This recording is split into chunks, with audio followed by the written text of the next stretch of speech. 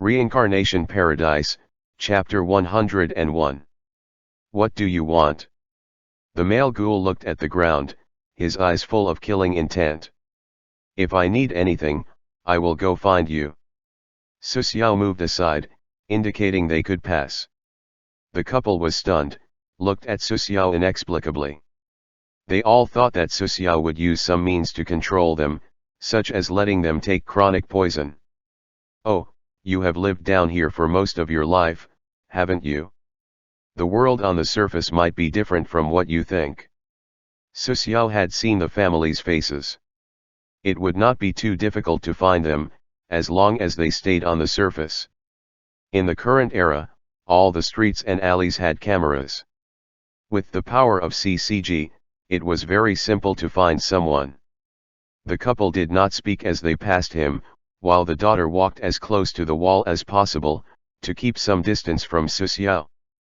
The cute little girl looked at Su Xiao with a look that seemed to say, "You are a bad guy." Perhaps the couple was still thankful that Su Xiao let them go. The couple had some strength, they weren't afraid of fighting. They held back because of the Seiko little girl, not wanting to put her in danger. Combat meant danger, and no parent would intentionally endanger their child, whether it was human or ghoul. Looking at the family gradually getting further away, Su Xiao did not feel pity. He was not kind, that feeling had long disappeared from his heart. Compared to the secrets of the 24th district, the family's kagun were worth nothing. As for the possible drop, the treasure chests, of the two SS-class ghouls, Su Xiao was not very optimistic about his chances. Him killing a merchant in the black market in the world of One Piece and getting a chest was most likely because of the higher comparative difficulty of the world. The difficulty of the world of Tokyo Ghoul was closer to his own level, so there wouldn't be such good odds. Su Xiao continued to guard the entrance of the 24th district, to prevent more ghouls from escaping the tunnels. There were constant roars and strange noises echoing from deeper in the tunnels, but fortunately, there were no ghouls that came upon the entrance. An hour later, there was a sound of cars coming closer, then parking, from outside of the entrance, and a bit later a large group of ghoul investigators rushed into the entrance. The headquarters acted very fast this time, it seemed they were concerned about the situation in the 24th district. "Byakuya-sama, what's the situation?" A decent ghoul investigator, with small eyes, walked into the entrance, followed by more than a dozen other ghoul investigators. Su Xiao recognized that it was an associate special class ghoul investigator Haoji Kusuk. Haoji Kusuk was followed by a newcomer named Takaizawa Saito, who had good potential. After graduating from the academy, it was arranged for some of the top students to accompany special or associate special class investigators. There were more investigators besides them, but Su Xiao did not know them. There is no problem at the moment. There should have been a great change in the deeper area of the 24th district. The specifics are unknown though. Su Xiao did not talk about what he knew. For example, that Arima Kisho had gone deeper into the 24th district, or that those primitive ghouls had occupied the central city of the 24th district. Well, he did not know what or where the central city was in the first place. "Hello, Byakuya-san, I am a rank 2 ghoul investigator, my name is Takaizawa Saito." Takaizawa Saito was very young, and looked a little nervous. "Hello." After Su Xiao made his greeting, he continued to stay alert to the situation inside the passage. When it came to Takaizawa Saito, he gave off the impression of a mild person. But this was just the superficial impression of Takaizawa Saito. When Su Xiao had looked at the forum, he had read the introduction about Takaizawa Saito. In the early plot, Takaizawa Saito was a not really strong, but nonetheless a very heroic ghoul investigator. Then, during the Aal suppression operation, he had a confrontation with Tadara, and Takaizawa Saito's arm was ripped off by Nora's Kagun. After that, Takaizawa Saito was forcefully transplanted the store manager's Kagun, and he became the one-eyed ghoul called Aal. After becoming a ghoul, Takizawa Saito quickly accepted his new identity as a ghoul, and gradually released the darkness in his heart. This guy ate a human's head as spinach and treated the brain as a jam. Even for ghouls, Takizawa Saito was extremely psychopathic. And after becoming a ghoul, Takizawa Saito still remembered Mato Akira deeply. In general, Takizawa Saito was always extreme, brave on the human side, and terrifying once he became a ghoul. More than a dozen ghoul of the investigator placed down defensive structures, and some even wanted to repair the metal door. But the massive door was way too damaged for repair to be feasible. Among the dozens of people, most were not reliable. In Susiao's view, only Haoji Kusuk had some combat power. A few of the ghoul investigators were very anxious. At this time, Susiao's eyes suddenly sharpened. Here it comes. Susiao looked at the dim, long, and narrow passage, which was abnormally quiet. What happened, Byakuya-sama? Haoji Kusuk talked quietly. It seemed that he always did things in a gentle manner. Prepare for combat, the number of enemies is about 200. Susiao's intelligence was not low, he had 12 points in it. Intelligence didn't represent IQ. IQ was influenced by a lot of elements, inborn and acquired alike. Thus, mentally handicapped people will not become smart even if they added points to their intelligence stat. Intelligence could increase the control of magic, and overall strengthen the magic arts. Not only that, the intelligence attribute also determined the mana value. But most importantly, after the intelligence attribute was enhanced, the perception of the surroundings would also grow. This ability was used by wizards to perceive the elements, and to mobilize them. Susiao's development was different though. Because of Devil's constitution, he couldn't perceive the existence of the elements, so it only helped him to perceive enemies near him. A wizard would also be able to do this, but because of the influence of various attributes, the range of perception and sensibility were much worse than Susiao, on the condition that they had the same number of points. Devil's constitution was like a filter that ignored the elements floating in the air, to achieve a better perception. The skills from Shadow of the Law were not simple. As long as the user thought about it, it could be well developed. The occupation Shadow of the Law only had 7 people obtaining it, including Susiao, so he had to think of ways to develop the later stages himself. As for the unlocked skills, those should have been developed by the 6 statues, back when he was inheriting the occupation. Susiao had a vague feeling that the ability of Azure Steel Shadow may not be the core ability of Shadow of the Law. It was obviously not the right time to think about it though.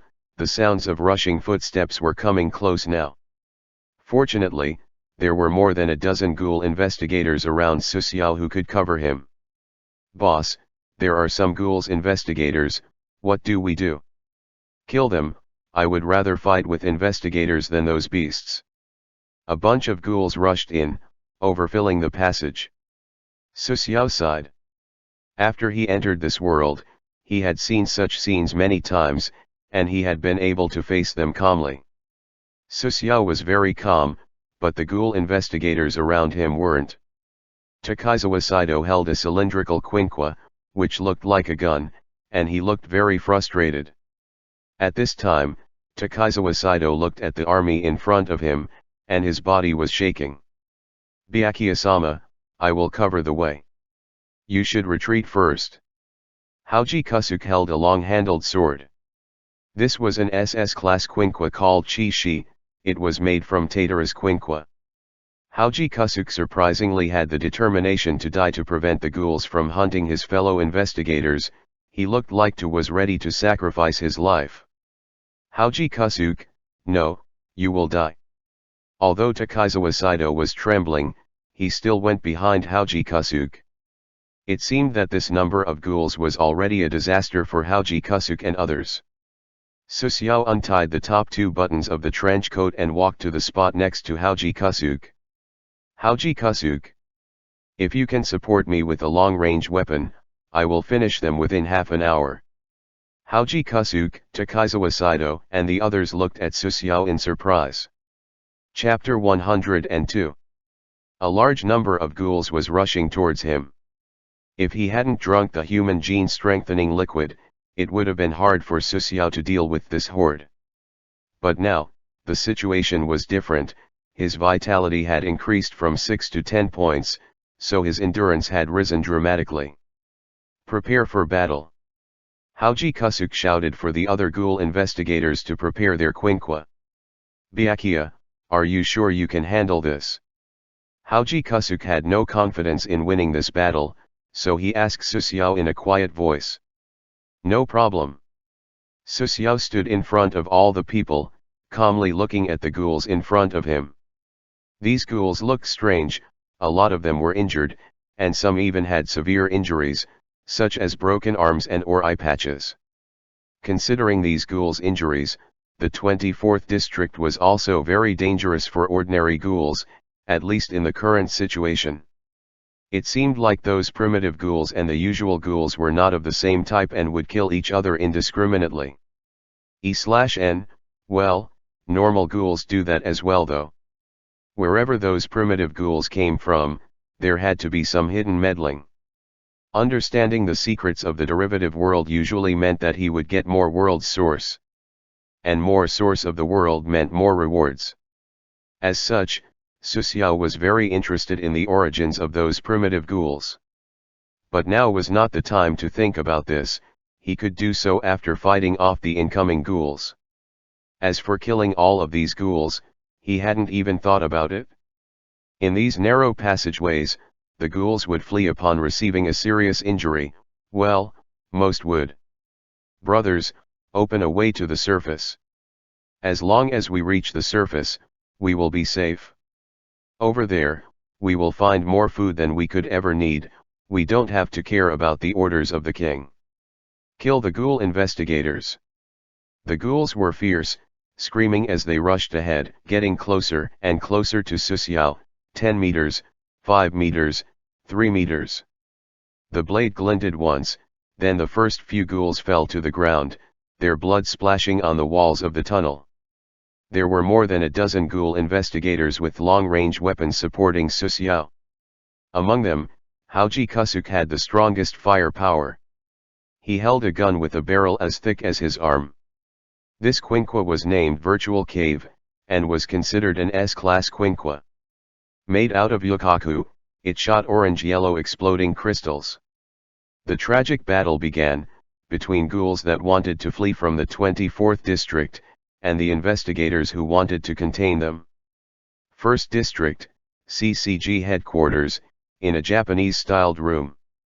A sliding door with a wooden handle was opened, and a serious-looking middle-aged man walked in. The middle-aged man wore a white suit, and had black hair that covered his ears. From his mannerism, it seemed like he enjoyed a high position. The middle-aged man was director of CCG, Washiyo Matsuri. After Washiyo Matsuri entered the room, he closed the door behind him and kneeled in front of an old man. Father, the obstacle in the 24th district was destroyed, and the original ghouls rushed out. I have sent Arima Kisho to deal with it. On the tatami inside of the room, an old man sat, looking seriously. The old man looked pale with a classic black kimono, his beard and hair were white. The old man was Washiyo Tsuneyoshi, the chairman of CCG, a position that was higher than Washiyo Matsuri's. The general affairs of CCG were handled by Washiyo Matsuri, but important matters had to be approved by the chairman. The chairman, Washiyo Tsuneyoshi, opened his eyes, which were dull, but nonetheless showed a sense of superiority and ruthlessness. What did the others say? When the chairman spoke, Washiyo Matsuri always kept his head down and was very respectful. The others want to find a way to get rid of the original ghouls. After all, they are just failures.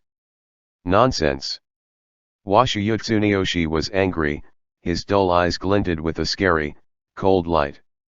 Do they have no brains? Or did they grow stupid from the RC cells? Although the original ghouls are irrational, they are still guarding the source. Without the source we will soon be extinct.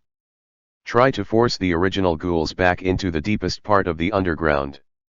It's fine if they die, but we must not kill too many of them. When Washiyu Tsuneyoshi stared at Washiyu Matsuri, it looked like Washiyu Matsuri was not his son at all, he only looked at him like a subordinate. What about the casualties among the ghoul investigators? Washiyu Matsuri asked. As long as some remain alive, it will be fine. The number of the humans is huge. If we train and brainwash a few, we will have a new batch of investigators ready soon. These few words proved the ruthlessness of Washiyu Tsuneyoshi. The old man did not care about the life of the ghoul investigators at all. I know, father. Stay well, I have to go. Washiyu Matsuri looked down, no one knew what was he thinking about. Wait. Washiyu Tsuneyoshi suddenly spoke. Did Yoshimura Kyuzen recently show up? When it came to Yoshimura Kyuzen, there was some inflection in Washiyu Tsuneyoshi's otherwise cold tone. Yes, father. The sweeper appeared. His intention is unknown though, while it seems like he was helping the Aojirai tree, some things do not match up. When he heard his son's answer, Washiyu Tsuneyoshi smiled coldly. He is also growing old now, surprising that he was defeated by a new assistant. Yoshimura Kyuzen was our sweeper before, he knows too many secrets. If he shows up again, kill him. When Washiyu Matsuri heard his father's words, his expression changed greatly and hurriedly said, Father, the sweeper has worked for V, you know he. Shut up, leave and follow my order. Washiyu Tsuneyoshi looked at his son coldly. If Washiyu Matsuri dared to talk at this moment, the consequences would be very serious. Washiyu Matsuri's expression changed once again, but he still left. There was only Washiyu Tsuneyoshi left in the room, he picked up a file, seemingly thinking about something. An associate special class investigator, the orphan son of a former investigator, he can be used to deal with Yoshimura Kyuzen, even if he fails, it's no loss, he's only human. Washiyu Tsuneyoshi put down the documents, closed his eyes and sat back. On the photo in the file was Susiao. In the underground passageways of the 24th district. Susiao held a cup of instant noodles in his hands, he was eating greedily, not paying attention to the smell of blood around him, or to the pile of dead bodies he was sitting on. Not surprisingly, after about a third of ghouls were killed or injured, the remaining ghouls fled. The ghouls were fought back, leaving only bodies behind. The other ghoul investigators also had instant noodles in their handy, but they couldn't eat this casually, with the exception of Haoji Kasuke. Takaizawa Saito kept vomiting, most of his instant noodles were spilled. They could have another fight at any moment, so they had to keep themselves prepared. The supplies had not yet arrived, so they could only eat instant noodles for now. As Susiao was eating, the mobile phone in his jacket rang. This mobile phone was distributed by CCG, and all ghoul investigators carried one. Taking out his phone, he saw that the number appeared with the name, Washiyu Matsuri, Director of CCG. This is Associate Special Class Investigator Byakuya, hello Director. Susiao was now a CCG ghoul investigator, he needed to care about the etiquette. Byakuya, what is the current situation at the entrance of the 24th district? The voice of Washiyu Matsuri came from the phone. This was the first time Susiao was in contact with CCG's higher personnel. We're not under attack at the moment, but that can change. We need a lot of people to support us here in order to properly secure the entrance.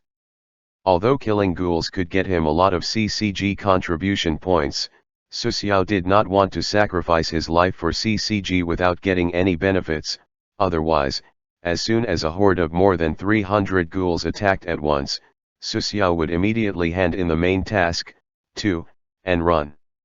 The current situation was very obvious. There were many dangers in the 24th district, and there were no benefits worth it, so Susiao chose to ask for help. I have already reassigned people, more than 200, and even more will come to support them later on. Byakuya, I have another job for you, have the others guard the entrance. When he heard these words from Washiyo Matsuri, Susuyao's mouth curled up, he finally got some benefits. Chapter 103. Another job? Susuyao was a bit doubtful. Washiyo Matsuri contacting him directly might now be a good thing. Director, the current situation in the 24th district is pretty bad. I may not be able to leave. Susuyao's attitude had Washiyo Matsuri, who was on the other side of the call, look a bit awkward. Byakuya, I am appointing you as the captain of a small supporting unit of the 24th district. You will take 30 investigators deeper into the 24th district, and support special class investigator Arima Kisho, who urgently needs reinforcements. Susuyao's face changed. Before he had finished the main task, too, he could only grit his teeth and follow the commands of CCG, but now, he could hand in the main task, too, at any time. As for the main task, 3, that should be a confrontational task. Even if he were to be expelled from CCG, the main task, 3, would not fail. This was because of mutual destruction. Once he got expelled from CCG, the number of contractors among CCG would be 0, so there would be no confrontation task in the first place. Realizing this relationship meant that Susuyao had left CCG's limitations. If the order issued by CCG was beneficial to him, he may do it. If it's not, he would just not do it. Washiyo Director, forgive me for my poor ability, I'm not qualified to be the captain of such a squad, I'm sorry for failing to live up to your trust. Susuyao's meaning was obvious. It was too dangerous, and CCG still wanted to get benefits without a buy investment, he didn't give a shit. There was no task notification coming from the Reincarnation Paradise, so it was obvious that Washiyo Matsuri just wanted to order him around. Byakuya, are you refusing my order? Washiyo Matsuri's voice was a little stern now. Director Washiyo, I don't know if you have heard the sentence from my hometown before. A general should judge and act according to the real situation on the battlefield, and thus doesn't need to blindly obey all orders. The situation at the entrance to the 24th district is very dangerous. Once I leave, it is very likely that ghouls will break out of the 24th district, slaughter the present investigators and the local residents. As a ghoul investigator, I will not allow this to happen. Susuyao's words could be described as righteous, conveying a sense of justice. What a pity that this was not his original intention. These words were not just for Washiyo Matsuri, they were mainly for the dozen or so investigators surrounding him. After speaking words like this, if Susuyao was still forcibly transferred by Washiyo Matsuri, it would leave an image of the big shots not caring for the residents' lives in these investigators' hearts. What did CCG use to draw people's attention? It was them protecting the lives of civilians. Washiyo Matsuri, despite, or rather because of his high position and influence, did not dare to say things such as I do not care about the residents' safety, which would influence the unity of the investigators. As such, Susuyao's reasoning of protecting the safety of the civilians was a huge setback to Washiyo Matsuri. What was even more shameless was that Susuyao also turned on the speaker of the phone, saying that the signal in the tunnels was not good. Washiyo Matsuri noticed the hollow sound on his side of the call and figured that Susuyao had turned on the speaker. Byakuya, I understand your worries.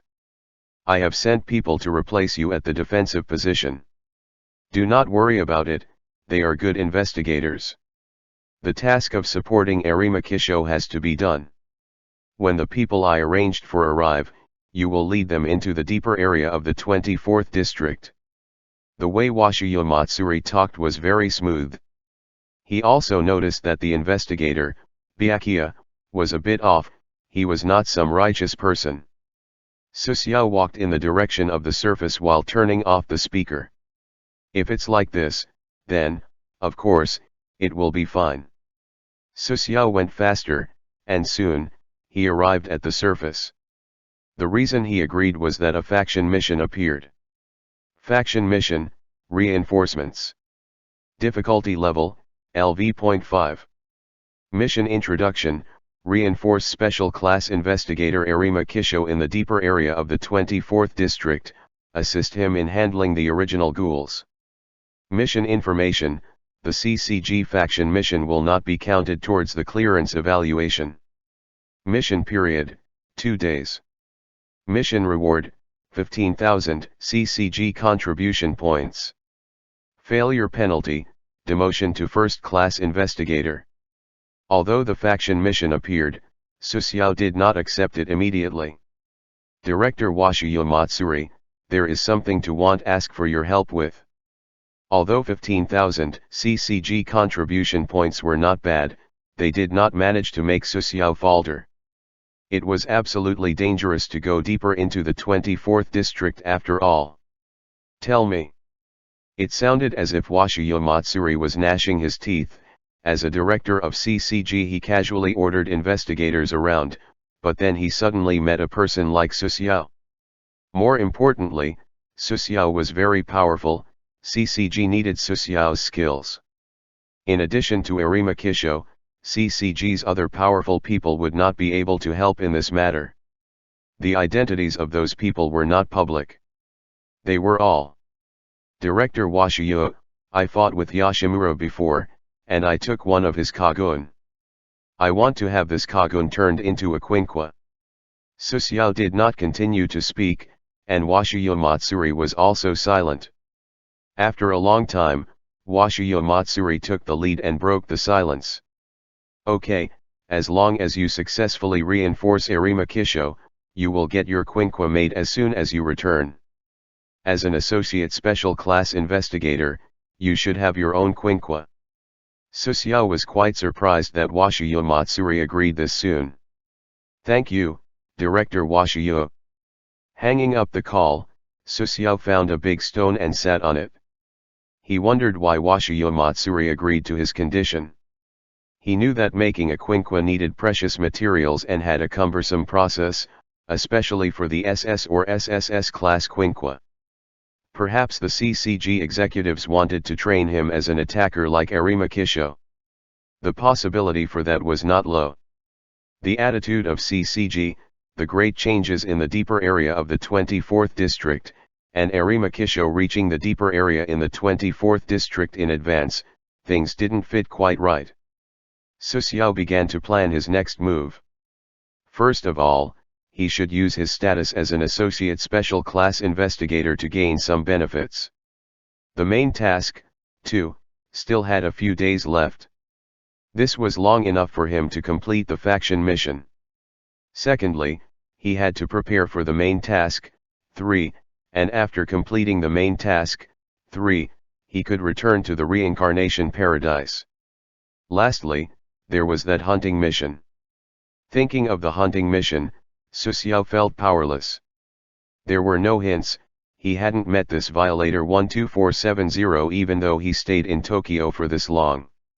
If it was not for the hunting mission still being active, he would suspect that violator 12470 had already left.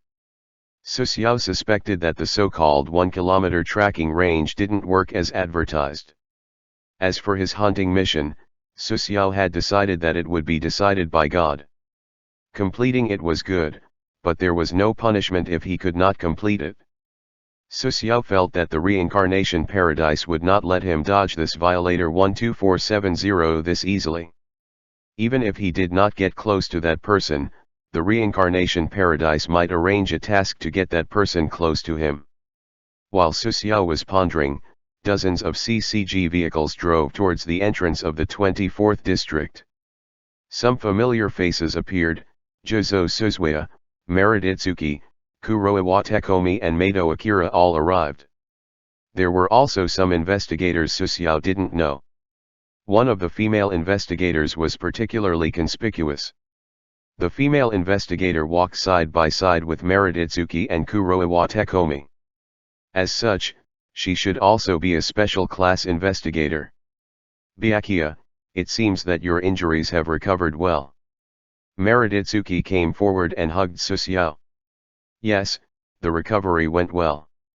Mariditsuki's passionate attitude surprised Susuo a little. Let me introduce you, this is Ora Kyoko, a powerful special class investigator. It seemed that Mariditsuki and Ora Kyoko were very familiar with each other. Ora Kyoko had a medium body type and was about 30 years old. She wore a black suit and had blue hair. Hello, I am Ora Kyoko. Hello, I am Byakuya.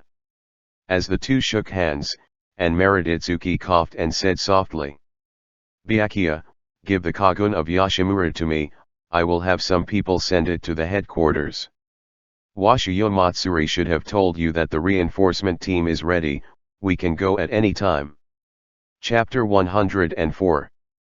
Outside of the entrance to the 24th district, there were more than 200 investigators present, stationed there because of the great unrest in the depths of the 24th district. Susuo took out the store manager's Kagun and gave it to Mariditsuki. With this many investigators observing, Susuo was not afraid of Washiyo Matsuri lying or reneging on their deal. Who is part of the reinforcement team?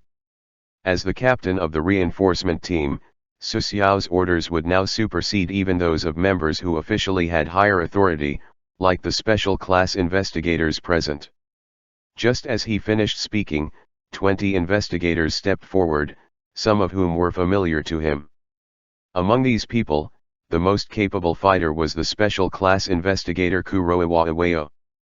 Kuroiwa Iwao was slightly injured in the operation in the 11th district, so he was urgently transferred.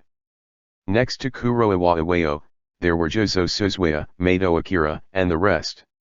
Susuo was very satisfied with Jozo Suzuya's skills. As long as he had a suitable quinqua, this kid was just as useful as a special investigator. As for Mato Akira, she was a good assistant, but Susuo thought that it would be somewhat difficult for her to leave the 24th district alive, unless she was supremely lucky. The others included first class, rank 1 and rank 2 investigators, who were pretty much sent as cannon fodder by Washiyo Matsuri. The first class investigators were serious and looked worried, while the rank 1 rank 2 investigators looked eager to prove themselves. It seemed like they had never ventured deeper into the 24th district, and did not know the horrors down there. Is this everyone? All right, listen up, once we are in the deeper parts of the 24th district, I only have one request to all of you. When you're in a tight spot, don't drag other people down with you, you understand? Susuo's words surprised the present rank 1 and rank 2 investigators. Byakuya-sama, how dangerous are the depths of the 24th area? A second-class investigator couldn't help but ask. As long as you fight with your all, the chance of survival is not small. Susuo did not tell the truth. Telling them that it would be quite lucky if, from the 20 people going in, 5 people were to survive, would lower the morale and thereby the combat power of those people, so Susuo kept it to himself. 10 minutes to prepare supplies and gather in 10 minutes. Of the 30 people assigned to the reinforcement team, not all were present yet, as some investigators had to come from areas quite far away. Susuo would not wait for them anymore. The main combat power had already arrived. From those who had not come yet, the strongest was only a first-class investigator. Down there, first-class investigators were only cannon fodder, one more or less wouldn't matter. As the members of the reinforcement team began to prepare their materials, Mato Akira came to Susuo. Byakuya-san, I have something to say. What is it? Susuo was thinking about how to proceed in the deeper parts of the 24th district as he was suddenly interrupted by Mato Akira. If my research is correct, I seem to understand the routes in the 24th district. Susuo looked at Mato Akira in surprise. The terrain of the 24th district was constantly changing after all, and Mato Akira was only a rank 2 investigator, at most. She had been to the outermost areas of the 24th district after her graduation. Tell me.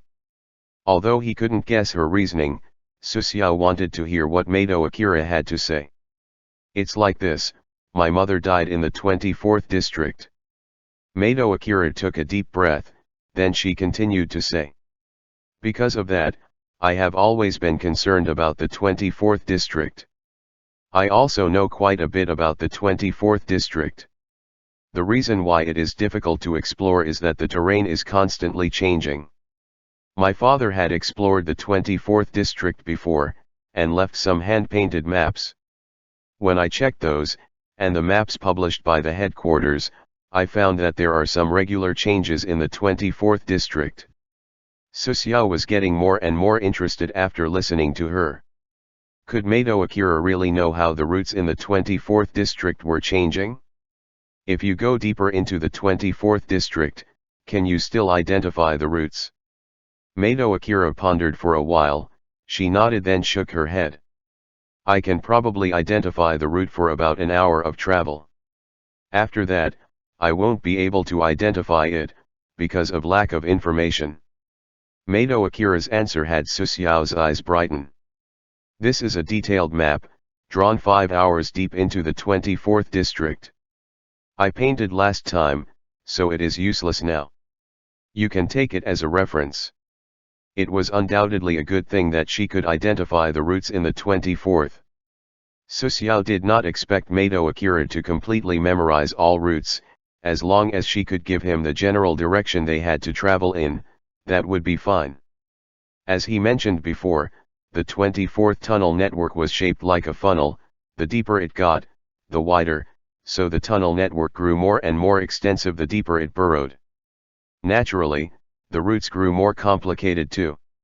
Although the headquarters provided a tracker to Arima Kisho's location, it was also necessary to find the correct route there and back. 10 minutes later, the members of the reinforcement team gathered and stood neatly in front of Susiao. Although the rank of Kuroiwa Iwao was higher than Susiao's, as the captain of the reinforcement team and he had the right to order everyone in his squad. Byakuya-san, we have 27 investigator present, 3 are still on the way. Mato Akira took the role of his assistant. She had been a bit like Susiao's secretary before. We won't wait for the remaining 3 people. Now, I am going to arrange your positions. Kuroiwa Iwao, you rake up the rear guard. Susiao looked at Kuroiwa Iwao. He was a calm and capable veteran investigator. He was suitable for dealing with unexpected situations. No problem, Captain Byakuya. Kuroiwa Iwao put up no airs and graces. He also knew that if they had infighting now, the reinforcement team would be in an even more danger in the 24th district. Yuta, you will help him cover the rear. Jozo Suzuya, you're in the front with me. Mato Akira, in the middle of the team. Susiao arranged Kuroiwa Iwao at the end of the team. He and Jozo Suzuya would stay at the head of the team. Mato Akira's power was weak, but she was able to identify the route, therefore, she was arranged in the centermost position, to keep her safe. The other investigators were also arranged in suitable positions. That's the general formation, let's go. Yes, sir. Susiao walked ahead as he and his team went down the entrance of the 24th district. The nearby investigators all observed them as they left. What a great guy, leading his own team so soon. Ora Kyoko, the special class investigator, looked at Susiao's back, her beautiful eyes shined. No one knew what was she thinking about. In the underground passageways. Susiao had learned his lesson the last time. He had 10 spare compasses in his inventory with him. The last time, Yuna and Arima Kisho had 1 each, but they were both lost during battle. This time, Susiao had 10, enough to kick them around for fun. I haven't been here for a long time. I'm looking forward to seeing how many ghouls we will encounter this time. I will definitely kill a lot. Jozo Suzuya smiled, not nervous at all, as if they were out for a picnic. Jozo Suzuya, is this the quinqua the executives assigned to you? Susiao looked at the 2 quinqua boxes that Jozo Suzuya carried. Susiao was somewhat doubtful. Wasn't it unlikely for CCG executives to be so generous? No, these are Mr. Shinohara Yukinori's quinqua. He is recovering from an injury right now, but knows that I have to go deep into the 24th district, so he lent me his quinqua. Jozo Suzue raised the 2 quinqua boxes and rubbed his cheeks on them. It seemed he really liked them. Shin Ohara Yukinori's quinqua? That might include Shi, the armor that consumes the user's flesh and blood. If Jozo Suzue used Shi, his strength would be greatly improved. This was undoubtedly good news. Right now, Jozo Suzue may be stronger than Kuroiwa Iwao in some aspects. Plop, plop. The sound of water droplets surprised them. Susiao immediately moved. A second later a drop of some dark green liquid dripped on the ground, causing the ground to sizzle and corrode. That drop came from one of the luminous toxic plants on the wall of the tunnels. The juice secreted by this plant was highly toxic. Be alert, stay careful of the plant juice dripping down from the walls. Susiao just finished speaking as a scream emerged from the center of the team. Ah! Something fell on my head, it hurts, save me. A rank 2 investigator touched his head and rolled on the ground. Soon, green smoke appeared from his head, something was eroding his scalp. Susiao pushed the crowd aside and quickly walked to the investigator. When he arrived, the latter was already poisoned. The rank 2 investigator's eyes were white, his blood vessels were enlarged, and his veins seemed to have turned light green. In less than 10 seconds, the rank 2 investigator had died. His eyes were opened, his mouth widened from screaming, his expression was very miserable. This bizarre death obviously scared the rest of the team. Let's go, be careful. The reinforcement team continued to move forward. Other than Susiao, Jozo Suzue, and the other high-ranked investigators, the remainder were staring at the roof and the walls of the tunnels. Chapter 105. Susiao held a small tablet as he led the group. This tablet, which could track Arima Kisho's location, had been provided by the headquarters. Although it could indeed track Arima Kisho's location pretty accurately, the signal this far underground was just too bad, so Arima Kisho's location disappeared from time to time. That at least confirmed that Arima Kisho was indeed in the deeper area of the 24th district, at least a few hours away from Susiao's current location. The dark red meat wall of the underground passage seemed to give of a faint sense of pressure to the investigators. The faint smell of blood in the air was constantly gnawing on their nerves. Susiao was very calm. Right now, they only had to find Arima Kisho. As for what they were to do next, Washiyo Matsuri didn't elaborate. He only told him to find Arima Kisho, and to follow his orders. Of course, he would not blindly follow the instructions from Washiyo Matsuri, but judge the situation and act accordingly. The travel was smooth sailing. They only took 40 minutes until they reached the depth of the 24th because Mato Akira recognized the route. Boom! A loud noise came from the deeper underground. Susiao was tense, but relaxed soon after. The sound came from quite far away from them. After going into the deeper area in the 24th district, Susiao clearly felt the difference compared to the last venture. Large amounts of gore had been splattered on the tunnels, and they came across groups of ghouls quite often. Susiao did not actively provoke those ghouls, since he did not come down here to kill them this time. Surprisingly, when those ghouls saw Susiao, they immediately turned tail and fled. They had no intentions of fighting. After encountering the fourth group of ghouls, Jozo Suzue spoke. Why don't you kill these ghouls? That would just waste time. Susiao glanced at the tablet and continued to move forward. They ventured for another 2 hours, using a compass to identify the direction they had to take to reach Arima Kisho, whose location was displayed on the tablet. Tap, tap. Loud footsteps came from ahead. The investigators were already used to this situation. They had stumbled across a dozen or so groups of ghouls on the way. This time was unlike before, however. As soon as Susiao could make out the appearance of these ghouls, Dragon Flash appeared in his hands. These ghouls wore grass skirts, some wore necklaces made from teeth and bones, while some had painted their faces. They were primitive ghouls. These guys were very likely to attack the reinforcement team. Sure enough, after these 40 or so primitive ghouls saw the investigators, they rushed at them. Roar! The primitive ghoul who took the lead was incredibly well built, his muscles were standing out, hinting at its power. Prepare to engage. Besides Susiao and Jozo Suzuya, who were in the lead, the ghoul investigators behind them were obviously shocked. They had never seen such ghouls before. Captain Byakuya, what are these? Are they ghouls? An investigator asked nervously, but Susiao did not pay attention to him and rushed ahead, his sword in hand. Jozo Suzuya and Susiao were quick to rush at those primitive ghouls. Jozo Suzuya didn't hesitate, he only killed ghouls. Susiao reached a primitive ghoul and cut its neck with his sword. The combat begun. After Susiao started fighting with a primitive ghoul, other investigators also rushed forward with their quinqua. After the first wave of attacks, the investigators were shown the terror of these primitive ghouls firsthand. Quinqua below the S level were completely incapable of causing fatal damage to these primitive ghouls.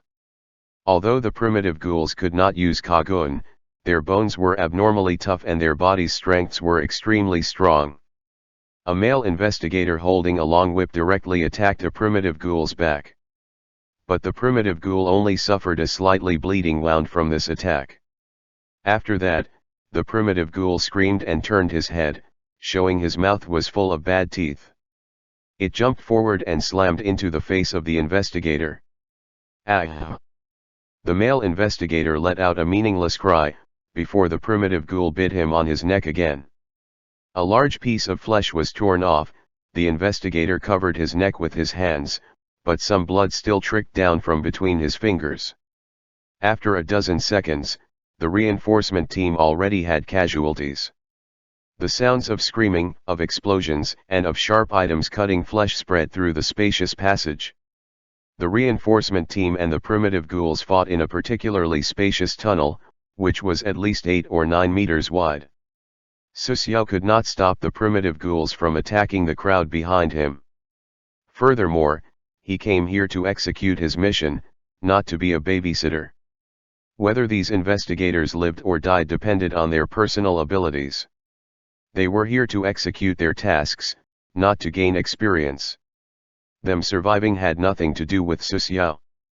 He did not care about whether they were alive or not. 20 minutes later, the battle ended.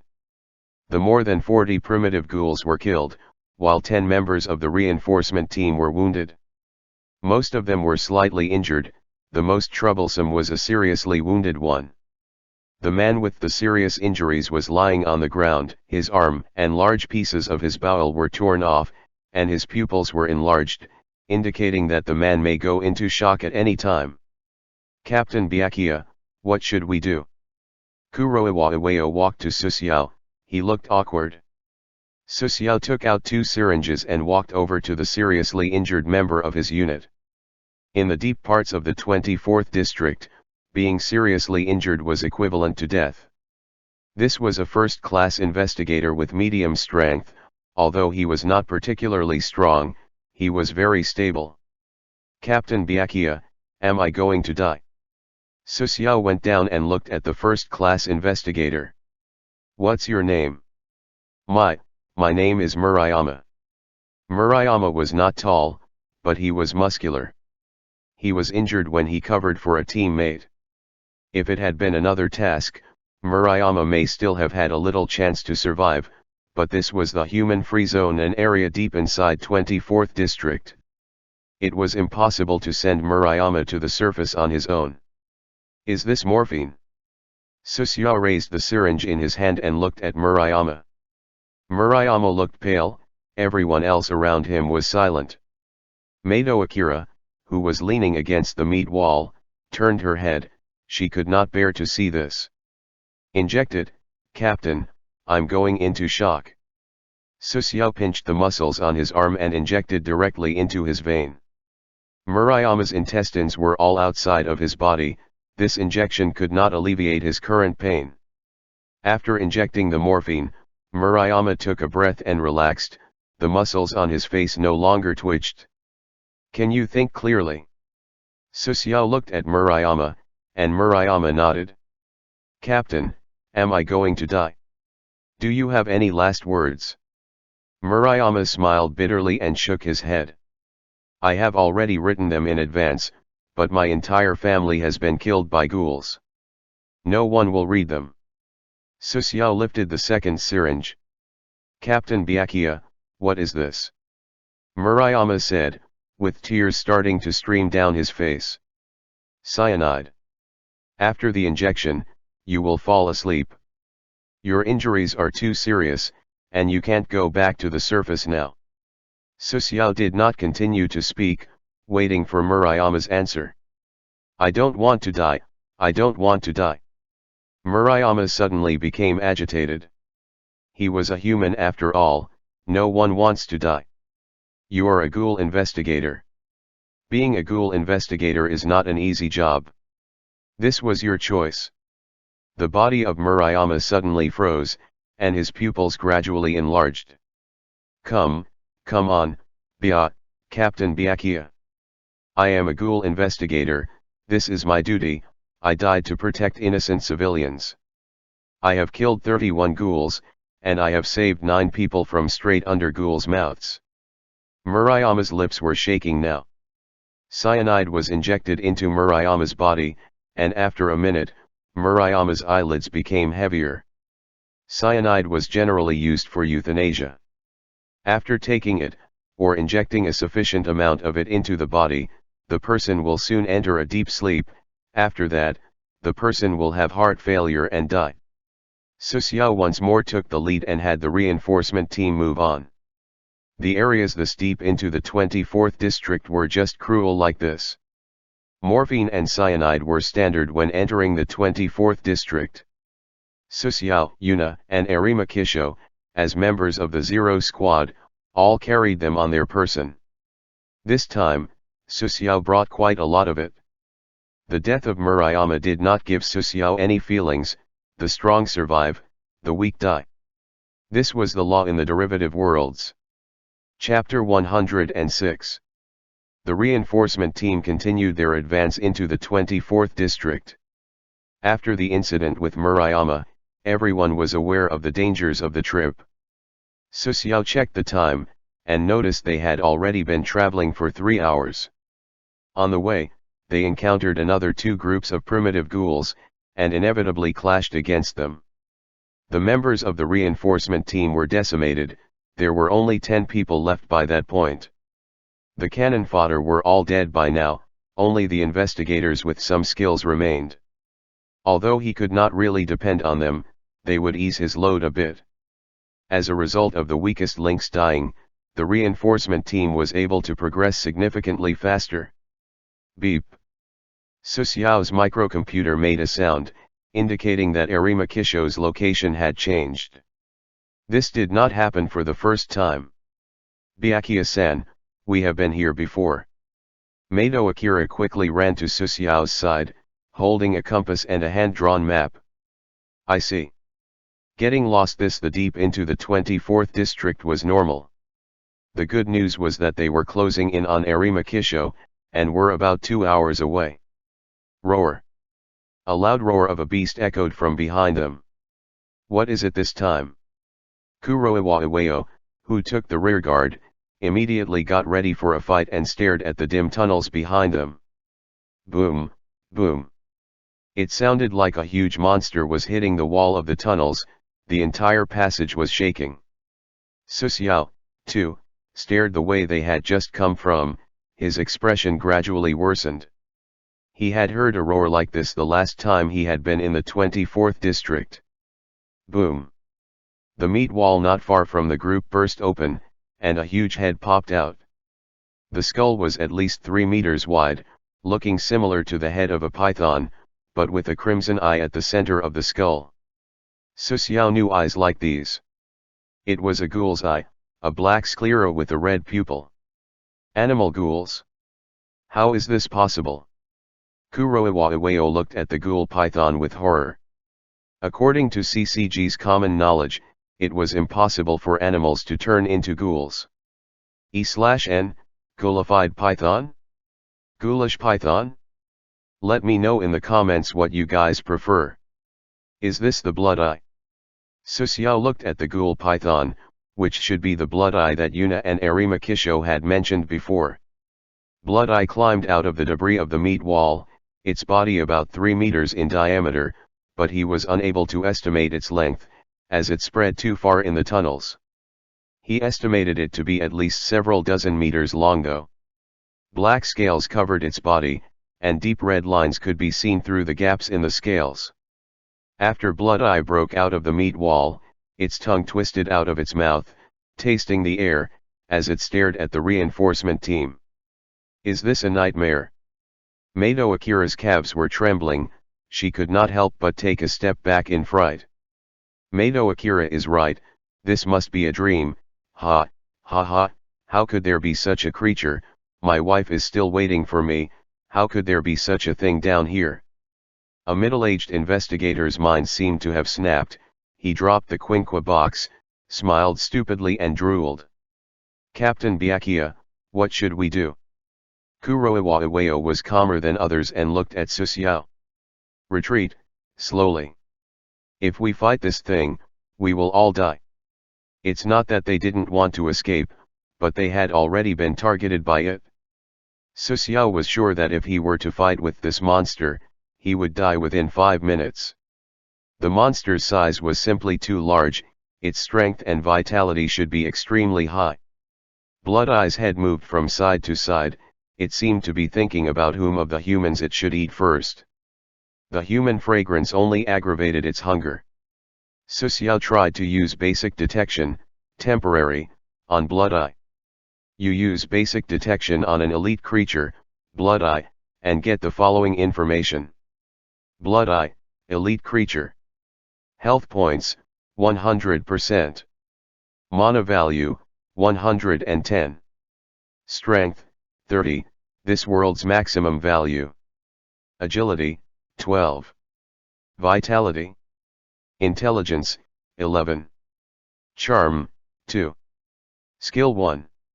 Elite creature, passive strength plus 10, agility plus 5, vitality plus 10. Skill 2, thermal vision, passive increases the success chances of tracking by 60%. Skill 3, paleospecies, passive defensive power plus 6, abnormal state resistance increased by 30%. Skill 4, crazy bite, active. The Blood Eye is a mutated creature with shark-like tooth. Its bite strength is far beyond the normal biological range. When being bitten by crazy bite, active, if the target's health is below 80%, the target's physical condition will be judged. If the judgment fails, the target dies. Skill 5. Skill 6. After reading the information about Blood Eye, Susiao took a deep breath. He had never before seen a strength attribute of 30 points. After you were bitten by it, your condition would additionally be judged and you might die. What crazy skill was this? As for the health is below 80% part, Susiao thought that was total nonsense. It would take someone exceedingly lucky or outstandingly strong to survive the bite at all. How could anyone have more than 80% HP left after being bitten by this monster? Byakuya-san, what can we do? Mato Akira had grasped onto Susiao's arm, the usually strong woman showed pure fear in front of this monstrosity. Everyone, pay attention. Use everything you have to escape. Susiao shouted, then he turned and led the reinforcement along the tunnel deeper into the 24th district. Blood Eye, this horrible creature, Susiao did not even consider going against it. The strength of Blood Eye was twice his own, while the gap in vitality was even bigger, it completely outclassed him. Vitality meant that Blood Eye's vitality was very high, with its huge body it might even be at 30 points too. After Blood Eye saw that its prey tried to run, it was overjoyed. It had deliberately slowed, to let the prey try to flee so it could enjoy the fun of hunting. Blood Eye retracted its tongue back into its maw. The snake twisted its body in the tunnel, rubbing its scales against the ground to accelerate, showing extremely fast speed. Su Xiao and the others ran with all their strength, but the loud rumbling was not far behind. Captain Byakuya, the monster almost caught up. A chubby investigator, who was obviously not good at running, had no stamina left. He slowed down and fell back, behind the remainder of the team. Blood Eye's body twisted, its speed suddenly increasing. Its mouth was open to 120 degrees, revealing its sharp teeth, which were glinting like swords. E/N, snakes can usually open their mouths to 150 degrees or even wider, but at that point, their mouths are up to 4 times larger than its diameter, so I don't think it would fit in the tunnels. Snap! The gaping maw suddenly closed, and the fatty investigator was swallowed. Only a stretched hand remained and fell to the ground. Crunch, crunch. The terrible sounds of chewing pressured them. Apparently, Blood Eye was different from ordinary pythons. It did not directly swallow its food, but chewed first. Blood dripped down the snake's mouth. Blood Eye opened its one eye wide, enjoying the taste of human flesh. After tasting the flavor of human flesh, Blood Eye accelerated again, swallowing the next investigator in a flash. The investigators could not fight back at all. If they were in a wide space, Su Xiao might be able to fight against Blood Eye by using his speed, but here, in the tunnels of the 24th, he could only run. After fleeing for a while longer, the tunnel suddenly split into 3 ways. Split up! Su Xiao shouted and ran towards the middle of the 3 paths. After noticing the 3 roads, the joy in Blood Eye's eye vanished. It twisted its body and caught up with the reinforcement team. Kuroiwa Iwao, who was a bit behind Su Xiao, suddenly stopped. Captain Byakuya, I will buy some time. This experienced investigator had noticed that it would take time to escape into the crossroad. Su Xiao looked awkward. Kuroiwa Iwao's offer was very brave, but facing this kind of monster, even Kuroiwa Iwao could not stall for longer than a moment. Boom! The Blood Eye rushed through the passage, and Kuroiwa Iwao, the special class investigator, disappeared into the snake's belly in less than a second. Kuroiwa Iwao was not silly, but he didn't understand Blood Eye's strengths. He didn't know how terrifying this giant python was. After Blood Eye caught up with the reinforcement team, it swallowed a few more investigators, chewing them noisily. In this short time, Su Xiao had entered the middle of the 3 paths. Mado Akira and Jozo Suzui were behind him. Although Mado Akira wasn't too strong, she ran very fast. Blood Eye had stopped at the crossroad and began to enjoy the remaining investigators. Only the 3 of them were remaining. Chapter 107. After running at full speed for what felt like 10 minutes, Su Xiao stopped. The good news was that there was silence. Blood Eye was apparently not catching up. However, the reinforcement team had only 3 people remaining, and they had started with 27. Su Xiao, Mado Akira, and Jozo Suzui. Su Xiao took deep breaths and leaned against the wall, while Mado Akira was sitting on the ground, no strength left, spitting out from time to time. The girl was completely exhausted. What kind of thing was that? How could something horrible like this even exist? Even the one-eyed owl would be completely swallowed in one bite. Mado Akira's hair was messy, sweat was dropping down her face, her chest was undulating, it looked like she just had sex. Cough, cough. Jozo Suzui supported his body against the wall and kept coughing, as if he was coughing out his lung. Su Xiao lit a cigarette and leaned against the meat wall. I finally understood why Arima Kisho chose to run last time. Spitting some smoke, Su Xiao smiled. This feeling of almost dying was too exciting. He had almost lost his head to Blood Eye. Mado Akira, by the side, was somewhat speechless. Should normal people have this kind of reaction? She looked at Jozo Suzui. Jozo Suzui smiled, and Mado Akira really doubted her life at this moment. Were her teammates the strange ones, or was it her? After a short break, Susiao got up and led Mato Akira and Jozo Suzuya to move forward. There were 30 members in the reinforcement at first, but only 3 people had actual, noteworthy combat power: Susiao, Kuroiwa Iwao, and Jozo Suzuya. Kuroiwa Iwao was dead now, only Susiao and Jozo Suzuya were left. Susiao had guessed it might end up like this, but the appearance of Blood Eye only sped the process up. Susiao took out the tablet. Arima Kisho was nearby, up to half an hour away. While the 24th district was intensely deep, Tokyo had a small range. Now, they should be below the center of Tokyo. Akira, can you recognize the route now? Mato Akira was like a map. She had a super memory, and almost remembered all the routes along the way. Even if she did not mark the passages, Mato Akira could recognize whether they had come through before or not. Probably this one, or this one. Mato Akira bit on a pencil. She was hesitating. You choose. Susiao would not lead the way again. The lesson he learned going deeper into the 24th district the last time was still very vivid. Then, this one. After Mato Akira chose the route, the 3 continued to move forward. Susiao soon noticed that the tunnel was narrowing. The other tunnels down here were at least about 2 meters wide and 4 meters high. But this one was only 1 meter wide and 2 meters high at most, and was completely dark. They had to use a strong flashlight. A timid person would never dare enter this tunnel, which went on for tens of meters. Susiao and Jozo Suzuya were very calm, but Mato Akira, in the middle, was a little nervous. After walking for a few tens of meters, a faint light source appeared ahead. The light was not strong, not like sunlight, but it was light. Susiao walked to the end of the passage, and the scene in front made him narrow his eyes. Byakuya-san, what is? Are you kidding me? When Mato Akira turned and looked ahead, she was stunned. I finally understand why there are so many ghouls in the 24th district. This is a whole subterranean city. Mato Akira murmured. It was a large city.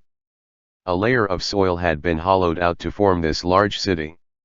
The buildings in the city were somewhat shabby and were placed irregularly, but most of them had metal structures. Susiao's location was at one of the entrances to the underground city. Looking down, he noticed he was a dozen or so meters above the city's ground level. There were dozens of entrances to the city, and they were just the ones he could see. This place is amazing. As long as this exists, we will never be able to kill all of the ghouls. While Mato Akira was looking at the underground city, Susiao took her back into the passage and gestured to be quiet. Looking closely at the buildings in the underground city, they could see primitive ghouls were walking between the buildings, not only them, but also the eyeless ghouls too. These 2 kinds of ghouls looked like guards, wandering around the underground city. For this reason, normal ghouls in the 24th district tried to flee to the surface, without even trying to fight. Their homes were occupied, those ghouls had been fleeing. In the distance of the underground city, they could barely make out bodies of normal ghouls. There were many elderly and children, but fewer middle-aged ghouls. Ghouls also had feelings. If most of the dead were the old and young ghouls, it meant that the primitive ghouls' attack must have been very sudden. The mysteries of the 24th district gradually unveiled some answers. The primitive ghouls and the normal ghouls seemed to be enemies, or maybe the primitive ghouls were not able to think rationally and would attack all creatures except for their own. The eyeless ghouls and primitive ghouls should have the same origin, seeing as the 2 did not attack each other. Susiao even observed them eating a body together. These dumb beasts could share food, so their relationship had to be pretty good. What's over there? Mato Akira pointed to a building with a steel structure, with a figure on top. Susiao looked over there. White hair, a messy white battlesuit, a blood-stained quinqua box. This was Arima Kisho.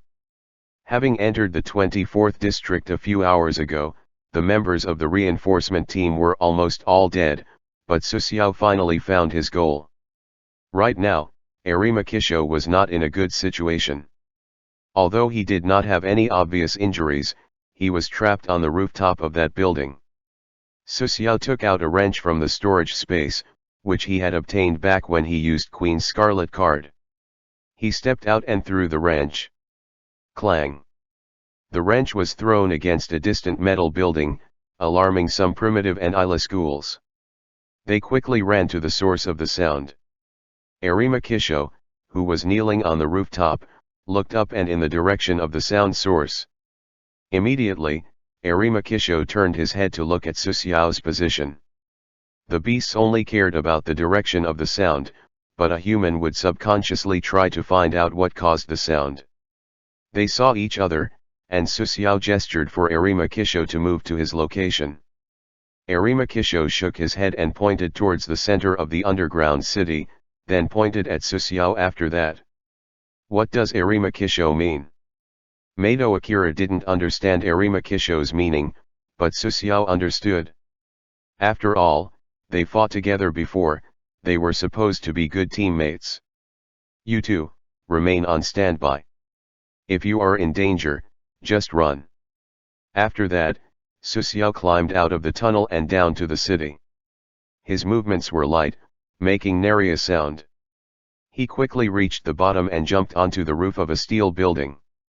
Susiao was lying flat on the roof, there were several primitive ghouls nearby. He was like a monkey, quietly climbing inside the room of a steel building. Nearly 10 minutes later, Susiao arrived at the roof where Arimakisho stayed. Give me some food and fresh water, I am thirsty. After Susiao took out some supplies, Arimakisho ate all of the food in few bites and drank a whole bottle of water. What is the situation? Arimakisho looked around and whispered. Now it's time to lure these primitive ghouls to the city center, then get them into the well and block it. Well. Susiao looked at Arimakisho unbelievably, what the hell did he mean with well? Chapter 108. The well.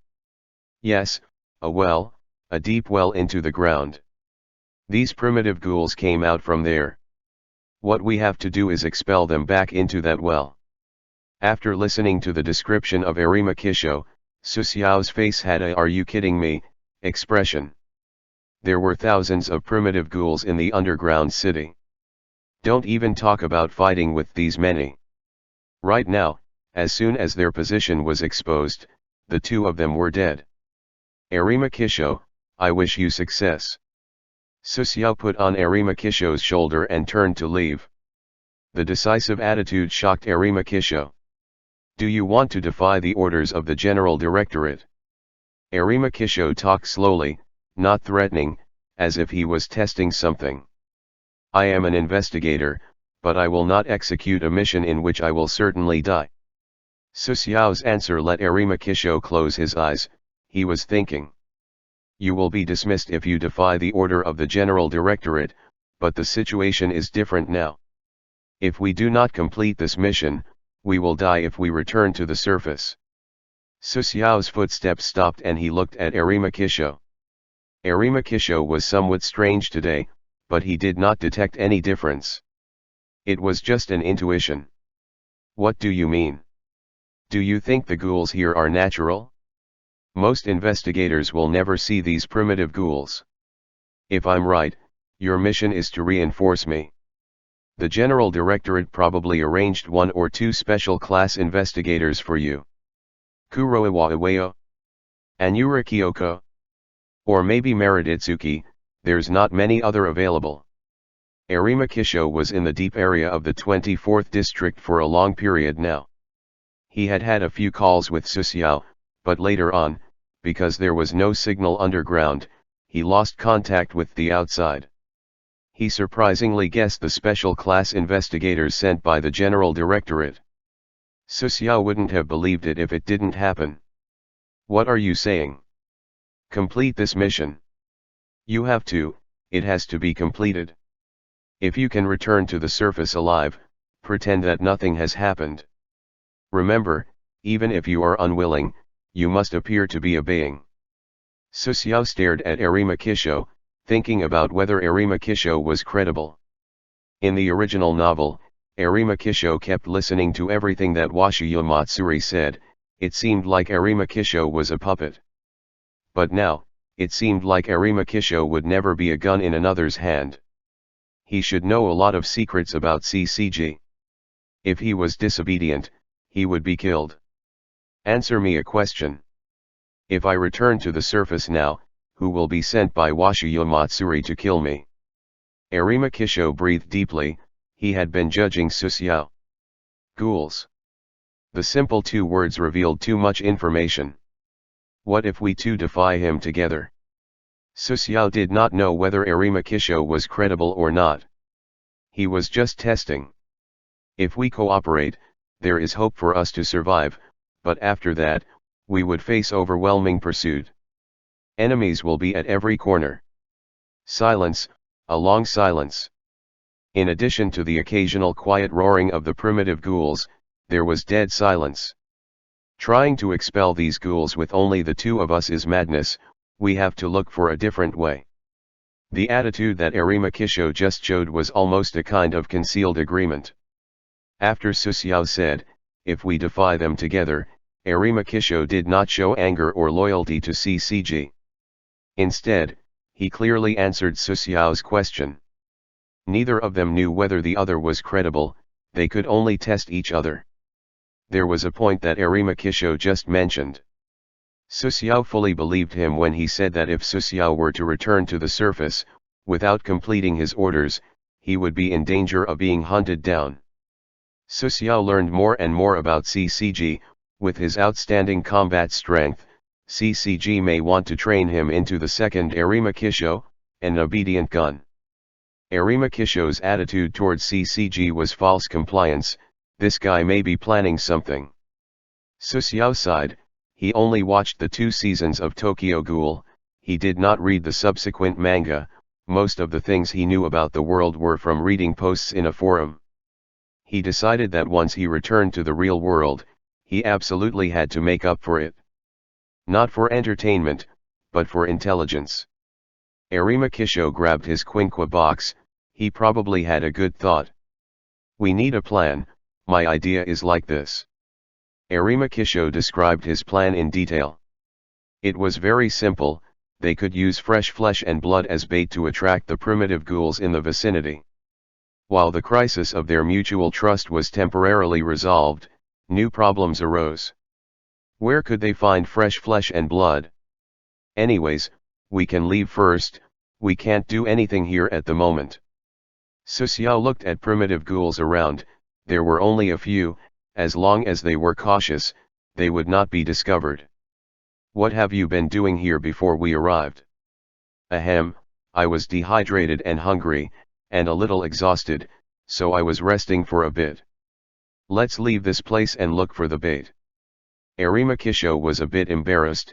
After all, it was a bit embarrassing to end in this state. They both cautiously avoided the primitive ghouls. While both of them were extraordinary fighters, when comparing their stealth skills, Susyao came on top. Jumping on the rooftops of the steel buildings, Susyao arrived at the entrance of the underground city. Susyao made a gesture for Jozo Suzuya and Mato Akira to remain on standby. After that, Susyao and Arima Kisho entered the tunnel. For fresh bait, they would have to look for it in the tunnel network. After entering the tunnels, Susyao felt relieved. They could talk easier now. They had to whisper before, after all, to not get noticed by the ghouls. Arima Kisho, are you familiar with the route? Won't we get lost? Arima Kisho shook his head. No, after this happened, the ghouls in the main control room have all escaped, and the primitive ghouls will not manipulate the machinery in the main control room. It seemed that Arima Kisho knew a lot about the underground city. Understanding Susyao's doubts, Arima Kisho continued to say. The central city is this underground city. It is the largest gathering place of ghouls in Tokyo. Most of the ghouls live here, just like humans live on the surface. The main control room is a bit more complicated to explain. In short, the main control room is one of the most important buildings in the central city. It can control the meat walls of the entire district and make the walls change. Because of this machinery, we previously got lost in the underground passages. Arima Kisho revealed a huge secret about the ghouls under Tokyo. Humans lived on the surface in Tokyo, and the ghouls lived in the underground, beneath them. It seemed that a certain balance had been reached. Only CCG could maintain this order. In Susiao's view, this order was somewhat distorted. Human and ghouls were at war, they could never coexist. And yet, CCG allowed the two sides to coexist. Why? Susiao could now confirm one thing, that was, CCG's existence was not to protect humanity. CCG's motives might be far more terrible than imagined. Chapter 109. Susiao and other two people entered the underground passage and began to look for ghouls. Strangely, when Susiao had wanted to avoid ghouls, they stumbled across several groups, but now they couldn't be seen anymore. After they walked for 5 or so minutes, Susiao smelled a little blood in the air. Arima Kisho nodded to signal him. The two then slowly walked forward to the corner and heard the sound of ghouls eating food in the distance. A ghoul weighing at least 300 pounds was gorging on a corpse, an ordinary ghoul. The 300 pounds weighing ghoul was not strong, his level was probably between B and A. Arima Kisho, this one is good, it has lots of meat. Arima Kisho nodded. But we'll need a strong rope. The massive ghoul was shocked by the duo's conversation. He looked at the two men numbly. He held a ripped-off leg in his hand, which was already gnawed clean, only the white bone could be seen. The white and the black reaper. As the 300 pounds ghoul saw Susiao and Arima Kisho, he was so scared that he sat on the ground and trembled. If the 300 pounds ghoul didn't carry the remains of a leg, and if his face wasn't full of blood, he would look like a poor guy being bullied, but unfortunately, the ghoul looked like a perverted killer, eating his victim's body after the murder. Arima Kisho and Susiao rushed forward, neither of them used weapons, they wanted to get him alive. Help! The massive ghoul screamed with a high-pitched voice. Susiao kicked against the ghoul's big belly, rolling him over, then Arima Kisho hit the back of his neck. His body went slack. Under the cooperation of Susiao and Arima Kisho, even if they fought unarmed, the ghoul could not resist at all. They had the bait, so they left for the city. As for why they lifted him together, that was because this guy weighed more than 300 pounds, and they did not know when he might wake up. It was too risky for only one person to carry him. In the center of the underground city, there was a well with a diameter of more than 10 meters. The well was too deep to see the bottom, and the interior was dark, as if it was leading straight down to the core of the earth. The inner wall of the well was a steel structure, it was overgrown with moss. On the moss, dense hand and footprints could be seen, the primitive ghouls should have climbed up from there. There were two semicircular well covers on both sides of the well head. The well covers were very thick, if the well covers were put together, the well head could be closed down tight. At this time, the well covers were wide open. There was a hole broken into the well cover, which was 10 centimeters thick. The primitive ghouls probably broke a hole through the well cover, rushed out of the well and then opened the well cover. But the primitive ghouls were not supposed to have such a high intelligence. When Susiao went into the 24th district the last time, he noticed a primitive ghoul that looked like a leader. That guy had been smart and could command the remainder of the primitive ghouls. At this time, Susiao hid near the wellhead, while some primitive ghouls were wandering around. Arima Kisho is late. Just as Susiao just finished murmuring these words, he heard the sound of an explosion from afar. Boom! The light of flames shone onto the high roof of the cave, giving off heavy smoke. The primitive ghouls in the central city looked at the explosion and ran towards it, roaring as they went. After a dozen seconds, Susiao appeared from his hiding spot and ran towards the edge of the well. He tried to lift a well cover. Boom! The heavy sound of metal slamming shut echoed. Su Xiao's face was turned red from exertion. "Arima Kisho, you asshole, this thing weighs at least 80 pounds. Su Xiao screamed and lifted the well cover with his 15 points of strength and pushed it up. Tick, crash. With one side of the semicircular well cover closed, Su Xiao was already sweating. He looked at the other well cover on the other side. Su Xiao snorted and regretted that he did not choose to seduce the primitive ghouls. E/N, no idea. Clang. Another well cover was lifted by Su Xiao. Fortunately, there was a thick link between the well cover and the edge of the well head, otherwise he may not have been able to lift the metal well cover by himself. Crash. The well covers on both sides were now closed, but the hole with a diameter of more than 1 meter in one of the well covers was particularly conspicuous. Wiping off the sweat from his forehead, Su Xiao ran to the hiding place he had been staying in, dragged the ghoul out, and tied a rope to his hand. After tying up the ghoul, Su Xiao kicked him into the hole in the well cover, as if he were fishing. He tied the end of the rope to the other side of the well cover. This wasn't finished yet though. Su Xiao took off his backpack, which was very heavy. Arima Kisho had just handed to him. Su Xiao took out a few silvery metallic iron pipes from the backpack.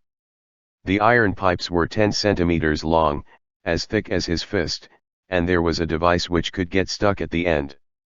After sticking the silvery metal iron pipes on the well cover, Su Xiao's mission would be completed. He quickly left the well cover and came to a high position nearby. After arriving at the vantage point, Su Xiao discovered that Arima Kisho had been waiting for him. This was a meeting point they had agreed on by themselves before. "You told me that the well covers were made from a special alloy. Each of them was supposed to be only 300 pounds, but the coverings were at least 800 pounds, or even heavier." Su Xiao stared at Arima Kisho, who felt weird. "I thought it should be 300 pounds. The information was given to me by the general administration." When it came to that, Arima Kisho stopped talking. Su Xiao was also silent. He vaguely guessed something. Perhaps, CCG had begun to give up on Arima Kisho? Would CCG let him die in this mission, when he had such combat power? "It seems that you do not have many friends in the high CCG positions. In your current state, it's impossible for you to lift the two well covers. I estimated them to be 800 pounds each. They send me here, maybe as a safety measure, so that if you fail, I can replace you." Arima Kisho chuckled. He didn't know why, but Su Xiao felt that Arima Kisho's emotions had become more enriched, unlike the previous ones. "I don't have much time." Arima Kisho suddenly said the sentence, as if openly admitting that the CCG may give up on him. "White Reaper, you killed a ghoul called Kaneki Ken last time, right? He was a one-eyed ghoul and had white hair." "Yes, during the fight with Aojiri Tree in the 11th district." "I see. After this mission, I can tell you a secret, but you need to do something for me. We can talk about the specific situation later." From Arima Kisho's behavior, Su Xiao was wondering if he was going to betray CCG. "Don't refuse me now. I have noticed that you are different from other investigators. You are not loyal to CCG. Although I don't know your purpose, we can cooperate, and I will pay you." Su Xiao's eyes were bright. Some amazing secret or weapon may be revealed in front of them. The more secret things, the more the world's source could be obtained. He was very interested in the secrets from Arima Kisho. "We'll talk once we're back to the surface. It's too early to talk about it now." After the explosion went off, the primitive ghouls in the central city moved closer to the explosion point. After discovering that there was nothing there at the explosion point, many primitive ghouls gradually left. The central city had become their territory, so they were patrolling. "Did you hit him too hard? How come the ghoul is still alive?" Su Xiao looked helplessly at the closed well covers. "He should wake up soon, he is just too fat. Also, it is not too easy for me to control my power. The two men waited at the vantage point near the well and waited for the giant ghoul sleeping in the well to wake up. Half an hour later, the sounds of the ghoul crying for help could be heard from the well. "Is there anyone? Help me. Which bastard investigator hung me here, it's so dark. Help me, please." The shouts were getting louder and louder. The primitive ghouls in the central city heard the shouts, and they paid attention. The sound that suddenly appeared in the well seemed to touch the primitive ghouls' nerves. They were vigilant. "Are you sure that these primitive ghouls will not enter that well? I feel like these beasts are completely irritated and will tear that guy to pieces. I'm sure the primitive ghouls will not enter the well, I have tested this before." Since Arimakisho said so, Susiao did not ask any more. "Come on. Help me. White Reaper, I." After the initial fear, he cried out a few more times. This was undoubtedly a good thing. Hundreds of primitive ghouls were attracted to the bait.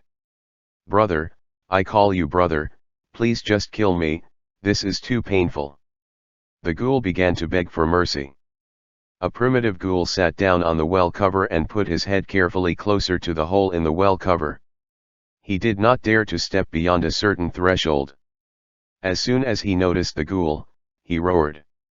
Roar! Roar! Roar! Roars came one after another, without end. A large group of primitive ghouls was anxiously wandering across the well cover. They wanted to kill the ghoul, but they did not dare to enter the well, as if they were afraid of something.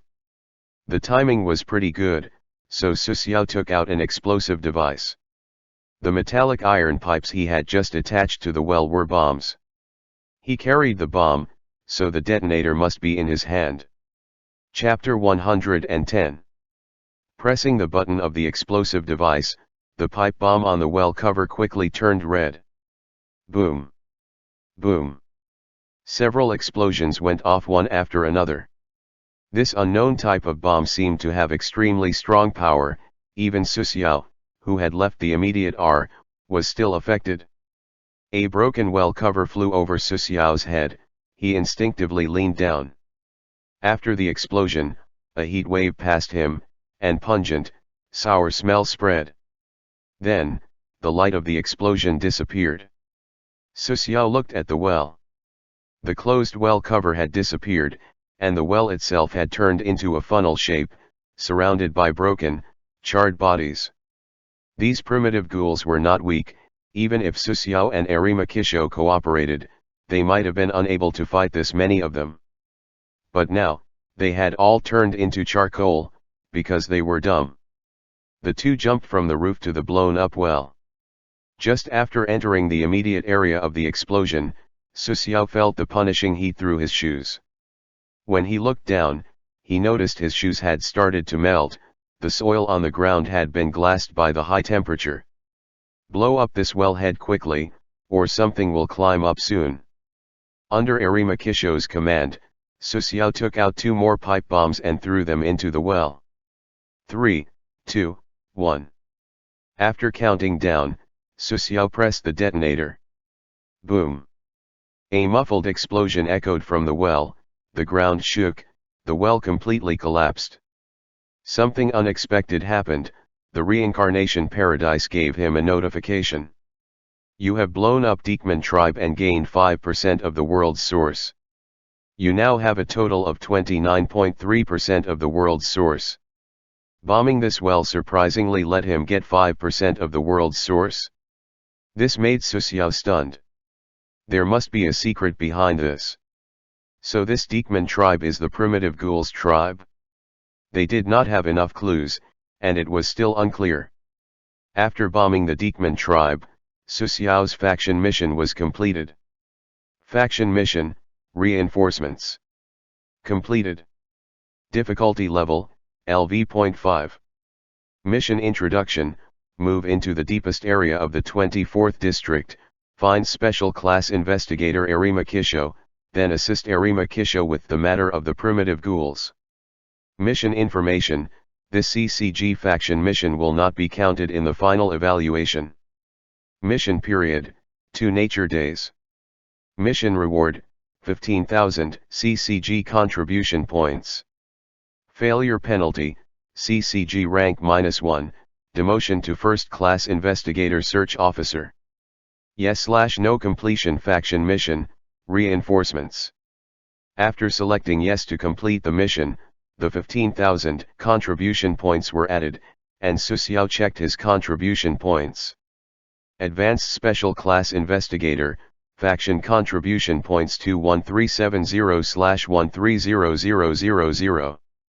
After redeeming the Gene Enhancer, he still had some camp contribution points left, plus the income of this mission and the thousands of primitive ghouls he killed. While bombing the primitive ghouls could get him CCG contribution points, the bomb didn't belong to Susiao, so he only obtained a few. After seeing more than 20,000 camp contribution points, Susiao was happy. 20,000 contribution points were enough for him to redeem many things from the 24th district. As he had completed the main task, too, and obtained enough contribution points, Susiao suddenly thought that he would soon be able to free himself of CCG's restrictions. After he had redeemed the 2 items in the 24th district, he would consider completing the main task, 2, and see what the main task, 3, is and whether it was still closely related to CCG. Susiao's situation was getting more and more dangerous. The dangerous tasks constantly assigned by CCG made him wary. It was time to consider getting out of CCG. This human organization was just too weird. The primitive ghouls were all killed, and the well was bombed. The crisis in the central city was resolved. It was time to return to the surface. Susiao would go to the temporary division of the 24th district to exchange some items as soon as possible. He met Jozo Suzuya and Mato Akira at their hiding point. The 4 gathered and walked to the exit of the central city. This underground city with its damp air really made people want to leave. No one spoke on the way. Mato Akira looked somewhat weird. She felt that she had seen something she shouldn't have. The primitive ghouls and the underground city ruined her original outlook. Just as the 4 people were about to enter the underground passages, several figures came forward. Susiao and his partners were about to return to the surface, and the few people were entering the center city. The 2 groups faced each other. The group that walked out of the passage was a group of ghouls, and their strength was not weak. Takatsuki-sen, Tadara, Naroi, Kirishima Ayato. There were members of Aojirai Tree, 4 people. All the people's footsteps stopped at once, and they were staring at each other across a distance of a bare dozen meters. Suzuya, you deal with the guy with the red mask. Susiao let the little angel, Suzuya, fight against Tadara. Although Suzuya was only a rank 2 investigator, after wearing the shi, he should have no problem dealing with Tadara. Even if he could not kill him, it was no problem to hold him off. Arima Kisho, I will deal with the one with the bandages, are you okay with the other one? Susiao stared at Takatsuki-sen. This ghoul had fled after attacking him, as if she was fleeing after showing off. As such, he could not let her go this time. I am going to fight with that one, you deal with the others. Arima Kisho surprisingly went straight after Takatsuki-sen. I am not good at group battles, you should know that. After that, Susiao quickly rushed at Takatsuki-sen. Arima Kisho frowned and it seemed like he wanted to stop Susiao, but Susiao had already rushed towards Takatsuki-sen, and he could not stop him anymore. Helpless, Arima Kisho could only walk to Naroi and Kirishima Ayato.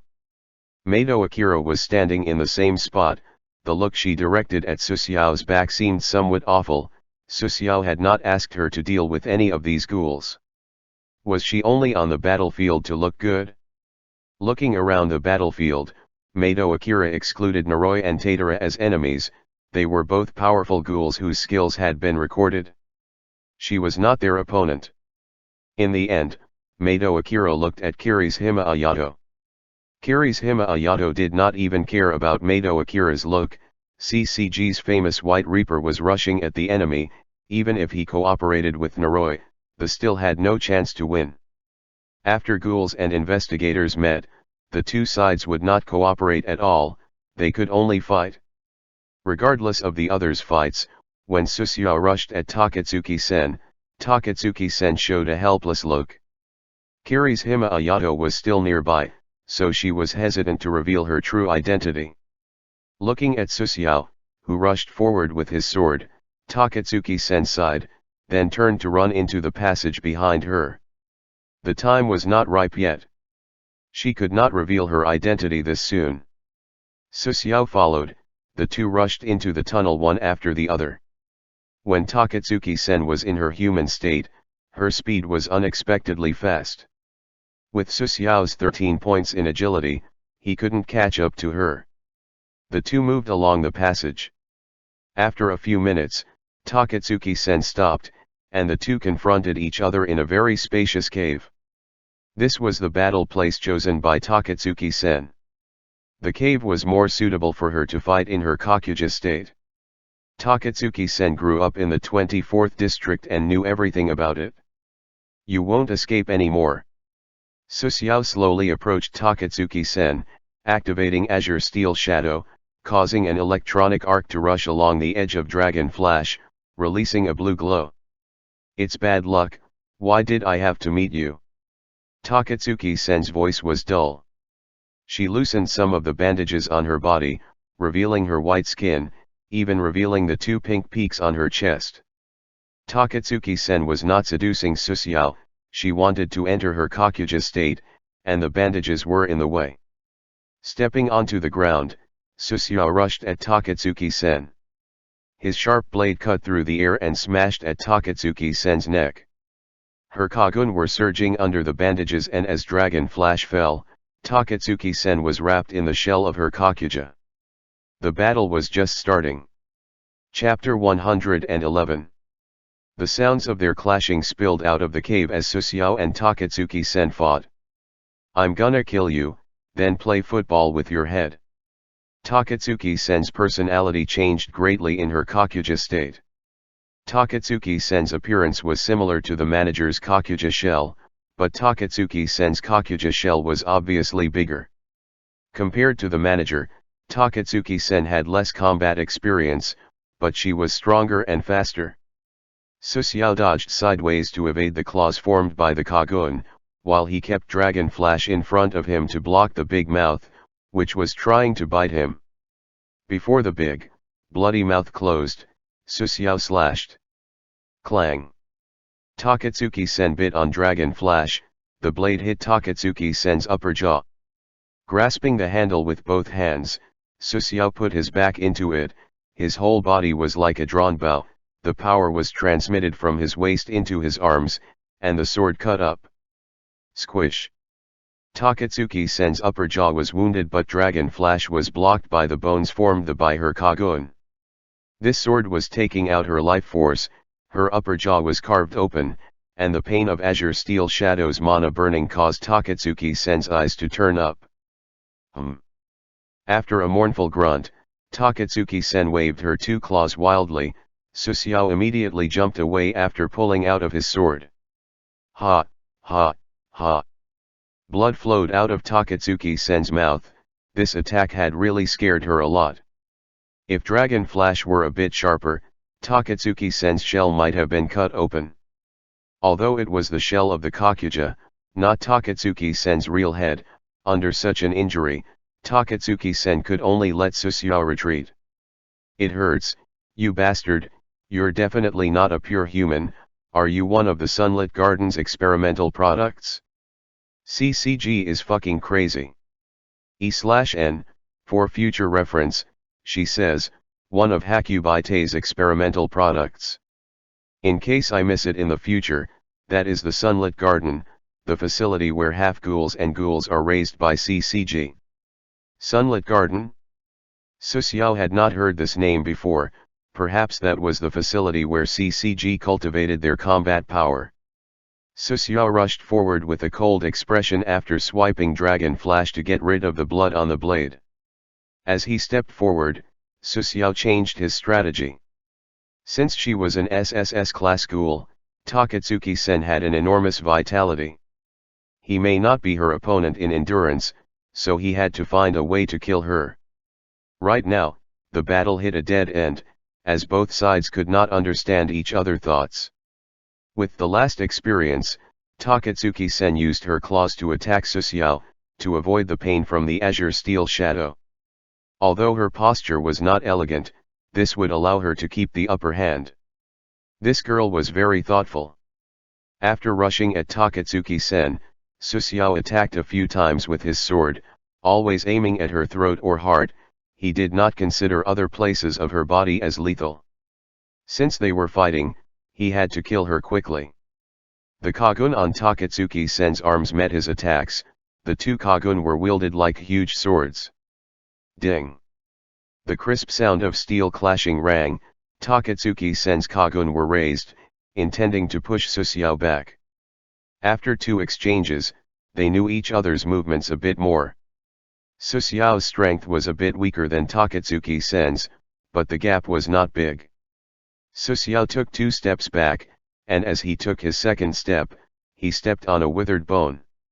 The withered bone had been there for a long time. As Susiao stepped on it, it broke. His body was unstable, and he intended to retreat for one more step to stabilize his footing. Takatsuki-sen was ecstatic. In her mind, this was a golden opportunity. She had to be very lucky today. She controlled her huge Kagun shell and rushed at Susiao. The two Kagun were like big swords. She used the white claw formed by a Kagun and her big mouth to attack Susiao at from 2 angles. Susiao kept the posture of retreating.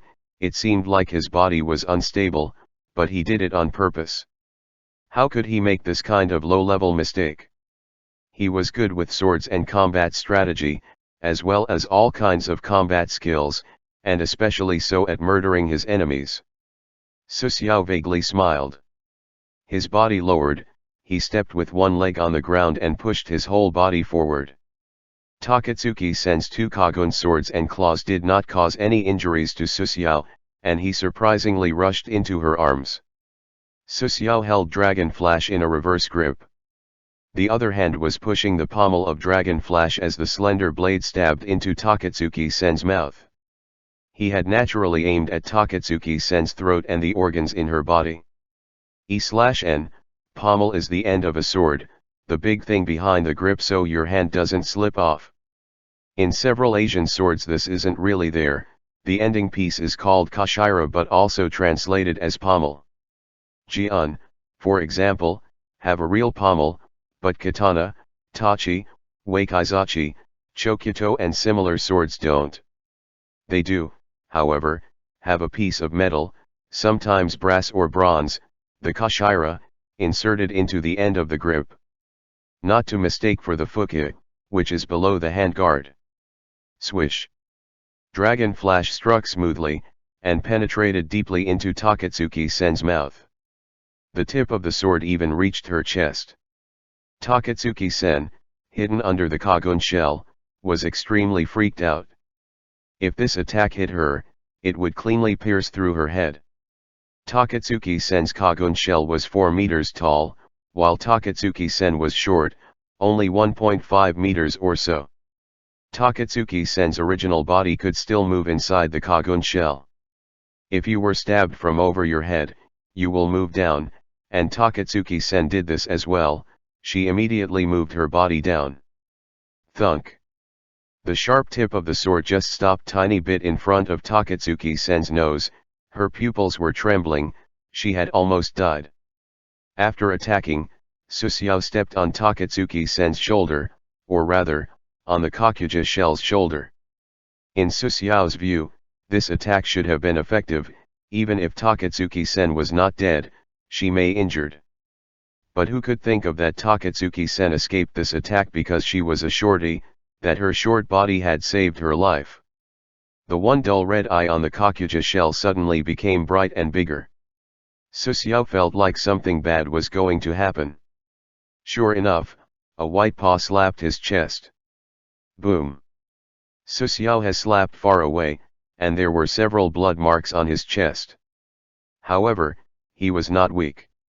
With the power of the blow, Dragon Flash cut through the entire chest of Takatsuki-sen's Kakuja shell, forming a wound which was nearly 1 meter long. Cough, cough. Blood rushed out from his throat. Susiao's mouth was a bit bloody. A rusty taste filled his mouth. Susiao pressed on his chest with one hand, and he felt pain. His ribs were probably cracked, but the injury was not too heavy, he could still continue to fight. Susiao's injury was not too heavy, but Takatsuki-sen's was. Takatsuki-sen was a Nyukaku ghoul. Although she was in her Kakuja state, she didn't have much resilience. The Kakuja shell was almost smashed to bits, her blood dripped down like water. Crack, crack. Takatsuki-sen's Kakuja shell began to break and gradually dispersed. Less than a few seconds, Takatsuki-sen once again became a short girl only 1,5 meters tall, from her 4 meters tall Kakuja form. Takatsuki-sen's bandages were scattered, revealing a white cheek and long, light green hair. The long hair was scattered on Takatsuki-sen's shoulders. Her hair was not smooth, but a bit curled. It looked beautiful. Your mistake was a bait, right? I am so stupid. How could you make such a mistake? For being stupid, I have to pay the price. A breeze blew through the nearby tunnel, and Takatsuki-sen immediately noticed some abnormalities. Touching the bandages on her face, she noticed that her appearance had been shown to her enemy, so Takatsuki-sen immediately wanted to cover her face. But she hesitated about one thing. Should she cover her chest first, or was her face more important? If her face was hidden, would she feel less embarrassed?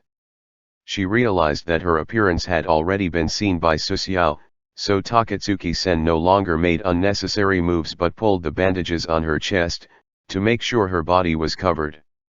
What weird clothes! Susiao spat out some bloody saliva. Currently, she was hurt heavily, so Takatsuki-sen could no longer use her Kakuja shell. The RC cells in ghouls' bodies were not infinite. After the concentration of RC cells was too low, ghouls could not even use their Kagun. Of course, RC cells would recover after a rest.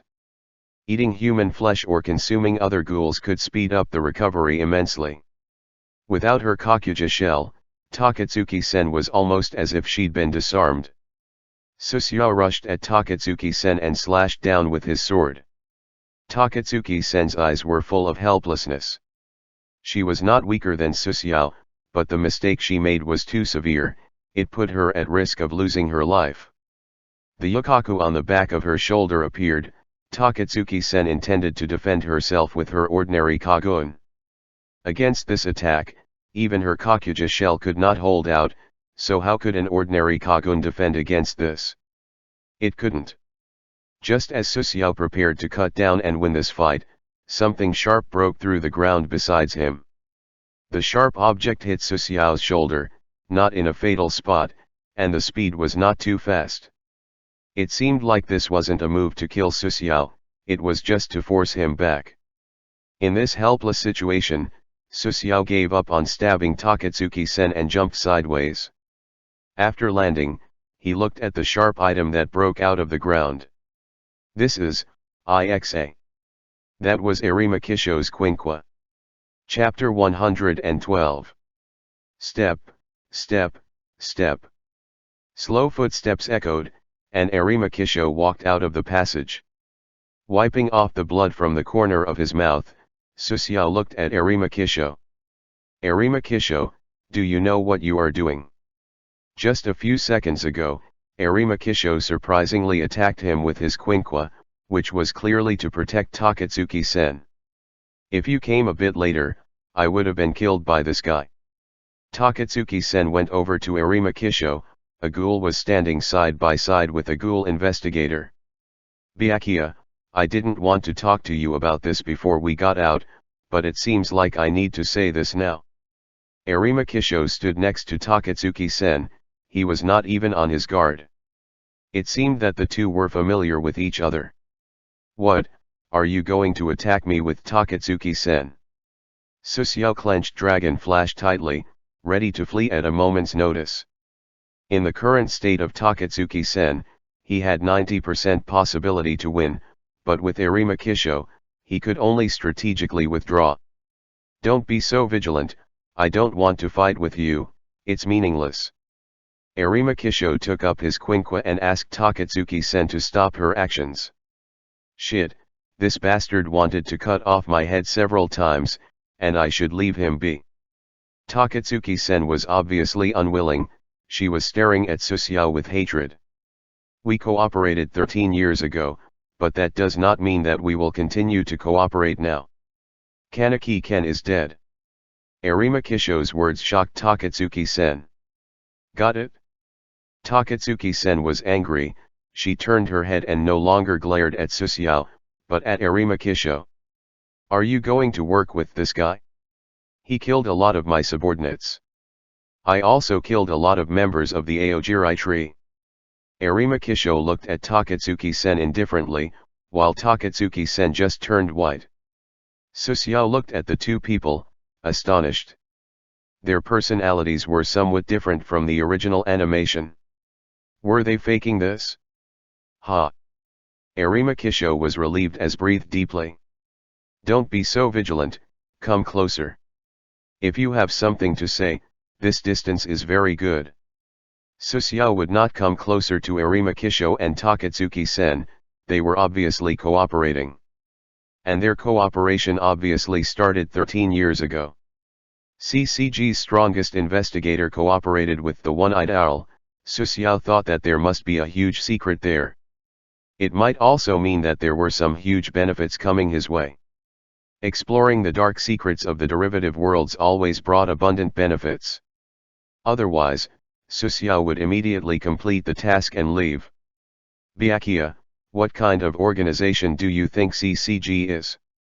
Arima Kisho looked serious, and there was a bit of hatred in his eyes. Killing ghouls. Protecting humans. Susiao did not know CCG's purpose, so he just answered carelessly. Ha, protecting humans. Will CCG protect humans? This is the most ridiculous thing I have ever heard. The investigators will protect humans, but CCG will never do so.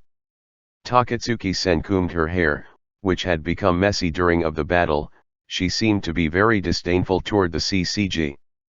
No, CCG is not protecting humans at all.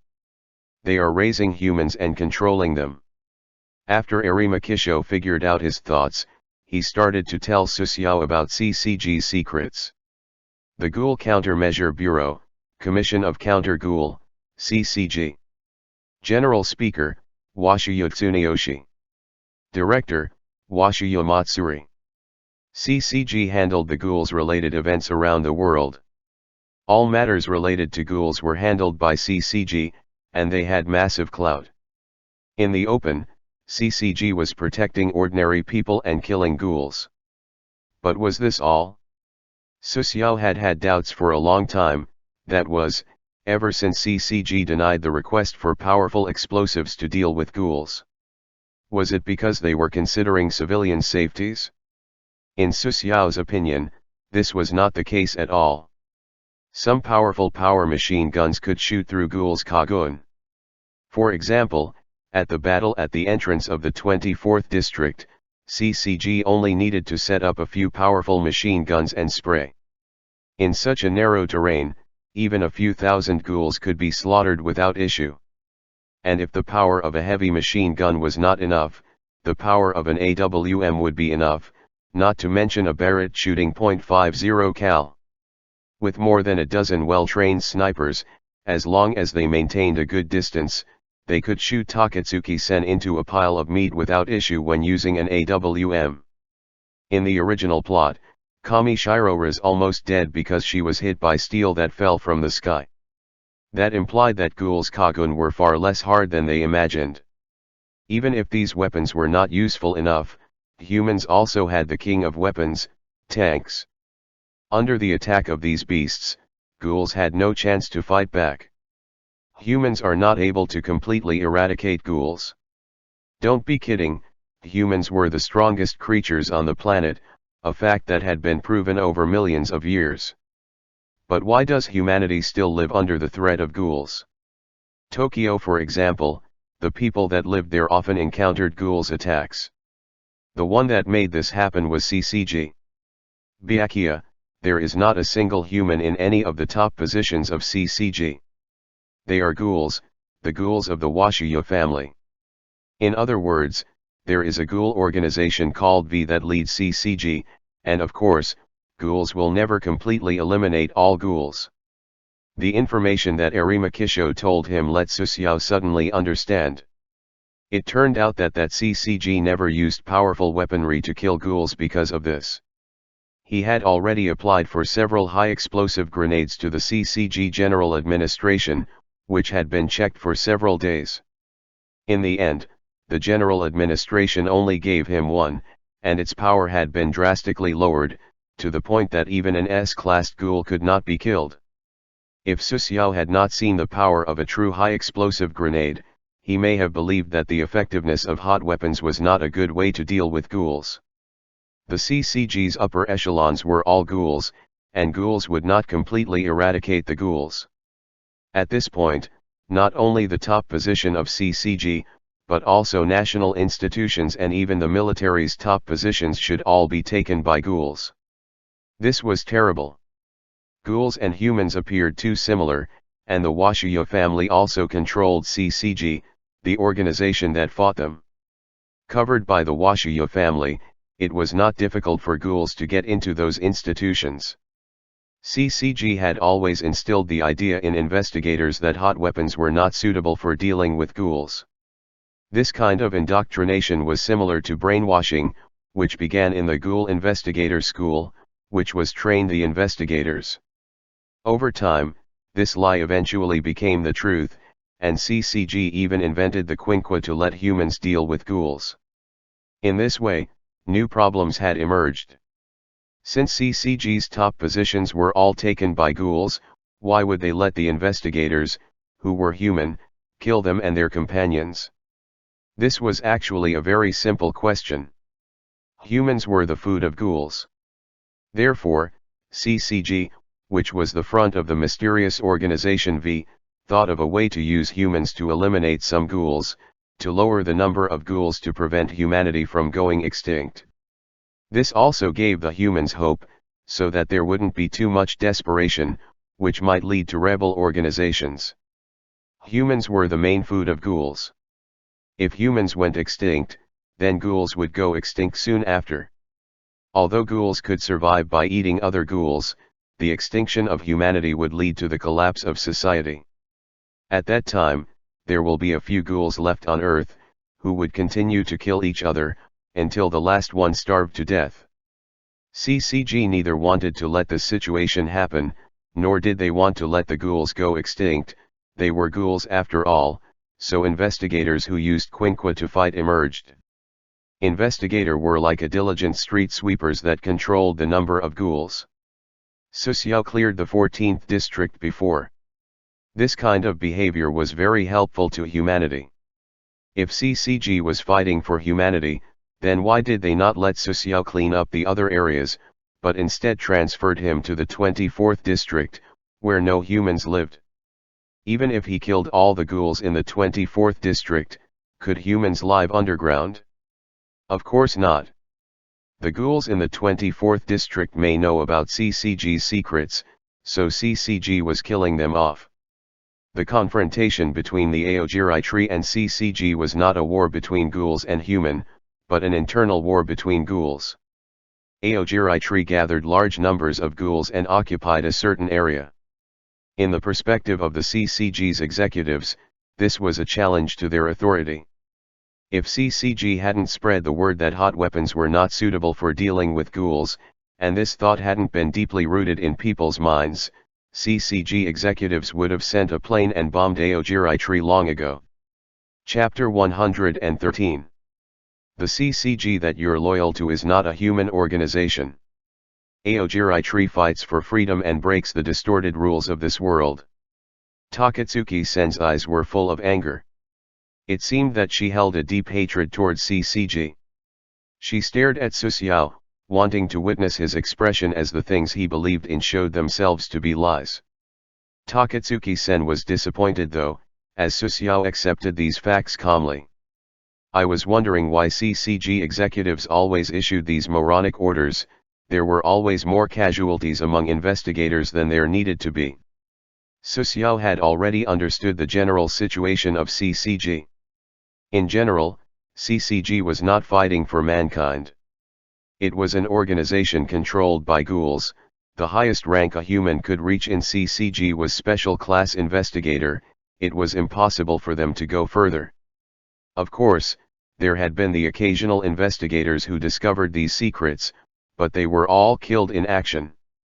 CCG was controlling the number of investigators and ghouls in the following way. The investigators were responsible for controlling the number of ghouls and used quinqua to kill ghouls in small amounts at a time. The ghouls that were hidden among humans automatically controlled the numbers of humans. They only needed to eat as normal. Under the interference of CCG, the two had reached a balance. Ghouls had enough food to eat, and humans would not go extinct. After Aogiri tree formed and messed up the situation, the balance was destroyed, so CCG's executives ordered the destruction of the Aogiri tree.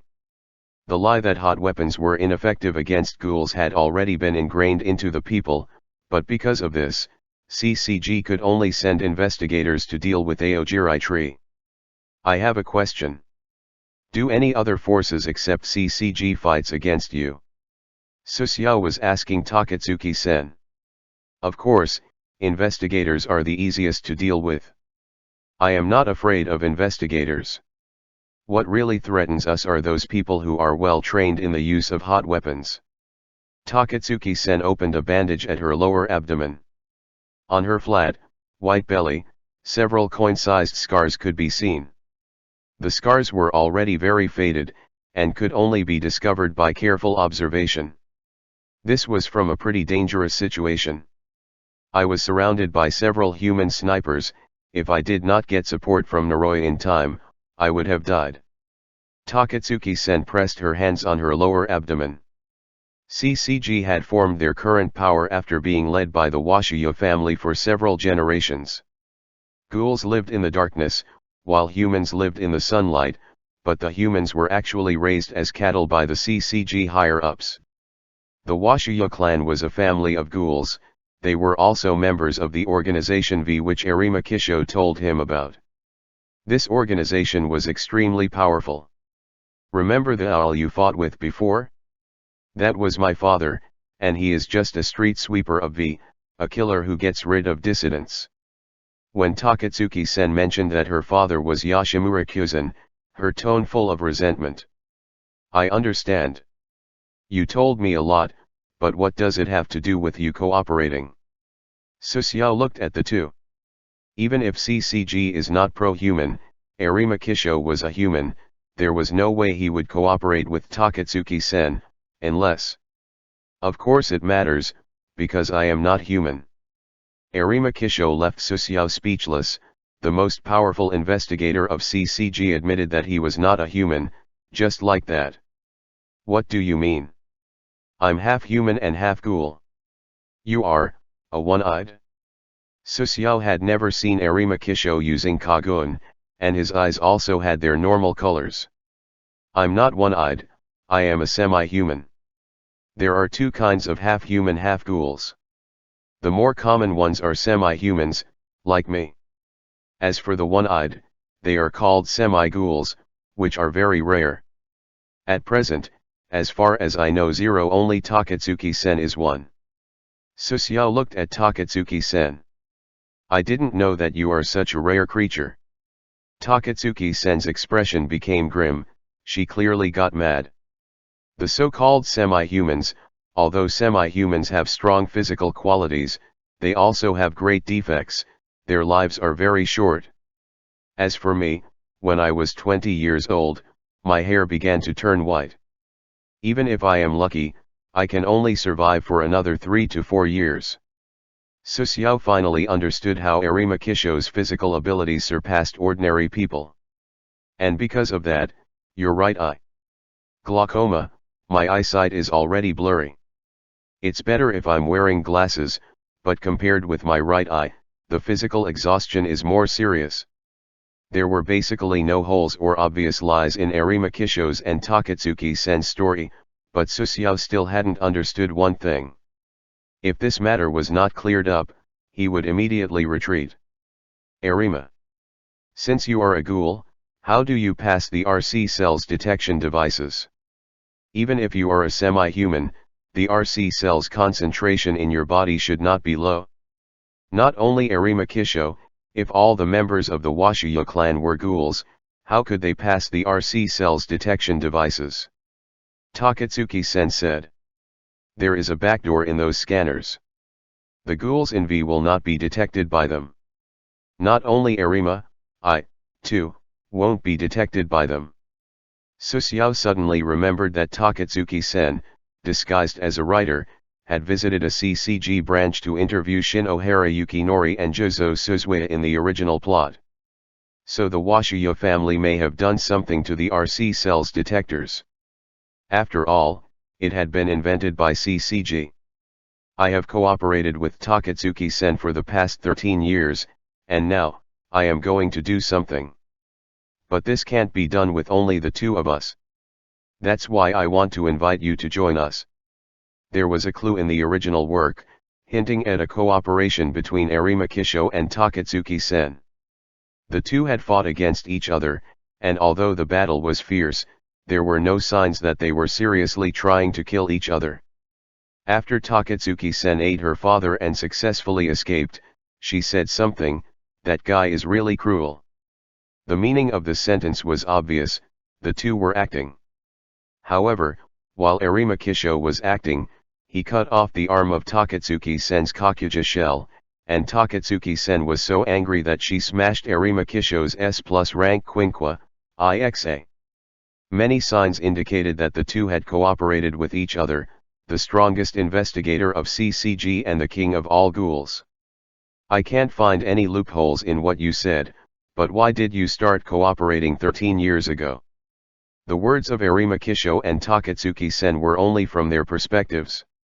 Although those words were clear, seemed reasonable, and there were no loopholes, he wasn't convinced of how they just started to cooperate 13 years ago. Because, I was the king before Takatsuki-sen. I was the king in the previous generation. Arima Kisho revealed big news again. I have the strength of a king, but I am not a ghoul.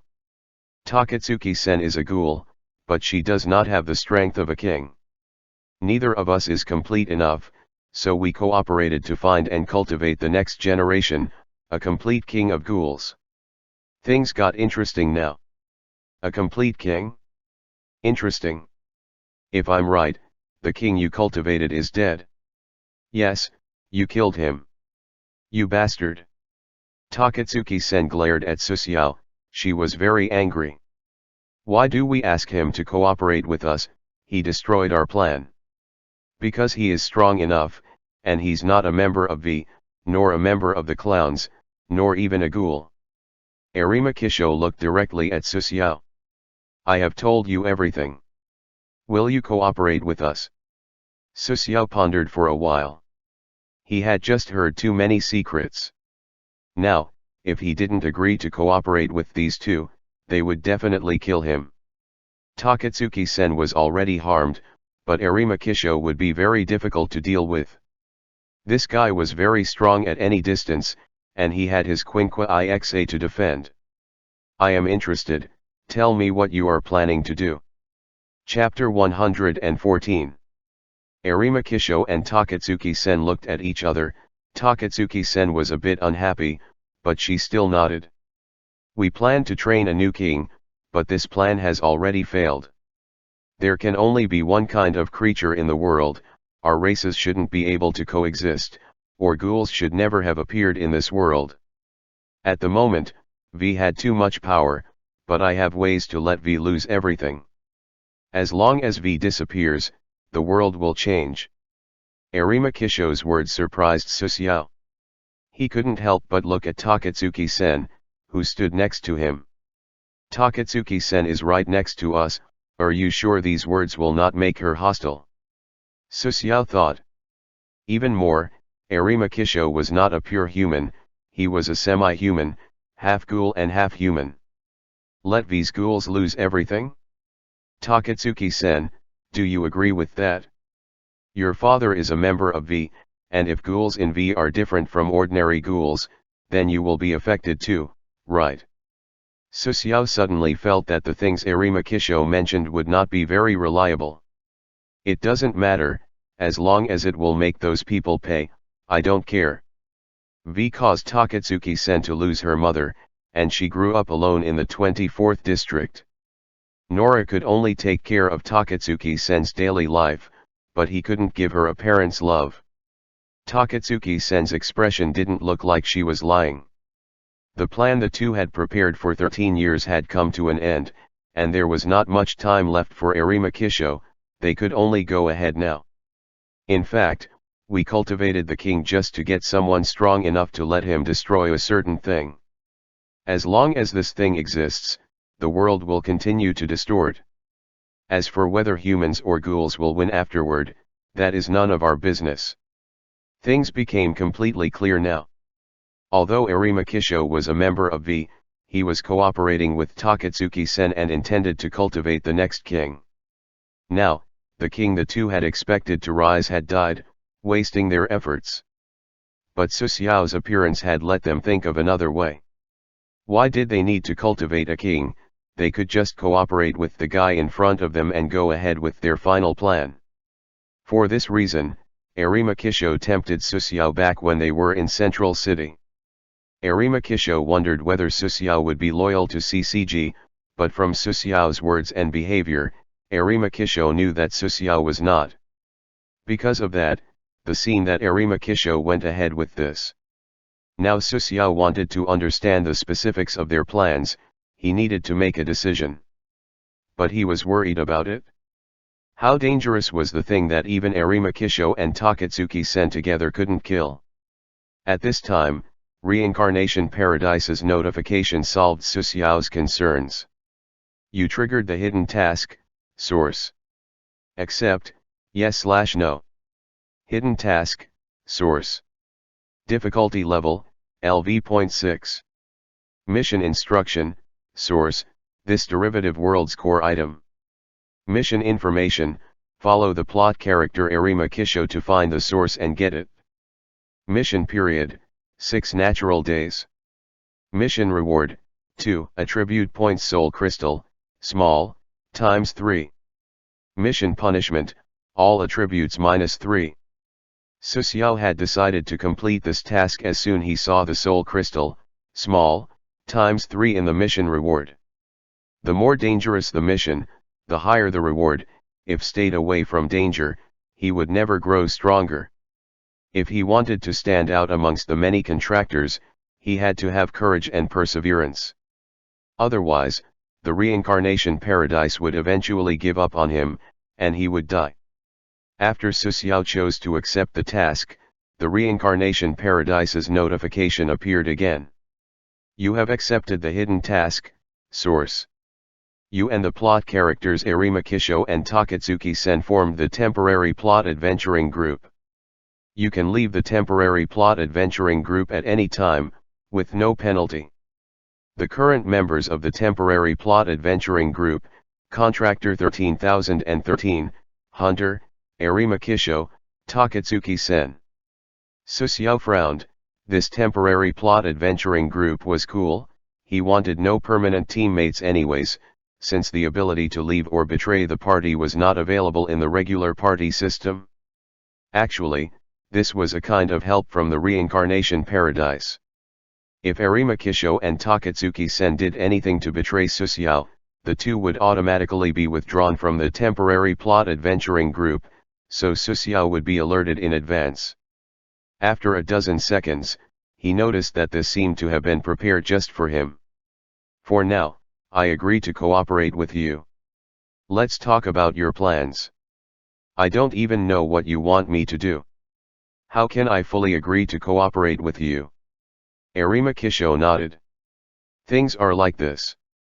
At the bottom of the well in the central city, that we blew up, there's a very dangerous area. Somewhere in that area, there is something hidden that is called source. I don't know what specifically it is, but one thing is certain. Destroying that thing will have a devastating effect on V. After listening to Arima Kisho's description, Susiao was stunned. It turned out that the convenient withdrawal function was prepared for him after all.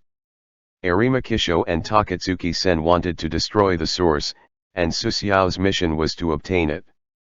The three were teammates until they found the source, but they may not be after that. That's it? Let's not talk about the upper part of the well that we blew up. If we go deep into the well, we will meet those primitive ghouls. It will be hard to get rid of them. And what will I get if I help you destroy this so-called source? He had to act this out. If Susiao promised the two without trying to gain any benefits, it would just make them suspicious. After we destroy it, I will give you a quinqua called Owl as a reward. Arima Kisho surprisingly took out his strongest quinqua. He was prepared to pay the price. What? The SSS level quinqua Owl? Yes. Susiao pretended to hesitate. With that quinqua, you will definitely be stronger. Takatsuki-sen also tried to persuade him. Normally, since Susiao destroyed their plan, the two should cooperate to get rid of him. But now, even if they killed Susiao, it will not help them, not to mention that they may not necessarily be able to kill him. After all, Susiao was truly powerful. I agree, but before we execute your plan, I have to go back to the surface. There is something I have to do. Susiao would go back to the surface, spend all the CCG contribution points and complete the mainline task as soon as possible. When executing the hidden task, source, Susiao would become an enemy of CCG. It would be better for him to complete the main task first. Of course we have to go back to the surface. We have to cooperate with other people too. It is unlikely that we could succeed with just us. Susiao did not speak. Arima Kisho looked at Takatsuki-sen. Why are you looking at me? You were caught by Byakuya and me. What?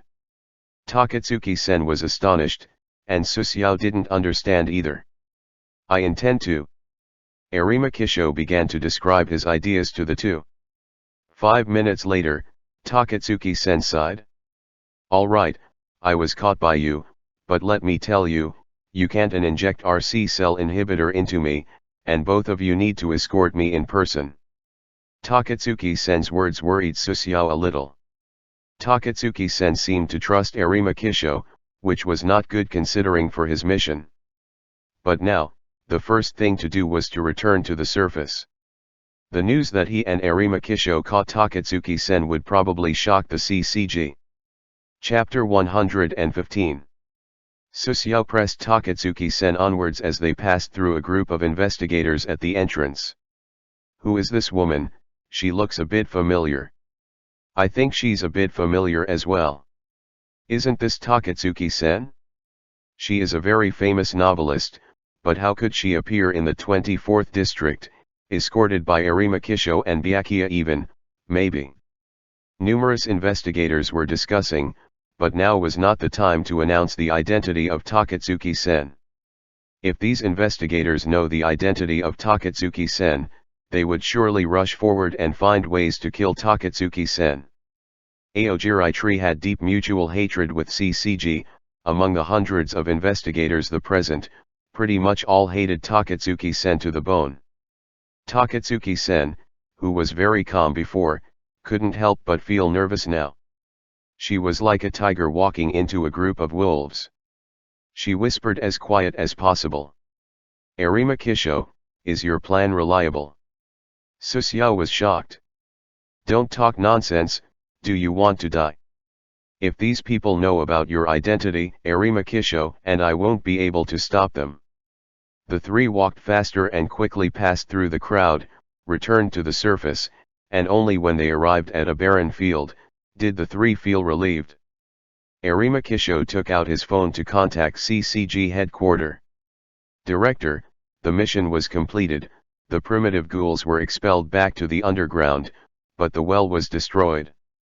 At that time, the situation was critical, I could only blow it up. Of the details of the mission that Arima Kisho was telling to Washiyo Matsuri, most of them were true. Yes, no problem. One more thing, Byakuya and I met the owl of Yashimura in the underground, and caught her. The voice on the phone got noticeably louder. Susiao heard something vaguely. Something about you're responsible for this and so on. Understood. Just in case, I will have Byakuya escort her. Washiyo Matsuri, who was on the phone, seemed somewhat hesitant. He asked Arima Kisho something, resulting in Arima Kisho turning his head and looking at Susiao. That guy is not obedient, okay. No, we are not together now. If I just use him, it will be fine, the guy has not shown any real purpose so far. He has been cooperating with me in the deep area of the 24th district. He is still useful, for the time being. Needless to say, Susiao was likely that guy that Arima Kisho was talking about. After he was extorted by Susiao, Washiyo Matsuri apparently was cautious about Susiao. Director, I got it. I am going to do that now, we will be able to take Owl to Cochlea tomorrow. Arima Kisho hung up the call and said. It went smoothly. CCG wants Zero to cage Takatsuki-sen in Cochlea, the ghoul prison, just as we expected. Cochlea, also known as the Ghoul Detention Center, was a prison in the 23rd district, which held many dangerous ghouls. Those ghouls were strong, but not members of the organization may think that killing those ghouls was a pity, so they caught them and put them in this prison. The ghouls caged in Cochlea were in hell, no other way to describe it. CCG would use them for cruel experiments. The reason why Gecko was so cruel, was that he had once been tortured by an investigator in Cochlea. Under the continuous torture, Gecko's personality was born. That's a cruel place. Takatsuki-sen snorted, it seemed like she knew of Cochlea. Let's go back to the temporary branch first, I have something to deal with. The three found a car, Susiao got on the driver's seat, started the engine and went full throttle. The tires span through the mud as the car rushed out of there. 3 minutes later, Susiao and others arrived in front of the temporary branch. Entering the temporary branch, Susiao went straight to the logistics department. The thin, old man, with his small, round sunglasses was still lazily sitting behind the window. Well, Byakuya, you came again. What a big customer. You come to purchase some goods this time. Susiao nodded, and the redemption list appeared. He now had contribution value of 21,370 points, enough to redeem the 2 items he liked. After redeeming the 2 items, he didn't care about saving some CCG contribution points. There was a chance he could no longer keep the CCG contribution points soon anyways, so he should just use them up. Crushing Elf, Boutique. Redemption conditions, 13,000 CCG contribution points, First Class Investigator. C-Type Battlefield Syringe. Redemption conditions, 8,000 CCG contribution points First Class Investigator. The sum of the two was 21,000 contribution points, and he had just enough, so he decisively bought them. You get Crushing Elf, Boutique, C-Type Battlefield Syringe. Crushing Elf, Boutique. Origin, Tokyo Ghoul. Quality, Green. Attack power, 6 to 20. Attack power calculated by destructive power. Category, Quinqua, large pistol. Magazine size, 6. Pistol like Quinqua that automatically refills itself, cooldown time is 2 minutes. Durability, 35/35. Equip requirements, 12 points of strength, 10 points of agility. Equipment effect, aim shooting, active after activating, you need to aim at the enemy with the gun for 5 seconds. During this period, moving speed will be reduced by 50%. After 5 seconds, All bullets will be shot at the enemies that have been aimed on. Tip: aim shooting will lock on enemies, the bullets will trace them. Tip: using aim shooting will consume 50 mana. Tip: the cooldown of aim shooting, active, is 24 hours. Rating: 30. Note: green equipment's rating score is from 1 to 30. Green equipment with a score of 30 will be labeled as boutique and has special attributes attached. Introduction: my shooting skill is very bad, but I can aim at you. There is only one result when being aimed at by me. You will die, unless there are a lot of obstacles in front of you. Price: 3,800 paradise coins. There was a dark red and silver pistol in Su Xiao's hand. The body of the gun was about 30 centimeters long. The whole gun gave off a heavy feeling. The barrel was engraved with small words, "Justice won't do itself." Su Xiao bought this green-grade firearm so that he would be able to attack from long range. His sword was good, but he still had to have a method of attacking from a distance. After all, he was fighting alone in the Reincarnation paradise. The main feature of the crushing elf was the attached skill, aim shooting. It would trace enemies and fired 6 shots. This would allow Su Xiao, who was not good at firearms, to use it. Looking at the various attributes of crushing elf, Su Xiao sighed. If this weapon had been a sword, it would have been even better. Stashing the crushing elf, Su Xiao looked at the C-type battlefield syringe in his hand. This thing was a one-time recovery medicine, the first green medicine actually. It restored 30% of the total HP, making the syringe incredibly precious. C-type battlefield syringe. The outer casing was silvery white, the volume was not too large, and it was convenient to use. It was a true life-saving medicine. With this item, Su Xiao could save his life in a pinch. He put away the C-type battlefield syringe with care. Su Xiao somewhat relaxed a bit. He completed his first goal, using his identity as an investigator to get some benefits. Now, he could return to the Reincarnation paradise as soon as he completed the mission. Su Xiao had already thought of a way to complete the main task, so he put that aside for now. Now he only needed to complete the hidden task and the hunting task, then his time in this world would end. Chapter 116. Su Xiao returned to his bedroom in the temporary branch. He and Arimakisho had agreed to leave after 10 hours of rest. After venturing this deep into the 24th district, staying in there for more than a dozen hours and getting injured in battle, he was a bit exhausted.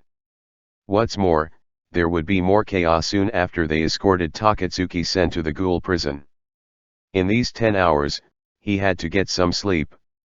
After taking a hot bath, Su Xiao was lying in bed, thinking about nothing, when he suddenly thought about the yet unopened blue treasure box, which Kaneki-ken had dropped. Things had happened one after another, so he didn't have the time to open the treasure chest yet. In regards to Kaneki-ken's treasure chest, Su Xiao was not very optimistic. Although the treasure chest was of blue quality, Kaneki-ken was not particularly strong, and he was not the favored son of the heavens kind of protagonist. More importantly, he was just too unlucky. Taking out Kaneki-ken's treasure chest, the palm-sized case shone with indigo light. It looked like the reflections of a sapphire. Open treasure chest, blue yes/no. Choosing to open it, the flash he was expecting did not appear. You open the treasure chest, blue. You get 3,000 paradise coins. You get 300 paradise coins. You get 1,000 paradise coins. You get the fate coin. Fate coin. Quality, blue. Type, consumable. Effect, after using it, randomly gain one of 30 effects, such as bad luck, strong luck, death, and life recovery. Tip, the probability of gaining a positive effect is 50%. The probability of a negative effect is 49%. Tip, positive effects last for 30 minutes. Rating, 32, note, blue items score from 30 to 70, The higher the score, the more precious the item. Introduction: Destiny can't be predicted. Will you have good luck or bad luck? Or is it? Price: 1 paradise coin. After opening the treasure chest, he got a total of 4,300 paradise coins, which was not bad at all. As for the fate coin, Su Xiao was somewhat confused about this thing. From a literal point of view, using this thing can get random effects, but the positive and negative effects only added to 99%, so 1% remained unknown. Su Xiao subconsciously rejected using this thing. He intended to sell this to the destined person. After all, it was a blue item and should be able to fetch a good price. After opening the treasure chest of Kaneki Ken, Su Xiao fell into a deep sleep. He had a vague feeling that he would not be able to do so for quite a while. He didn't know how long he had slept. Knock, knock, knock. The sound of knocking on the door woke him. Su Xiao, who had been sleeping, immediately sat up and grasped the handle of Dragon Flash. "Who is it?" "It's me." The voice of Arima Kisho came from outside the door, so Su Xiao put away Dragon Flash and got out of bed to open the door. "Has it been 10 hours already?" "Ha." After that, Su Xiao got dressed and washed his face. Whenever conditions permitted, he would clean himself. "It has been 12 hours. Takatsuki-sen was severely injured by you, so I delayed for a bit. One more thing, someone wanted to sneak into her room." Su Xiao was shocked. Was anyone aware of their plans? He suddenly thought of another possibility. Mado Akira. Right. Unsurprisingly, Mado Akira did something, but with Arima Kisho there was no possibility for Mado Akira to get close to Takatsuki-sen. "It's time to go." Su Xiao and the others drove straight to the ghouls' prison in the 23rd district. Takatsuki-sen was arranged to sit in the back seat, wearing handcuffs made of quinquina steel. After half an hour, the three arrived at the prison. There were many investigators stationed at the ghouls' prison, and the surrounding walls were more than 10 meters tall. Although the building of the prison did not seem very tall, it went deeply underground, built this way to prevent ghouls from escaping. The vehicle drove to the main entrance of the prison, where it was immediately stopped by the guards. "Please show your ID." Although the guards recognized Arima Kisho, they were meticulously checking the documents. After confirming the documents and their veracity, the guards let them onto the grounds of the shelter. "This damn place, I will destroy this place sooner or later." Takatsuki-sen clenched her fists and breathed heavily. When the three people got out of the car, Su Xiao and Arima Kisho took Takatsuki-sen and walked to the entrance of the prison. "Special Class Investigator Arima Kisho, I haven't seen you in a long time." An old investigator with a white beard and blonde hair appeared. "Warden Hisaki Shin, long time no see." Hisaki Shin was the warden of the prison and managed everything here. The old special class investigator was quite strong, but he was appointed as the warden of Cochlea because he grew older and his body functions started declining. It was rare for a special class investigator to live to old age, and he had even been sent to manage the ghouls' prison. The relationship between Hisaki Shin and the CCG executives was definitely not simple. Hisaki Shin gave Su Xiao only a short glance, he did not speak to him and just led the way. This guy seemed to have some influence, and he was a bit snobbish too. He did not care about Su Xiao's rank of associate special class investigator. Su Xiao just chuckled and walked into the building, holding onto Takatsuki-sen. To enter the real prison area, one had to take an elevator, which took a long while to go down. None of the four people in the elevator spoke. As the elevator doors opened, the group stepped outside and took in the interior of the prison. The interior of Cochlea was built cylindrical. In the center was the elevator and the control room, as well as the other departments. The surrounding walls were the cells, where the ghouls were caged, divided into several layers. There was a pathway with metal guardrails in front of the cells in each layer. Each floor had stairs going up and down, and there were many bridges across the middle, almost linking the whole prison. In Cochlea, most everything was made of metal, giving the prison a sense of coldness. Hisaki Shin, have the quinqua that the headquarters wanted made for me been completed? Susiao suddenly spoke up. Washiyo Matsuri had promised him a quinqua after all, telling him he'd get it after he assisted Arima Kisho. CCG's quinqua were made by Dr. Chigyo Kaoritsu, who stayed in Cochlea for several years now. There were a lot of experiment materials here after all. When Hisaki Shin heard Susiao's question, he suddenly stopped, and his eyes became gloomy. Not yet, it'll take at least a half-month. What? Susiao's eyes narrowed. This guy may be making things difficult for him, he was a subordinate of Washiyo Matsuri after all. In half a month, he would already have returned to the reincarnation paradise. As far as I can tell, it seems that it takes at most 27 hours for a quinqua to be made. Has there been an accident? Arima Kisho asked, because he knew that if he did not speak now, the situation would turn ugly. Arima Kisho's attitude stunned Hisaki Shin, who then thought about the relationship between the two. He could not offend Arima Kisho. Although their positions were the same, Arima Kisho was a member of that organization. There was an accident in the production facility, it has been repaired, but I am worried about the quality of the quinqua. If you don't care if it is damaged, you can go to the lab after you hand the one-eyed owl over. The lab is on the 7th floor. Hisaki Shin's tone suddenly changed. It was supposed to take half a month and now he could go and take it at any time. Perhaps Washiyo Matsuri asked him to deliberately make things difficult for Susiao, but he had to change his attitude because he did not want to offend Arima Kisho. The most important thing is to lock up one-eyed owl first. Hisaki Shin also emphasized this one sentence, then he greedily looked at Takatsuki-sen. The quinqua he used until now was S+ class, but now he had the opportunity to get SSS level Kakuhou from her body.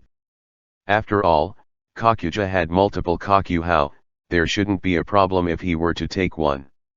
Soon after, they arrived at the maximum security area. As soon as Susiao walked in, Dragon Flash appeared in his hands. Squelch. The long blade having cut through his heart, Hisaki Shin looked at the tip of the sword that pierced through his chest, which was now dyed red. What happened? Hisaki Shin fell to the ground, blood pooling under him. Under this sudden attack, the special class investigator did not even have a chance to fight back. Moreover, he was too old, so old that Totoro was able to kill him in mere seconds in the original story. Cling. The shackles of Takatsuki-sen were unlocked and dropped to the floor. Chapter 117. After killing Hisaki Shin, Susiao immediately handed in the main task, 2, and the Reincarnation Paradise's notification appeared. You have completed the main task, 2 the first class investigator, you receive 1 attribute point 1500 paradise coin. Main task, 3, is activated. Main task, 3 the final battle. Difficulty level, LV.4. Mission introduction, fight against the ghouls and eliminate more than half of their contractors. Mission information, the weak die, the strong survive. The Reincarnation Paradise will not cultivate contractors with no potential. Mission period, 5 days. Mission reward, return qualification. Mission failure punishment, death. The main task, 3, could be described as very cruel. He had to kill half of the contractors of the enemy faction within 5 days, or he would die. This was a kind of mechanism to sort out the weak. The main task, 1, allowed the contractors to get familiar with the derivative world. The main task, 2, tested the contractors' combat ability and gave rewards. The main task, 3, would then distinguish the strong from the weak, so only the strong ones would survive. The notifications from Reincarnation Paradise were not finished yet. Susiao had killed Hisaki Shin, which was exposed due to surveillance cameras, so the CCG General Administration would soon know about it. Warning: since the hunter killed a member of CCG with high position, you have been expelled from CCG. Your CCG contribution value is cleared. Warning: CCG will send investigators and/or ghouls to kill you, you should be cautious and deal with them. The notifications ended. Susiao was now expelled from CCG, but he was not surprised. Susiao looked at Arimakisho. The two you're looking for are here. Arimakisho shook his head. I'm not sure, one of them should be here, but the other's situation is special. I don't know whether we can find him or not. After Takatsuki-sen was freed, her Kakuja shell appeared. I will stop the investigators, you deal with the others. Takatsuki-sen stayed behind, waiting for the investigators. Byakuya, find a ghoul called Donato Porapora, ghouls generally call him priest. Susiao nodded and checked the cells with Arimakisho. At this time, the alarms in the prison went off. The staff in the monitoring room had seen them kill their director. Donato Porapora, a Russian ghoul, once ran a Catholic orphanage, where he preyed on the children, hence his nickname, Priest. In CCG's data, Priest was an SS class ghoul. In fact, Priest's true strength was at the SSS level. Even if he fought with the manager, he still would have a 50% of winning. But Priest just ate children in a Catholic orphanage, he did not gather ghouls or attack CCG, so he was judged as a SS class. Priest was the adoptive father of Amon Kotaro, and was defeated after he revealed his identity and was caged in the cochlea. Arimakisho had an agreement with Priest, so he didn't worry that he wouldn't cooperate.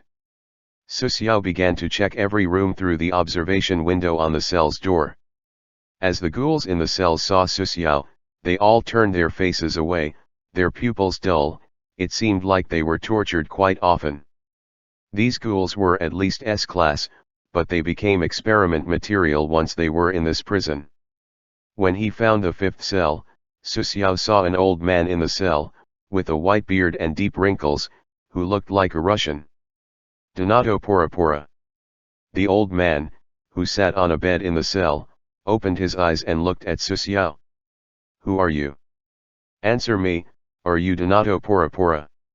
The old man in the cell smiled, and the wrinkles on his face deepened. That's me. Did you come to save me, or to kill me? Confirming that it was the priest in the cell, Susiao called Arimakisho, who was not far away.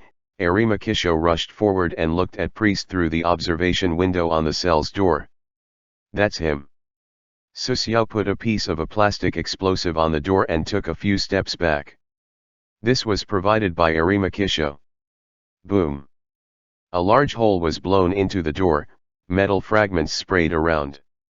Priest walked out of the cell, smiling, as if he was just a kind, old man. Susiao did not believe it at all. Even though he was smiling, he might be an extremely calculative person. Since you've come to save me, you believe the information I have provided and verified it. The priest talked casually, he wore a straight jacket, his hands were tied together. Arimakisho looked at him and used Narukami to cut the priest's sleeves free. I have verified it, I almost died when I went there. He was the first of the two they wanted to rescue. As long as they got the second one, they would retreat. I was injected with an RC cell inhibitor, so I can only count on you. Arimakisho, you have not introduced your friend to me, he is our partner, right? Priest looked at Susiao and seemed to be guessing at his history. Byakuya, previously an associate special class investigator, his strength is very reliable. The priest smiled and nodded at Susiao. He did not look down on him because of Susiao's rank. Let's find the next cooperator. Arimakisho took Priest to continue to check the cells, but Susiao was standing in the same place. I have something to deal with. If I'm not back in 10 minutes, don't wait for me. After that, Susiao quickly ran to the upper level. Susiao was going to get what he should have received, his quinqua. Come back soon, it will be safe for half an hour, but the general administration will send people soon. Arimakisho shouted at Susiao's back and continued to look for the other collaborator. Susiao was now in the 10th underground floor. Hisaki Shinm had said that the quinqua was in the laboratory on the 7th underground floor. 3 minutes later, Susiao arrived at the 7th underground floor. There were no cells here, but there were a lot of scientists with white coats. These scientists stood behind a glass door and looked at Susiao in fear. It seemed that they had received a notice about Susiao betraying CCG. Susiao put his hand on the glass door, which was very sturdy, even harder than bulletproof glass. Won't he rush in here? How could that be? This glass was combined with various materials, it's even harder than quinqua steel. What is he going to do? Dozens of the scientists were discussing. A scientist with a haircut that made him look like a watermelon, whose black hair covered his eyes, quietly retreated behind everyone. He was Chigyo Kaoritsu, the maker of Susiao's quinqua. After perceiving the durability of the glass door, Susiao grasped the handle of Dragon Flash with one hand, while he pressed on the back of the blade with the other hand, using the tip of the blade to cut a circle on the glass door with all his strength. After cutting a circular marking on the glass, Susiao took a deep breath and rushed forward, to hit the glass door. Crash! A round piece of glass, as big as a person, was knocked out of the door, stunning the scientists. Mr. Byakuya, please calm down, here is your quinqua. Chigyo Kaoritsu was very smart, he held a long box in his arms and went forward. Susiao took the box and looked it over, not noticing any problems. He did not pay attention to the scientists and quickly walked back to the 10th floor. He only took a look at the new quinqua he got. This was a long sword of green quality, and was made by the store manager's Kakuhao. He did not check the specific information carefully, he would do so after leaving the cochlea. Although this sword was better than Dragon Flash, he would not change it immediately. It would take time to adapt to the length, weight, focus, sharpness and so on of a new sword. A sword can't be used as soon as you got it, you needed to adapt to it for a short period of time. Otherwise, it would be very likely to make mistakes in battle. Susiao and Arimakisho agreed on him returning within 10 minutes, but he actually only spent 7 minutes. After returning to the 10th floor, he found that there was only Takatsuki-sen left, fighting with investigators. Arimakisho and priest were nowhere to be seen. Chapter 118. After Takatsuki-sen turned into her Kakuja form, her character had become extremely cruel. The battle was a one-sided massacre. Where did they go? Susiao went over to Takatsuki-sen, not caring about how the surroundings were sprayed with blood and limbs. Takatsuki-sen turned to look at Susiao, her eye looking crazed. Roar! Takatsuki-sen roared at Susiao, as if she would rush at him at any moment. This literary beauty may have gotten high from killing people. Are you sure that you want to do that? Susiao, who was holding Dragon Flash, looked at Takatsuki-sen with a bemused smile. You. Although Takatsuki-sen was crazed, she was still somewhat rational, her 2 near-death experiences she got from Susiao made her fearful. Beep, beep. The phone in his pocket rang, and Susiao picked up the call. I found the person. Withdraw, Takatsuki-sen knows the gathering point. Hanging up the phone, Susiao looked at Takatsuki-sen. We're done, let's withdraw. While he was talking, Susiao jumped on Takatsuki-sen's back, whose body had grown huge after transforming into her Kakuja state. This was planned before. After completing their objectives, Takatsuki-sen would break the gate at the top of the prison, then they would retreat. Now, they did not know where Arimakisho and others were, but they should have a way to leave. Don't touch me with your sword, I hate this thing. Susiao did not say anything, he just squatted on her back, holding onto one of the outer kagun with one hand. Fine, don't blame me if you fall down. Takatsuki-sen arched her legs and jumped up with all her strength, like a bullet that was fired, and went straight to the roof of Cochlea. The prison was quite tall. It was a bit surprising that Takatsuki-sen managed to jump to the top, holding herself at the roof with her claws. With Takatsuki-sen's power, the giant gate, which was at least half a meter thick, was spread open, allowing Susiao to see the blue sky and the white clouds. Susiao stood up, one foot on Takatsuki-sen's back, the other one on her head. He jumped out of the gate and left Cochlea. His actions naturally angered Takatsuki-sen. But Takatsuki-sen was helpless. She was pulling open the gate. If she did not keep it open, it would automatically close. Beep, beep. After few calls of the siren later, Takatsuki-sen felt the closing force of the gate disappear. She climbed out of the gate and went to the roof of Cochlea. After arriving at the roof, Takatsuki-sen saw Susiao stand in front of a jagged hole, which was formed after dozens of attacks with his sword. In the hole, which was more than 1 meter wide, there were several hydraulic rods that had been cut through. That was the power system of the gate.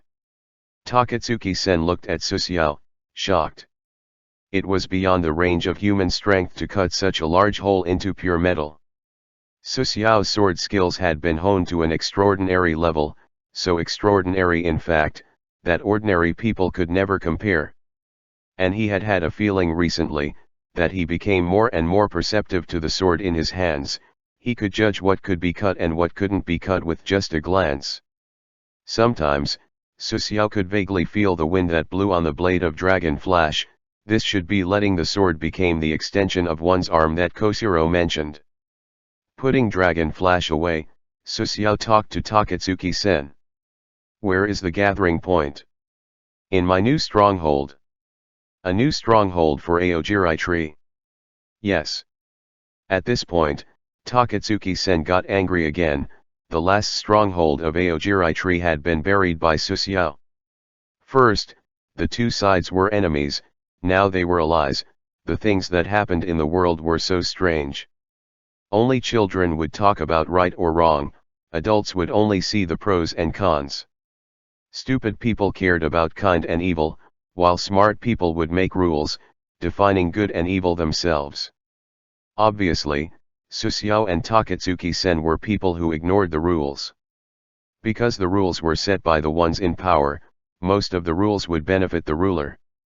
The two on the roof did not discuss the history of the Aogiri tree stronghold anymore, because the two may have to fight it out if they kept talking about it. After breaking through the defensive network of the investigators, Susiao and Takatsuki-sen left.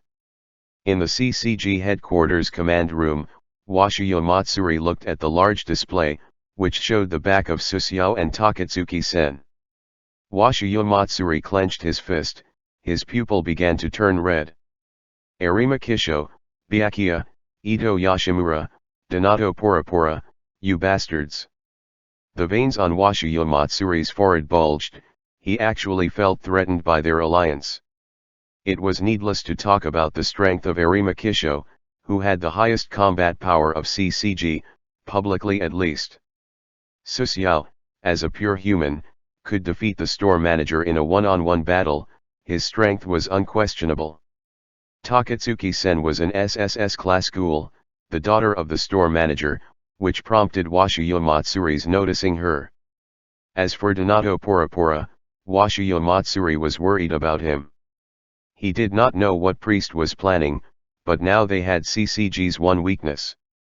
Although CCG had caged him, they did not dare to kill him.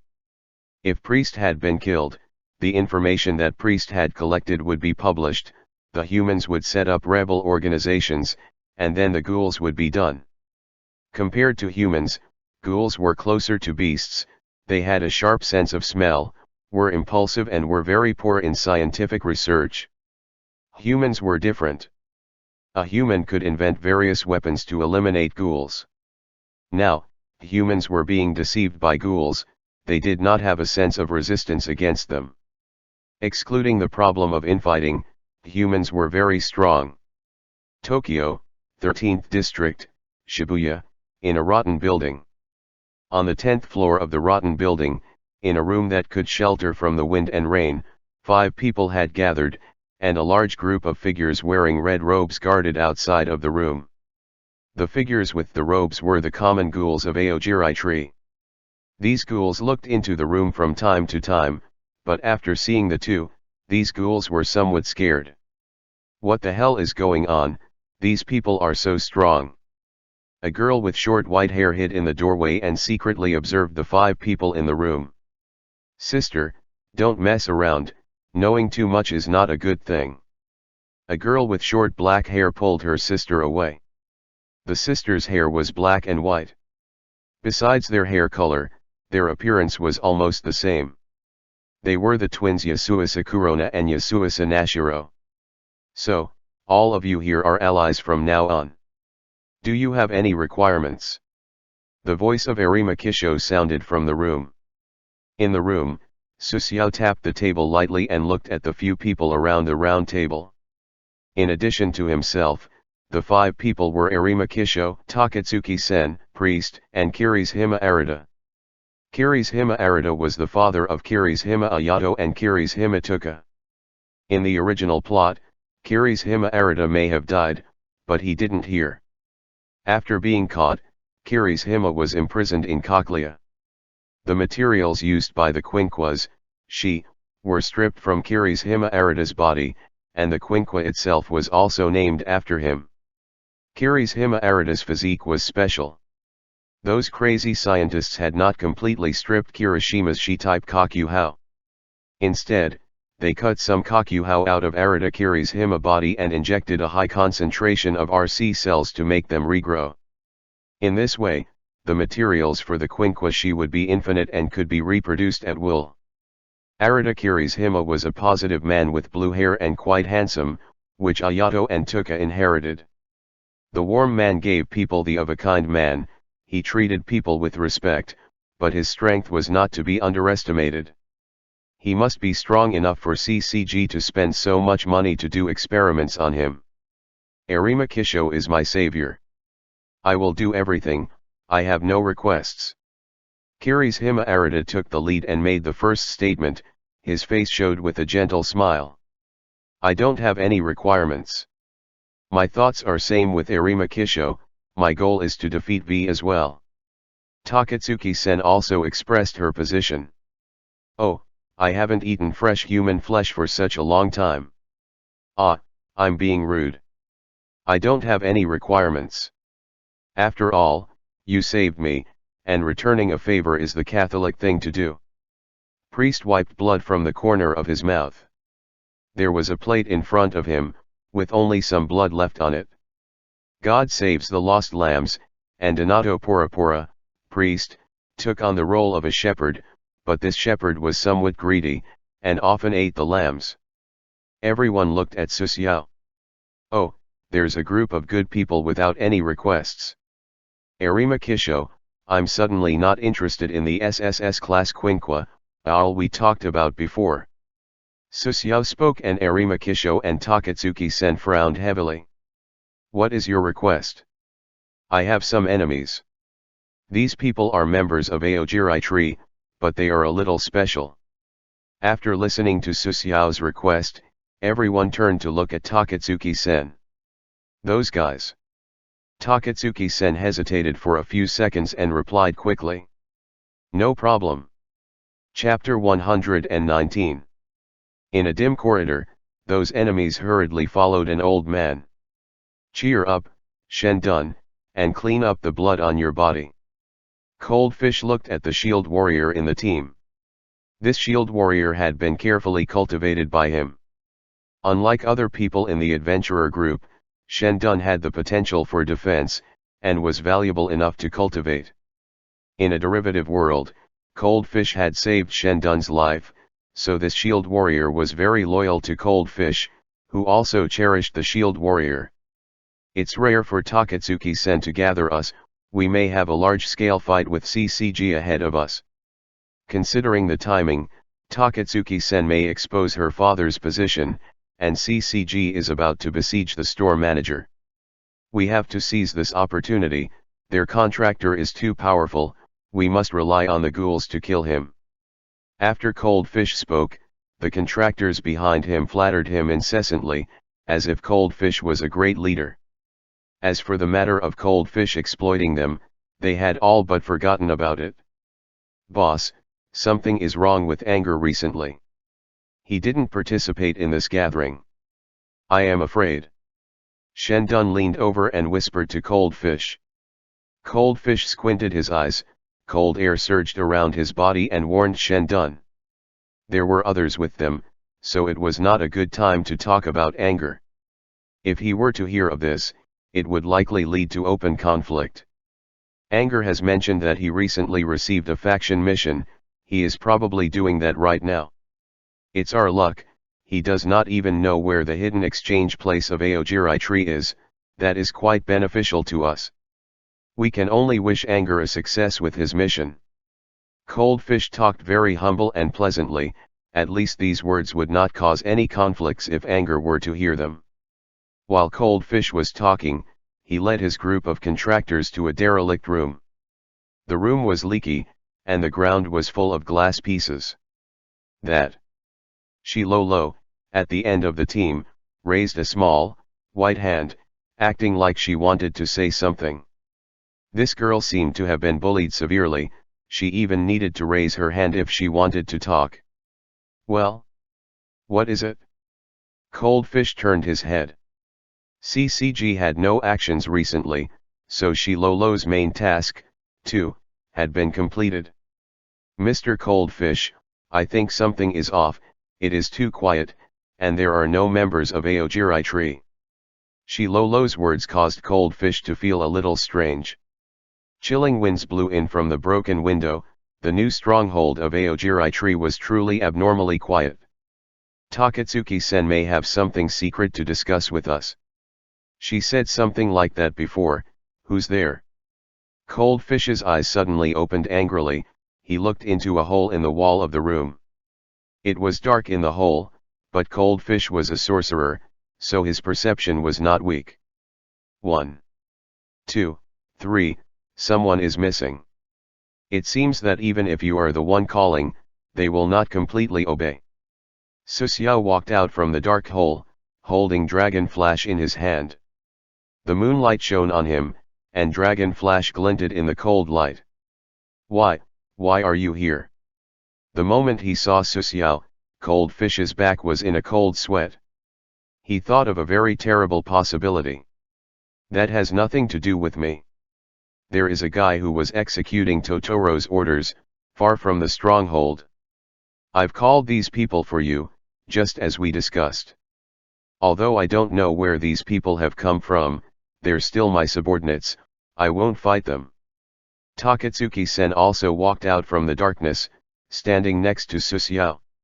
Takatsuki-sen did not wear her usual bandages, since CCG already knew her appearance, she had no need to hide her identity.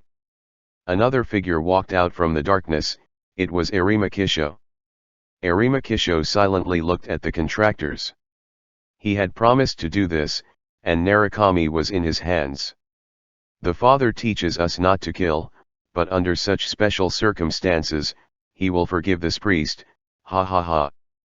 Priest also walked out from the darkness. Mr. Byakuya, these people don't look like rascals, and there is also a little girl. It will be too much if you kill her. Although Kirishima Arata was there, he would not do anything. He was just making a statement, so Suxiao just ignored him. This was the main task. 3. If he didn't kill the enemy contractors would kill him, so killing them first was for the best. This is impossible, impossible. Cold Fish couldn't pretend to be calm, he trembled back 2 steps. If I don't resist, I won't die, right? Oh my! The eyes of Shilolo were full of tears, and she just crouched down on the ground. She was a worker, her combat power was very weak. Faced with these monsters, resisting would make no difference. The contractors, cornered by Suxiao and the others, were desperate. Apart from Suxiao, the others were powerful plot characters.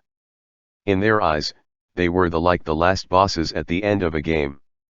As for Suxiao, he was even more absurd, a being that could solo the last bosses. They were surrounded by 4 big bosses and an extremely strong contractor. What a wonderful feeling this was. It was like a B-class ghoul was surrounded by more than a dozen special class investigators. Takatsuki-sen, I. Cold Fish's face distorted, he greeted Takatsuki-sen as graciously as if she was his grandmother. I suddenly want to kill these people. Under the incessant greetings of Cold Fish, Takatsuki-sen's face turned serious, and her red eye appeared. At this time, Cold Fish did not care whether Takatsuki-sen attacked, he was unable to vent his anger anyways. The combination of Suxiao, Kirishima Arata, and Priest already made it hard to flee.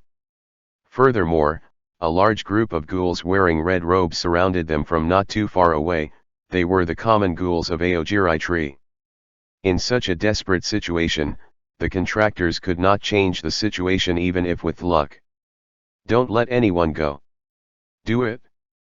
After Suxiao commanded, everyone rushed at the contractors of the ghouls faction. Frost Nova. Cold Fish raised his scepter and used his strongest skill. Boom.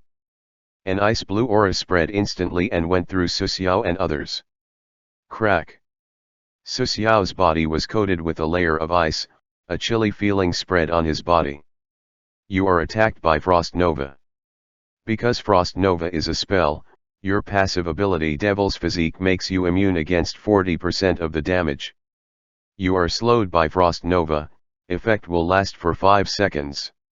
It had to be said that the skill of Cold Fish was very strong, not only did it hit in a wide range, but it also had a slowing effect. Suxiao's vitality was 10 points, and under damage resistance of Devil's Physique, he got barely hurt.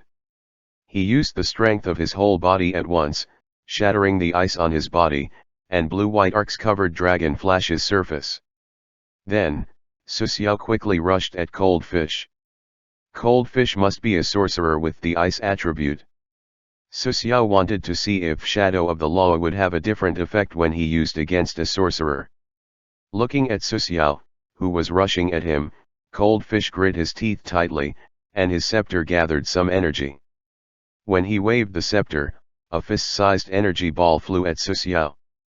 Suxiao, who was rushing ahead, sidestepped to avoid the attack. Ice tentacles. The scepter in Cold Fish's hand was pointed at Suxiao. At this time, Cold Fish had no thoughts of fleeing. He only wanted to kill Suxiao. A cold chill came from the floor, making Suxiao suddenly stop. Crack, crack. Several ice tentacles grew from the ground and wrapped around Suxiao's legs, like a vine.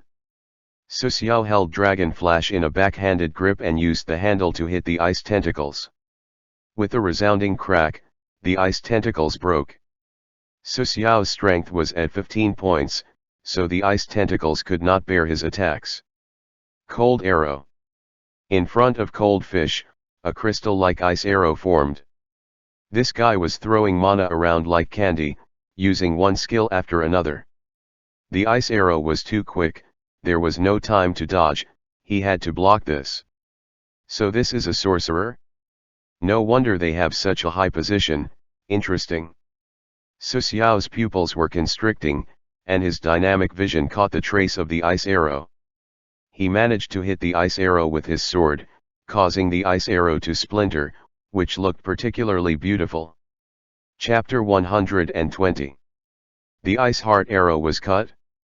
What the hell is up with his reflexes? Cold Fish looked at Suxiao unbelievably, but he did not stop using skills. Extreme Cold. Cold Fish just started using the next skill, but noticed that Suxiao had already closed the distance to a bare 5 meters. This shocked Cold Fish immensely. If he didn't manage to open the distance, he would surely fall to that guy's blade. Pulse of Spirit. Boom. An invisible shockwave spread from him, the other nearby contractors had to step back, resulting in them tragically dying to Priest and the others. This was a repelling skill. Suxiao was also hit by this repelling skill. He stabbed Dragon Flash into the ground to stabilize his body. You are hit by the repelling effect of Pulse of Spirit. Your intelligence attribute is judged. You passed. You only bear 10% of the skill's repelling effect. The shockwave caused Su Xiao's short hair to flutter, but that was the extent of the repelling force. He could even continue moving forwards. This was the reason for the intelligence attribute being one of the three main attributes of the Shadow of the Law. It could help resist sorcerers' spiritual control skills. The Ice Tentacles spell had been a physical control skill, so it didn't have an intelligence judgment, but this one was a spiritual control skill. After using the repelling skill, Cold Fish immediately prepared his next spell. Although he didn't have much mana left, he could still fight for a while. At this time, a sword had reached Cold Fish, specifically, a sharp sword wrapped in what appeared to be an electric arc. The blade was about 3 centimeters wide, giving off a blue hue. Cold Fish subconsciously put his scepter in front of him, attempting to block. He was furiously thinking, how did this guy get here? What about my repelling spell? Clang! The long blade hit the scepter, which was a weapon of utilizing mana. It was impossible for it to bear Dragon Flash's attack, not to mention that Su Xiao's sword specialization was at level 3. The scepter was cleanly cut through, along with Cold Fish's arms. Then, Dragon Flash carved into the body of Cold Fish. The energy of Azure Steel Shadow ran through the wound, deeper into his body. The light blue arc instantly rushed from the wound into Cold Fish's brain. At this moment, Cold Fish suddenly looked sluggish, and his black pupils turned faintly blue. Ah! With the agonizing pain he was feeling, he couldn't contain his screams. Azure Steel Shadow burned energy in the sorcerer's body in a unique way.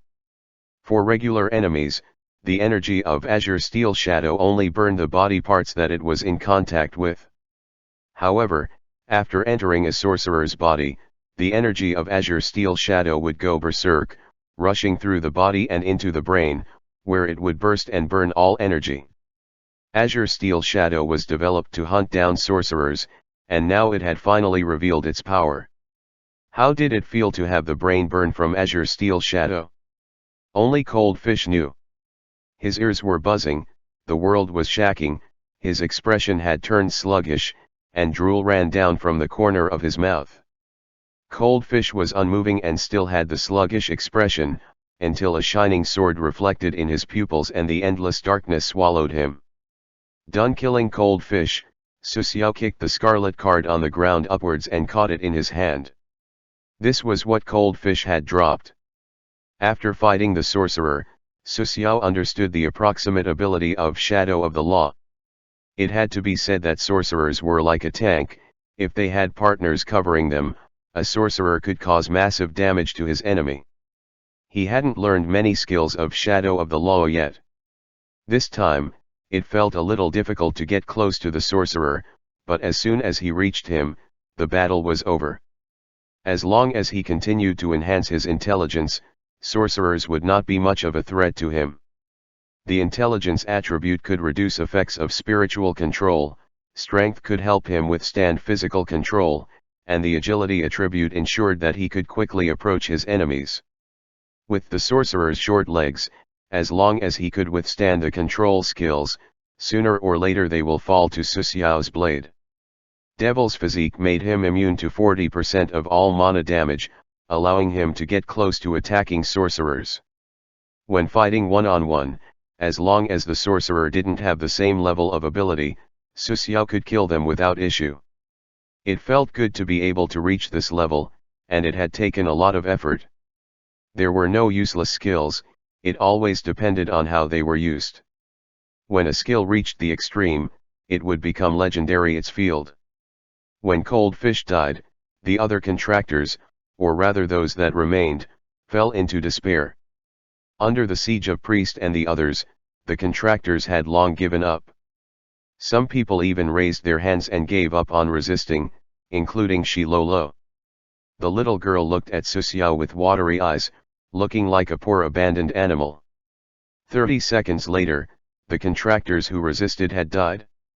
Although they were dead, at least they had been somewhat courageous. They all knew that it was useless to surrender in a derivative world. The remaining 5 people of the ghouls faction survived. They were Shilolo and 4 other contractors who had surrendered.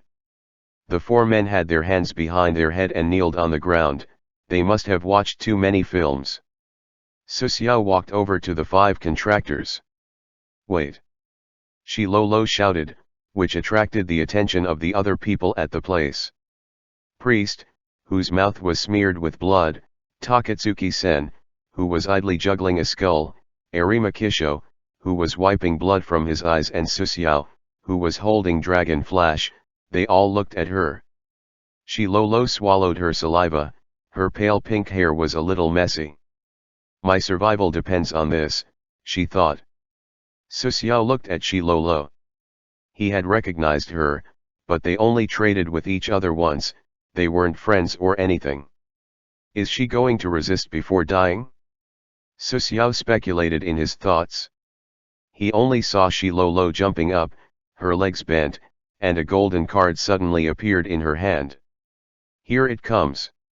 Susiao's body was tense in preparation for this unknown attack. Bump bump. Shilolo surprisingly bowed, her forehead close to the ground, her hands raised over her head, raising the golden card. "Boss, let me go. I can even warm your bed. I'm absolutely 100% as young as this body." Susiao's mouth twitched. He almost laughed out loud. He thought that she would fight back, like her life depended on it. Priest and the others were also stunned. How scared of death was she?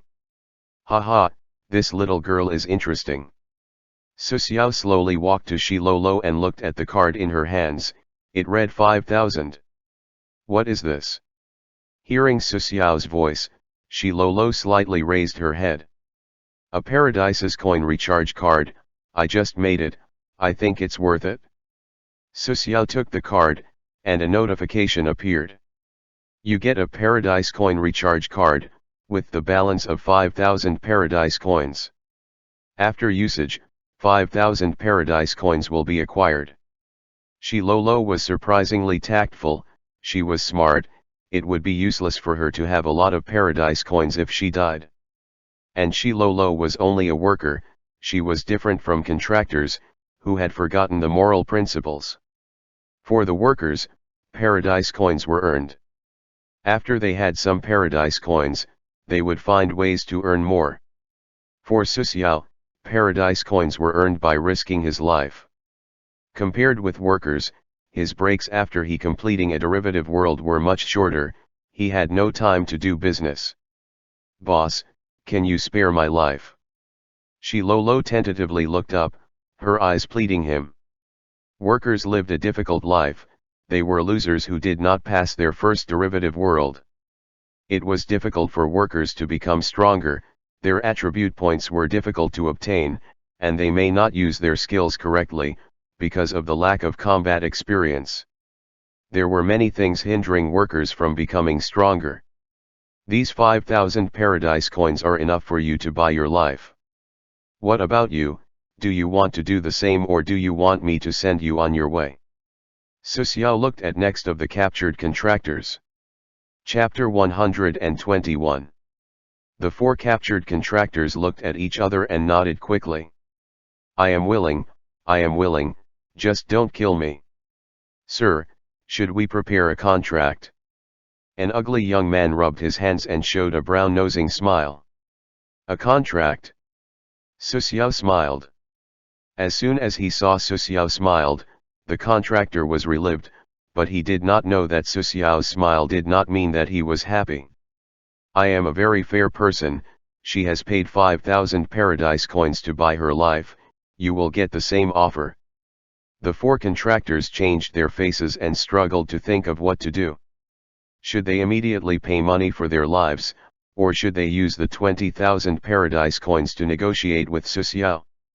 To be clear, the 4 people didn't have the 5,000 Paradise coins each at all, but they were prepared to replace the money with equipment. "You are called Shilolo, right?" Susiao looked at Shilolo. and she nodded. Blindfold those four and tie their hands together. Hearing Su Xiao's request, Shi Lolo was hesitating. If they resist, boss, I am weak. Just do it. If they resist, I will deal with them. Soon, the four contractors were blindfolded, their hands were tied behind their backs, and they were forced to kneel side by side. Su Xiao found a chair and sat down behind the four. The rest of people in the room looked at him with questioning gazes. Crushing Fairy appeared in Su Xiao's hand, the surface of the large revolver was glinting with a faint red light. I'll give you 3 seconds to consider. The four blindfolded contractors didn't understand what he meant. 1, 2. Wait, even if you threaten us, we will not compromise. Unless we sign a contract, what can we do if you decide to kill us after we pay you? The rightmost contractor spoke hurriedly. 3. Su Xiao aimed at the contractor's head with Crushing Fairy and pulled the trigger. Boom! A bullet formed by Kagun was shot from the gun, and hit the back of the contractor's head. The contractor's head practically exploded, and blood was splashed on the other contractors. Ah! Ah! The 3 contractors screamed meaninglessly, and a contractor, who wasn't too smart or couldn't bear the pressure, surprisingly stood up and tried to flee. Boom! The contractor who was running fell to the ground, a fist-sized hole in his chest. The reason why this revolver was called Crushing Fairy was that the Kagun bullets would burst after entering the enemy's body. Although that sacrificed some penetration, it was way more lethal. The remaining 2 contractors knew that the other 2 had died. They got the notification from their temporary adventurer group. Su Xiao did not really understand the four's behavior. Since they had already been defeated, they had to bear the consequences. There were pretty much only 2 options. The first was to fight to the death, dying with some measure of dignity.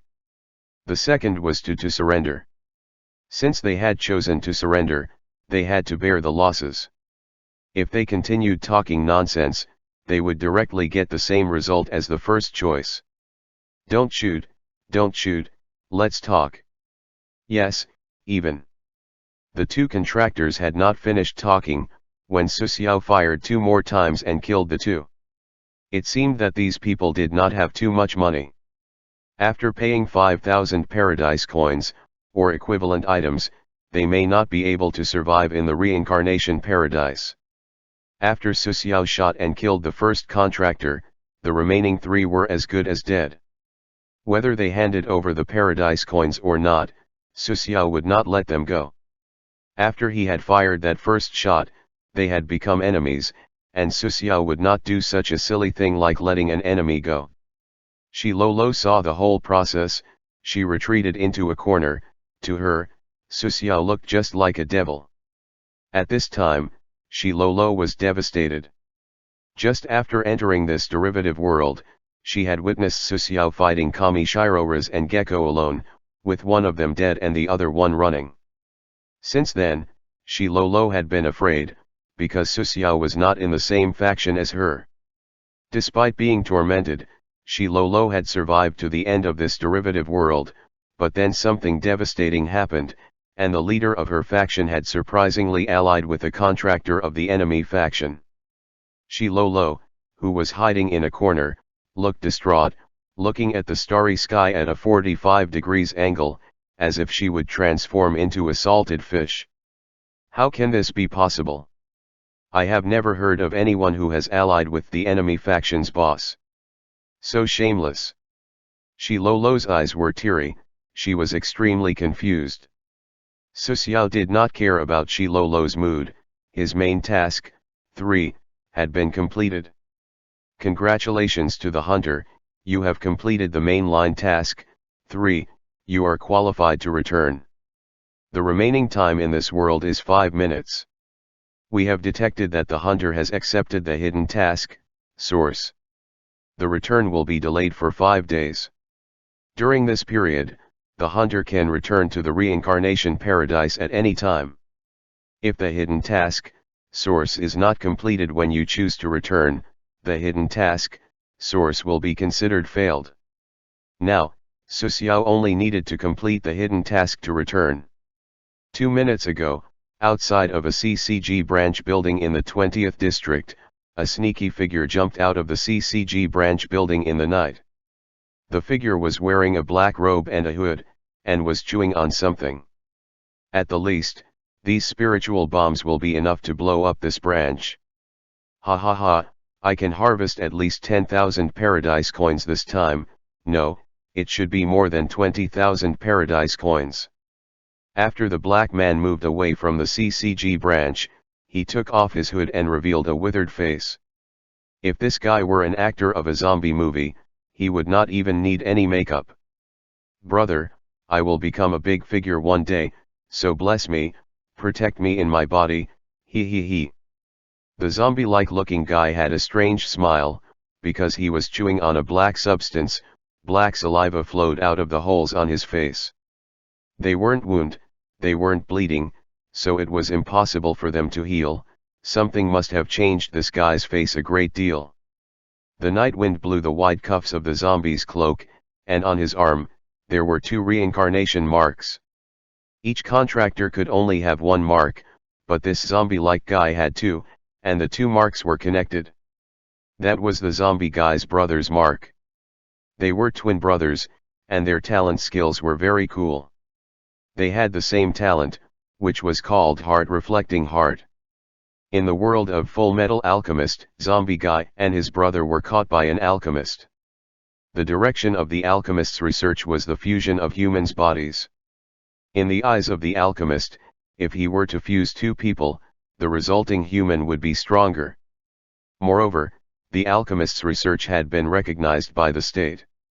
If it was successful, a powerful warrior would have been created.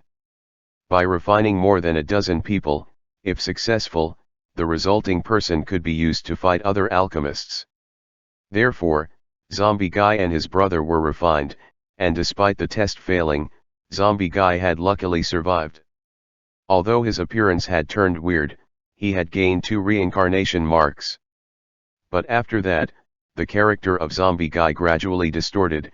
He killed children, slaughtered whole families in the derivative worlds, only keeping women alive for his enjoyment, which was something he often did. 2 reincarnation marks had appeared on one person's body, which meant that Zombie Guy could receive 2 identical tasks at the same time. Additionally, the chance of getting treasure boxes by killing enemies doubled, and the rewards for opening treasure chests doubled as well, because he represented 2 people. For every benefit, there also needed to be something paid. The refinement had turned the Zombie Guy's body almost necrotic.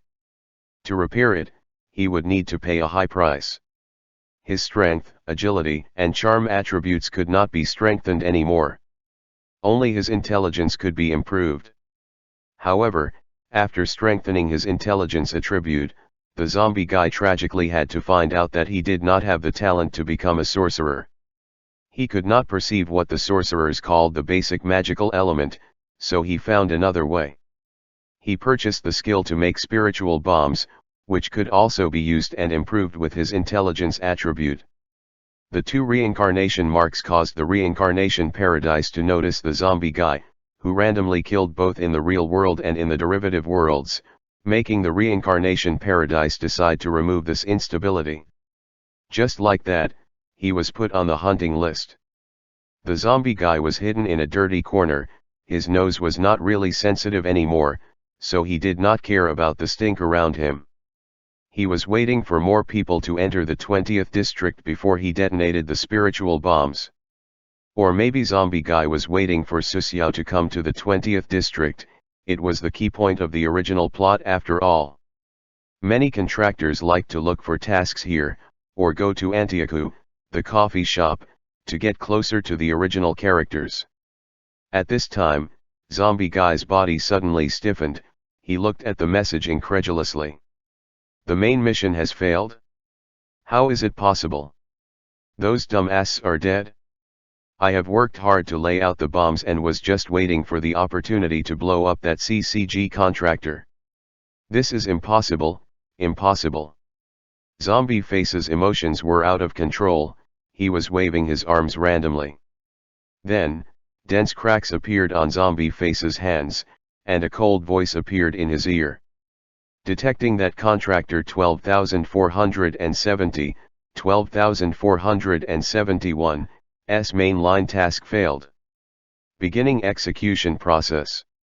Since contractor 12470, 12471, has 2 reincarnation marks, the speed of the execution is doubled. More and more cracks appeared, Zombie Guy's whole body began to crack and split, revealing some dry muscle tissue. Brother, I will accompany you. Damn Reincarnation Paradise, I knew that you wanted me to die, I thought that this world was too easy, but it's a fucking trap. Zombie Guy gradually calmed down, before he died a few seconds later. He had wanted to die since a long time ago, since he fell into the hands of the alchemist with the burned face. Zombie Guy's body broke more and more, until he turned into dust. The body and soul had completely disappeared. Actually, to complete a hunting mission, the hunter didn't even have to kill the target by him or herself. Giving the Reincarnation Paradise a valid reason to execute the target was also possible, resulting in the Reincarnation Paradise immediately executing the offender. Chapter 122. In the Aojirai tree's stronghold, Susiao became confused because of the Reincarnation Paradise's notifications. Hint: as the hunter has successfully killed the offender, the hunting mission is completed. This hunt was completed through the hunter assisting the Reincarnation Paradise. Since this is the first hunt, you will still receive the full reward. You get a Bronze Honor Medal X1. Because the hunter received a Bronze Honor Medal, the honor store will be open to you, once you return to the Reincarnation Paradise. Location: Hunter's Exclusive Room. Bronze Honored Medal. Introduction: you can redeem items in the honor store. The series of notifications confused Susiao. The hunting task was completed. Wasn't the detection range 1 kilometer? What exactly did the offender look like? Susiao scratched his head. Even though Susiao did not understand how it happened, the current situation was clear. The main task and the hunting task were completed. He could return at any time, but he had to complete the hidden task, source first. If this hidden task were to fail, he would have his attributes reduced. Regarding the hunting mission, Susiao was not confused anymore, he had gotten some clues. If his main task, 3, had failed, he would have been forcibly executed. Apparently, the contractors of the ghoul side had to face the same consequences for their failure. The offender should be one of the ones that were forcibly executed. It seemed like the Reincarnation Paradise did not like those who offended the rules, and would kill them at the first opportunity. Susiao looked up at Shilolo in the corner. His expression was clearly saying, "Why are you still alive?" Paying attention to Susiao's glance, Shilolo stood up, her back straight, and took out a cracked parchment. "I have this, a must-have for workers. Even if the main task fails, I will not be forcibly executed, but there are no clearance rewards either. The workers contribute to the Reincarnation Paradise so they can redeem these mission failure exemption tickets, 4,000 paradise coins per paper, I'm not lying." Susiao's eyes widened at the sight. A ticket that could exempt contractors from the mainline task punishment? This was a good thing. "But you won't be able to use these, only workers can use the mission failure exemption ticket. This is our exclusive benefit." Susiao finally understood, workers only needed to survive until the task got finished. It would be good if they were able to complete the main task, but if they fail to complete it, they will only lose 4,000 paradise coins. Shilolo looked for someone to protect her and paid 5,000 paradise coins to buy her life, and now she had this ticket worth 4,000 paradise coins. How many paradise coins did she have? Workers in the derivative world equals rich equals target for kidnapping. It seemed that the profit of doing business in the Reincarnation Paradise was not small at all, but unfortunately, The time he had spent in the reincarnation paradise was too short, and he needed to use that precious time to improve his strength. Between gaining currency and improving his strength, Suxiao would choose his strength. Goodbye, boss. I've survived. Shilolo's body gradually became transparent, a space crack appeared behind her, then Shilolo disappeared. This amazing scene, except for Suxiao, no one in the room was aware of it. Now, Suxiao could return as long as he completed the hidden task, source. He felt like all his stress was swept away. Suxiao suddenly felt relaxed. Byakuya, I have fulfilled my promise, it's time to leave. Arima Kisho said. Even if Arima Kisho hadn't spoken, Suxiao would have taken the initiative to ask when they were going. Takatsuki-sen, how far are the preparations on your end? Arima Kisho looked at Takatsuki-sen. Preparations are complete, most of it comes from China, the United States, and Germany. Although they cost a lot of money, they are very advanced. The dialogue between the two confused Suxiao. But Takatsuki-sen did not explain, she just took them to the lower level of the stronghold. As the 5 people arrived in front of the basement of the stronghold, they saw many ghouls standing guard in front of the basement. These ghouls' equipment was really overkill, some of them even carried the famous RPG launchers. If Aogiri Tree has heavy weaponry like this, why don't you take the fight to CCG? Suxiao voiced his doubts. We don't dare to. Takatsuki-sen's answer stunned Suxiao. We used these a few years ago, but after we were bombarded by a small missile, we did not dare use these anymore. As long as we don't use large-scale hot weaponry, CCG will not use them as well. This is the rule between us. Suxiao understood, they were afraid of being bombarded by missiles or artillery. Sometimes he felt sympathy for Aogiri Tree. They had to deal with passionate investigators in the open, and there were the occasional attacks from V and the military in the dark. What misfortune! As the 5 of them entered the basement, the incandescent lights turned on. What Suxiao saw made him doubt whether he had entered a basement or a military arsenal.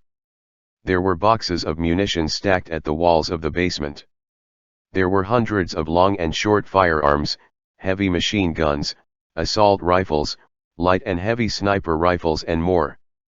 In a container in the center of the room, there were various explosives.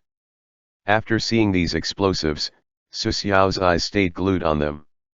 His shooting was too accurate, to the point where he pretty much missed every single shot, so he preferred the big, powerful explosives, throwing out grenades one after another.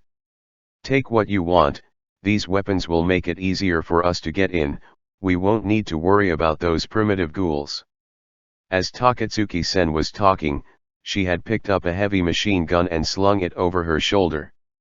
She thought for a moment and picked up 2 handguns, holstering them on her calves, and then began to stash a large number of ammo belts and pistol magazines.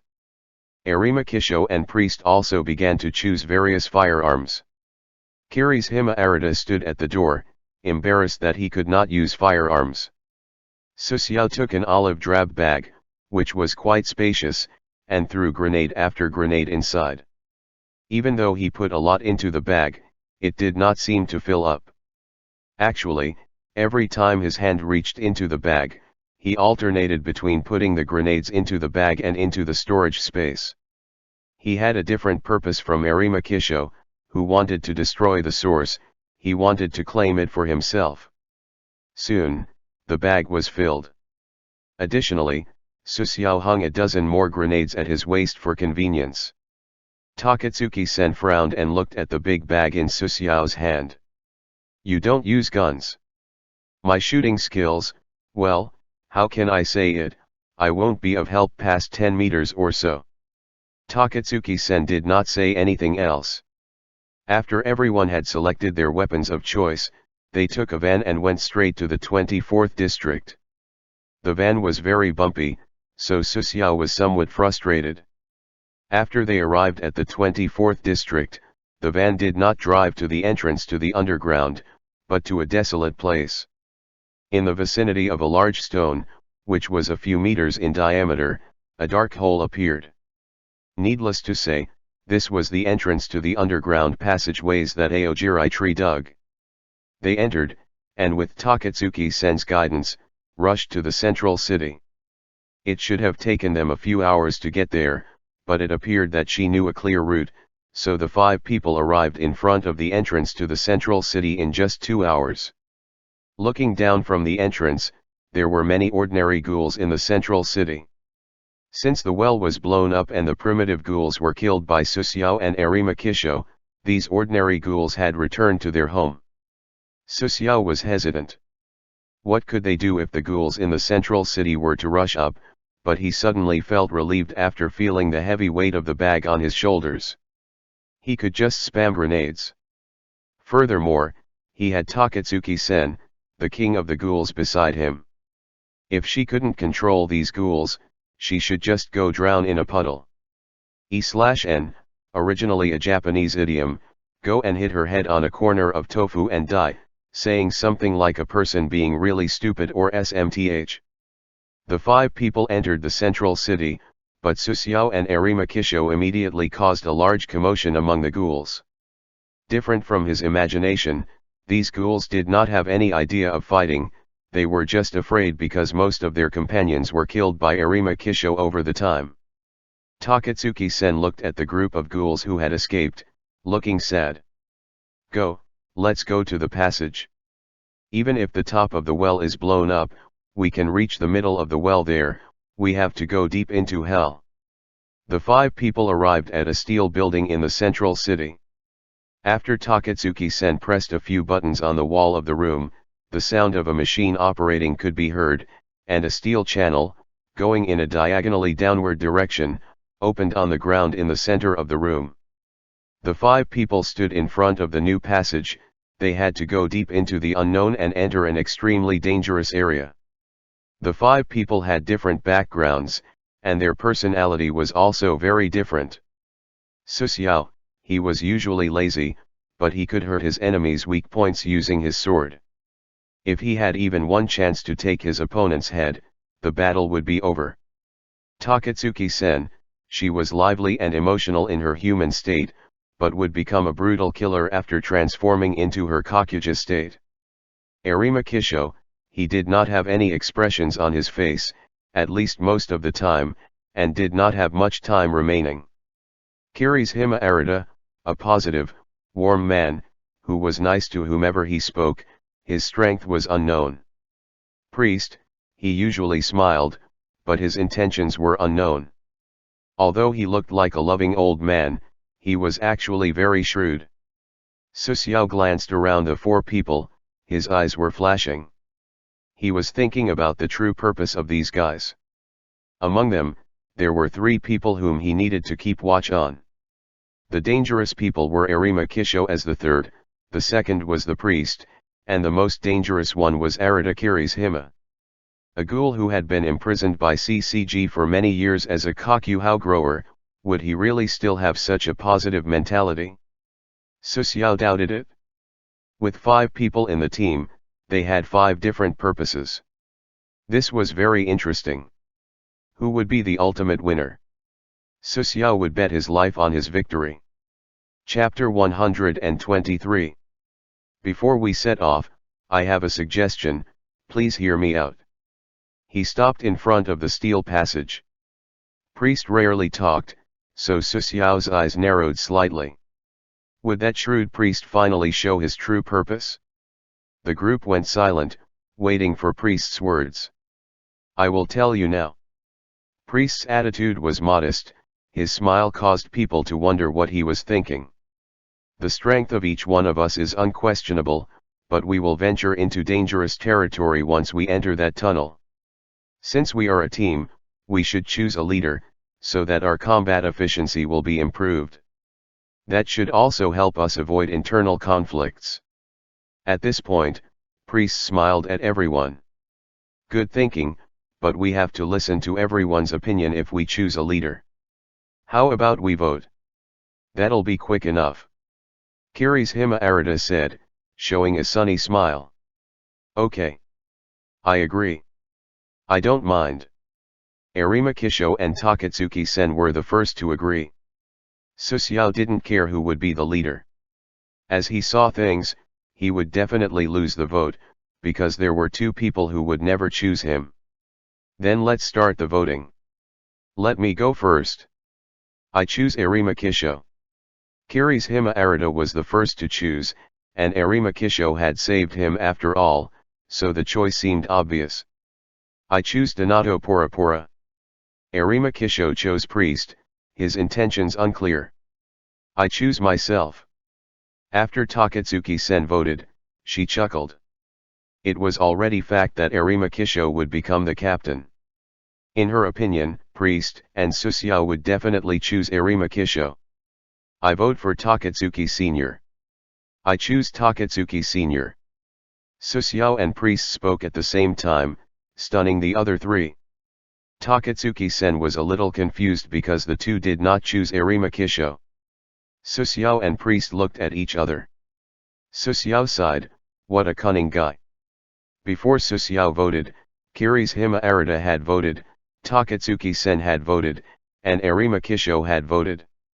If priest voted for himself, he may even become the leader, which was something that Susuo did not want to see, so he could only choose between Arima Kisho and Takatsuki-sen.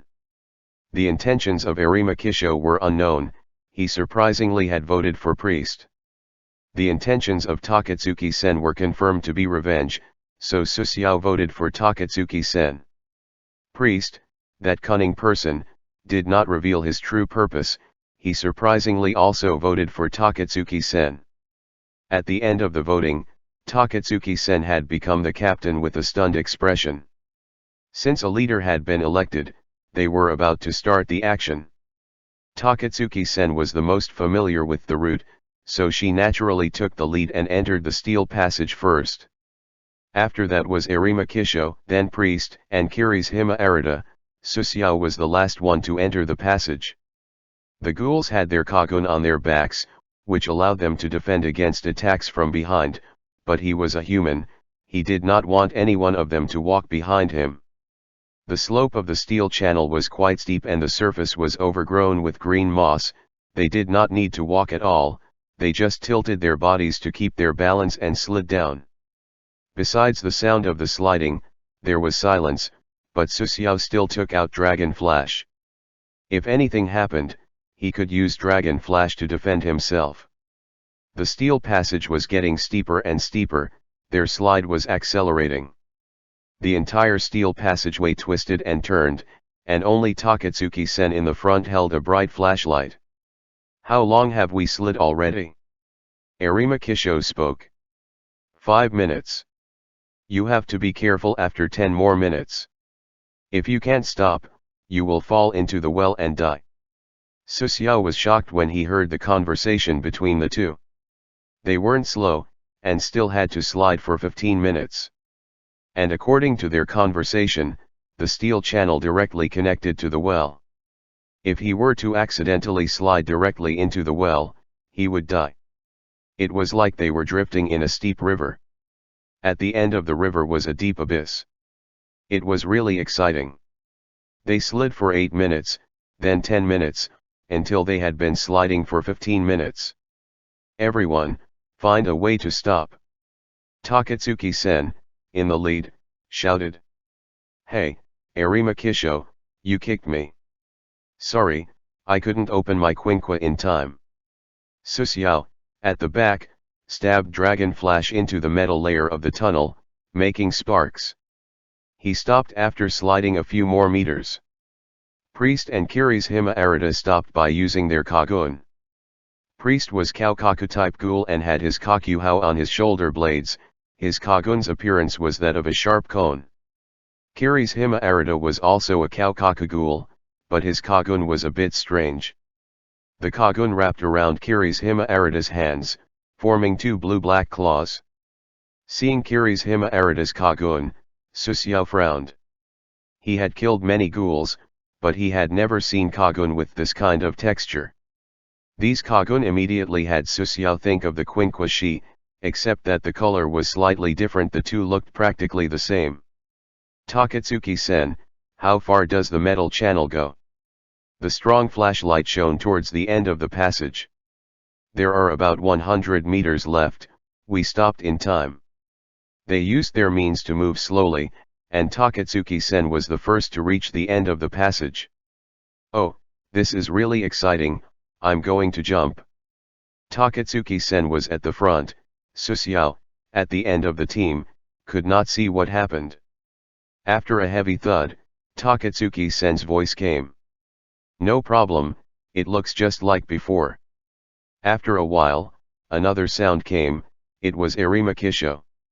Jumping in the wrong direction will definitely kill you. That was Kirishima Arita's voice. Another heavy thud. Priest, Wo was behind Kirishima Arita moved forward. From Susiao's point of view, he could only see Kirishima Arita jump into the darkness, and heard a heavy thud. As it was Priest's turn to jump, Susiao finally saw what happened. This steel passage was linked to the well's wall, and the edge was a bottomless well. If he were to fall down, he would need the ability to fly. Otherwise, he would definitely die. On the wall opposite to the steel passage, there was an iron ladder, about half a meter wide. What Priest was doing now, was trying to jump out of the steel passage, jump across the well, which was easily a dozen meters wide, and grab the ladder, which was only half a meter wide. The difficulty was not small, any mistake would cause death. Priest, who was always smiling, could not smile at this time. Byakuya, can you demonstrate for me? I am afraid of heights. If Priest did not jump, Susiao wouldn't mind kicking him down. It would be very inconvenient to let Priest behind him.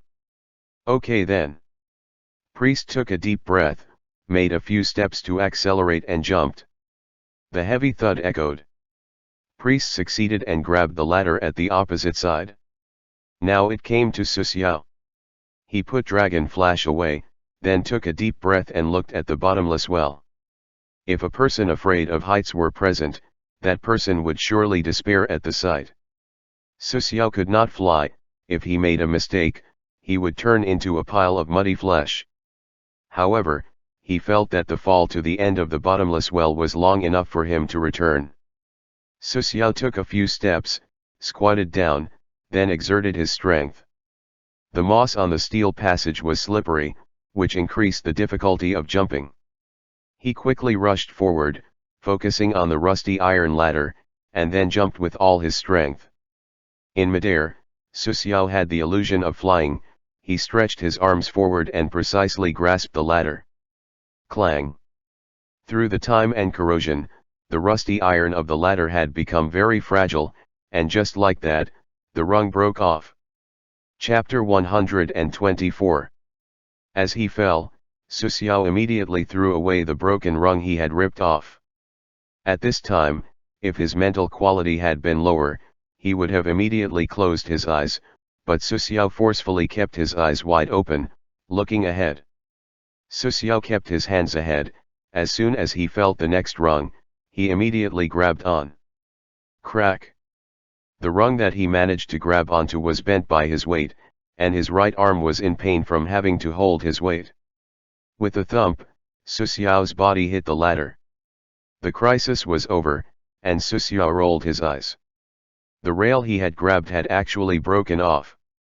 How unlucky was he? As for that being a trap, or sabotage, Susiao discarded the thought, because they had not gone too deep into the underground and it was not the time where infighting might break out. Looking down, he saw that the others had already climbed further down. Maybe they had heard the sound. The four of them looked up. No one said anything. They looked down and continued their climb. Susiao did not care about their attitude. Everyone had their own purpose. It was normal for them to leave when their teammates were in trouble. However, they would continue to cooperate for a bit longer.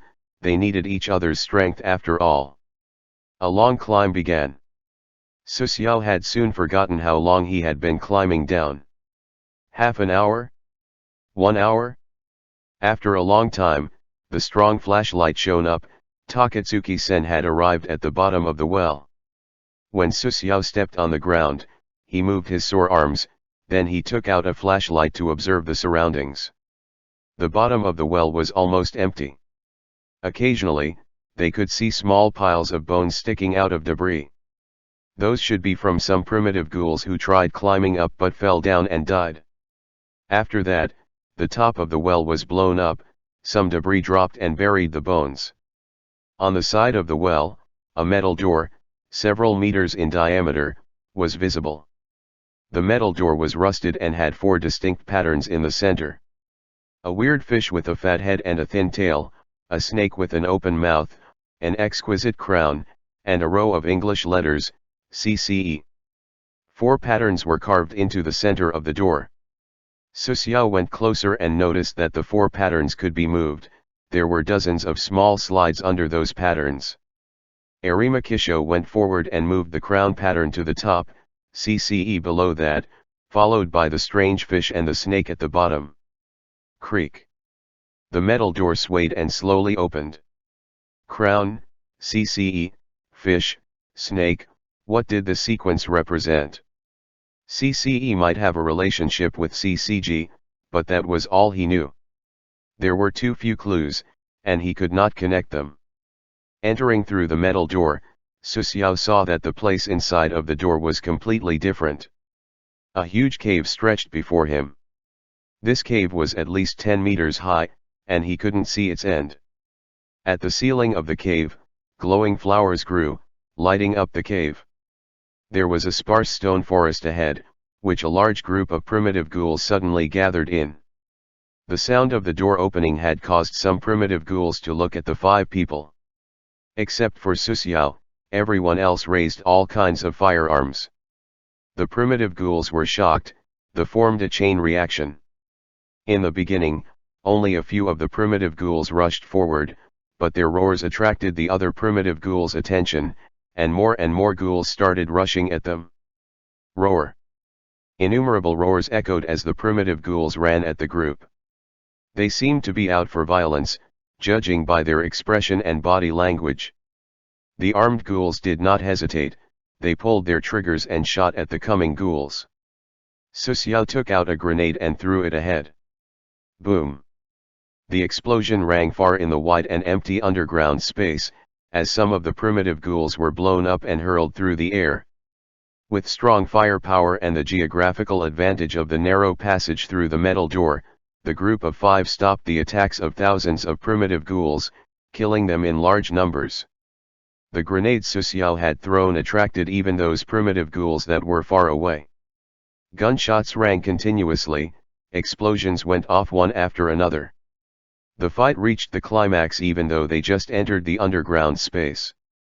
Smoke rose, and the smell of gunpowder stimulated their olfactory nerves. Perhaps they had known that this would happen, as Arimakisho and the rest had brought a lot of bullets. Their storm of bullets almost formed a barrage. The continued firing for 5 whole minutes, the primitive ghouls' bodies were already piling up into hills not too far away. As they were being slaughtered by this kind of firepower, the number of primitive ghouls decreased rapidly. Not long after, no new primitive ghouls showed up. Sure enough, the powerful hot weapons were the best way to deal with ghouls. Arimakisho threw away the firearms as their barrels turned red. They were almost out of bullets, and there were only 3 grenades left in Susiao's bag. They were really effective, it's fortunate that we came prepared. Takatsuki-sen also threw away the gun she'd been using. After this battle, they could only rely on their Kagun and Quinqua. As for why she did not carry more bullets or bring other members of Aogiri tree, it was because of the 10-meter gap between the slide and the ladder. The steel passage was not that wide, so large equipment could not be brought down there. Without sufficient strength, a person would not be able to jump over the gap. Even if they managed the jump, they may not be able to catch the ladder. What's more, during this trip, their insufficient strength may drag the others down. Arimakisho led them to walk into the stone forest. He seemed to know the route, as he went straight to the east. When they passed by a particular column, Susiao pressed on the column with one hand, causing some gravel to fall. This place may have existed for many, many years. Compared to the last time I went down here, it's going really smooth. Sure enough, the weapons that humans invented are really terrible. Priest sighed. This old guy had surprisingly come here before, and listening to his tone, he didn't come here as smoothly the last time.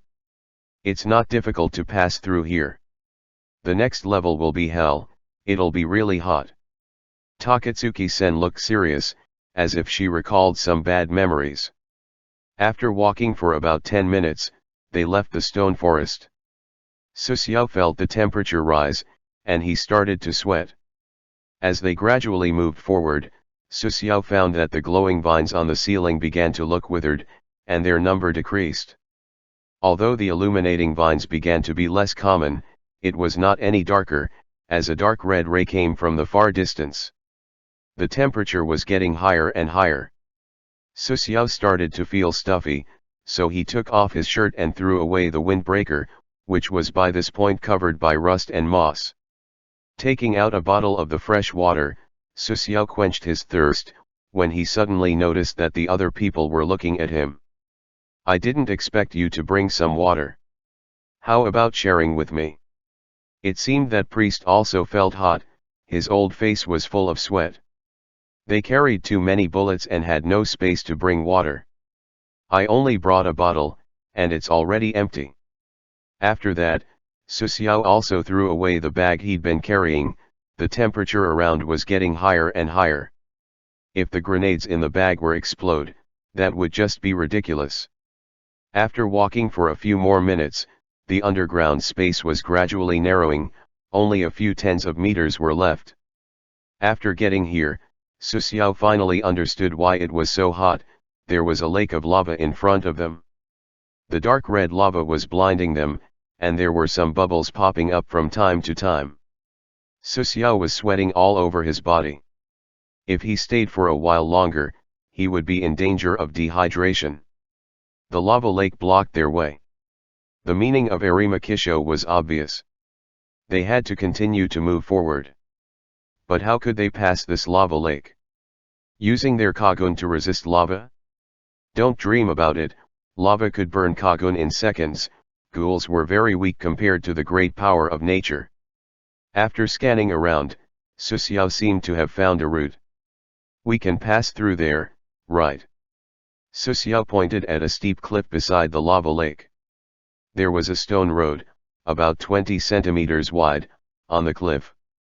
The stone road was narrow, but looked very neat. It seemed to have been intentionally carved by someone. A few iron pipes could be seen on the cliff. There should have been a bridge there, some time ago. The bridge should have been eroded by the lava and disappeared, leaving only the 20-centimeter wide stone path and the few iron pipes behind. 2 years ago, the bridge was still there. It seems that we're unfortunate. The opposite stone platform should be our ultimate goal. I have searched for other locations, but there is no other way. Arimakisho pointed to a stone platform a few dozens of meters away. The area of the stone platform was not small, and it looked to be at least a few hundred meters away. Because of the position Susiao was in, he could not see what exactly was on the stone platform. I'm the leader, let me go first. Takatsuki-sen climbed up the cliff first, which was a dozen meters high, and stepped on the stone road, which was only 20 centimeters wide. She stood with her back pressed against the wall as she moved forward. The lava was about 10 meters below her. Because of the temperature, Takatsuki-sen could hardly open her eyes, and her face immediately reddened. Arimakisho was the second person to climb the cliff. After him were Priest and Arata Kirishima, and then it was Susiao's turn. When Susiao's back was pressed against the stone wall, and his foot stepped on the narrow pathway, he finally understood what Takatsuki-sen meant as she said it was hot as hell. If his vitality had been below 10 points, he might have fainted from the temperature alone. This was more exciting than the slide or the jump across the well. One mistake and he would fall into lava. Susiao was sure that the lava could burn him into charcoal in 2 seconds. Chapter 125. Susiao's body stayed close to the cliff, he sidestepped to gradually move forward.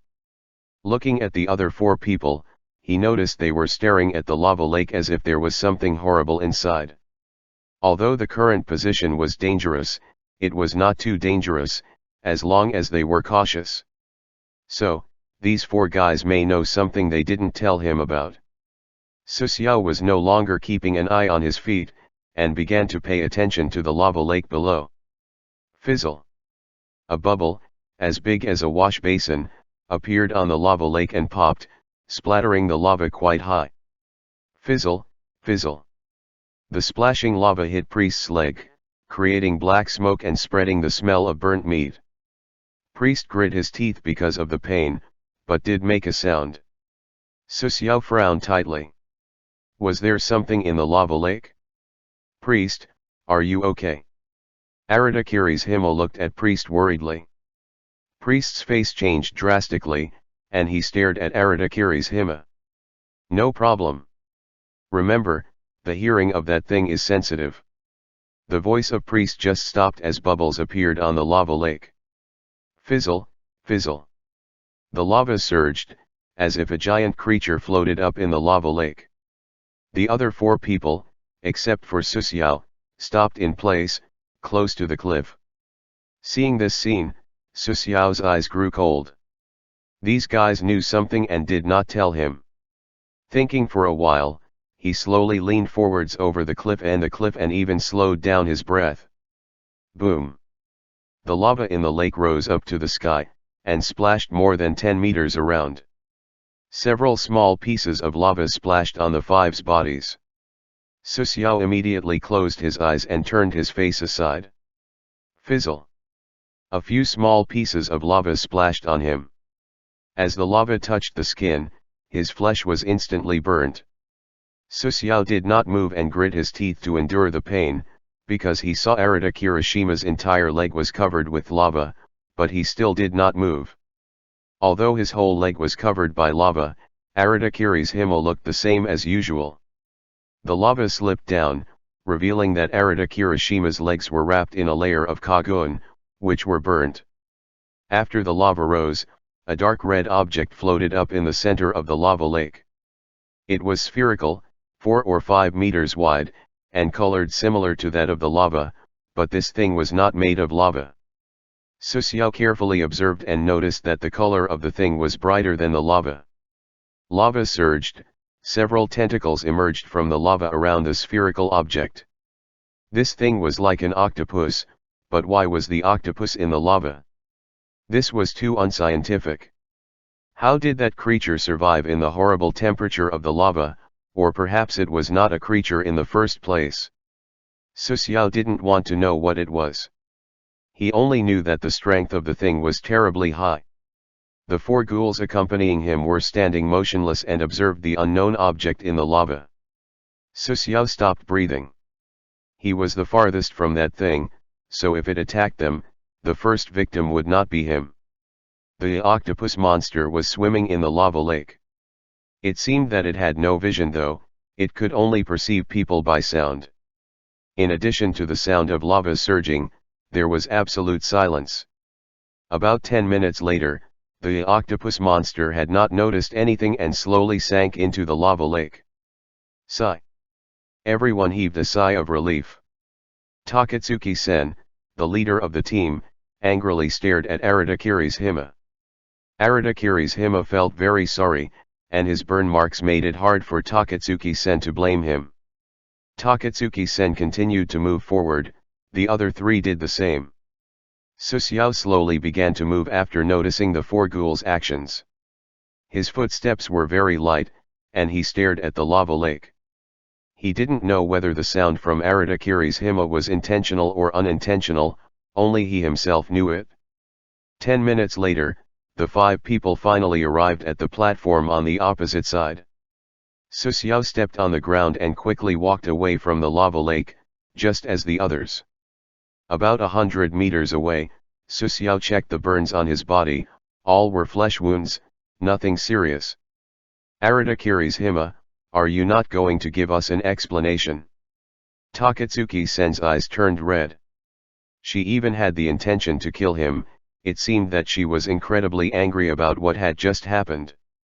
It was reasonable, the four of them were almost killed by Arata Kirishima's actions. Susiao did not speak, he just stood a bit away from the crowd, so in case the infighting started, he wouldn't be splattered with blood. Miss Takatsuki-sen, I apologize for the incident. I didn't expect the hearing of the monster to be so acute. Arata Kirishima looked guilty, he seemed to be willing to accept any punishment. You. Takatsuki-sen just wanted to speak but was interrupted by Arima Kisho. Forget it.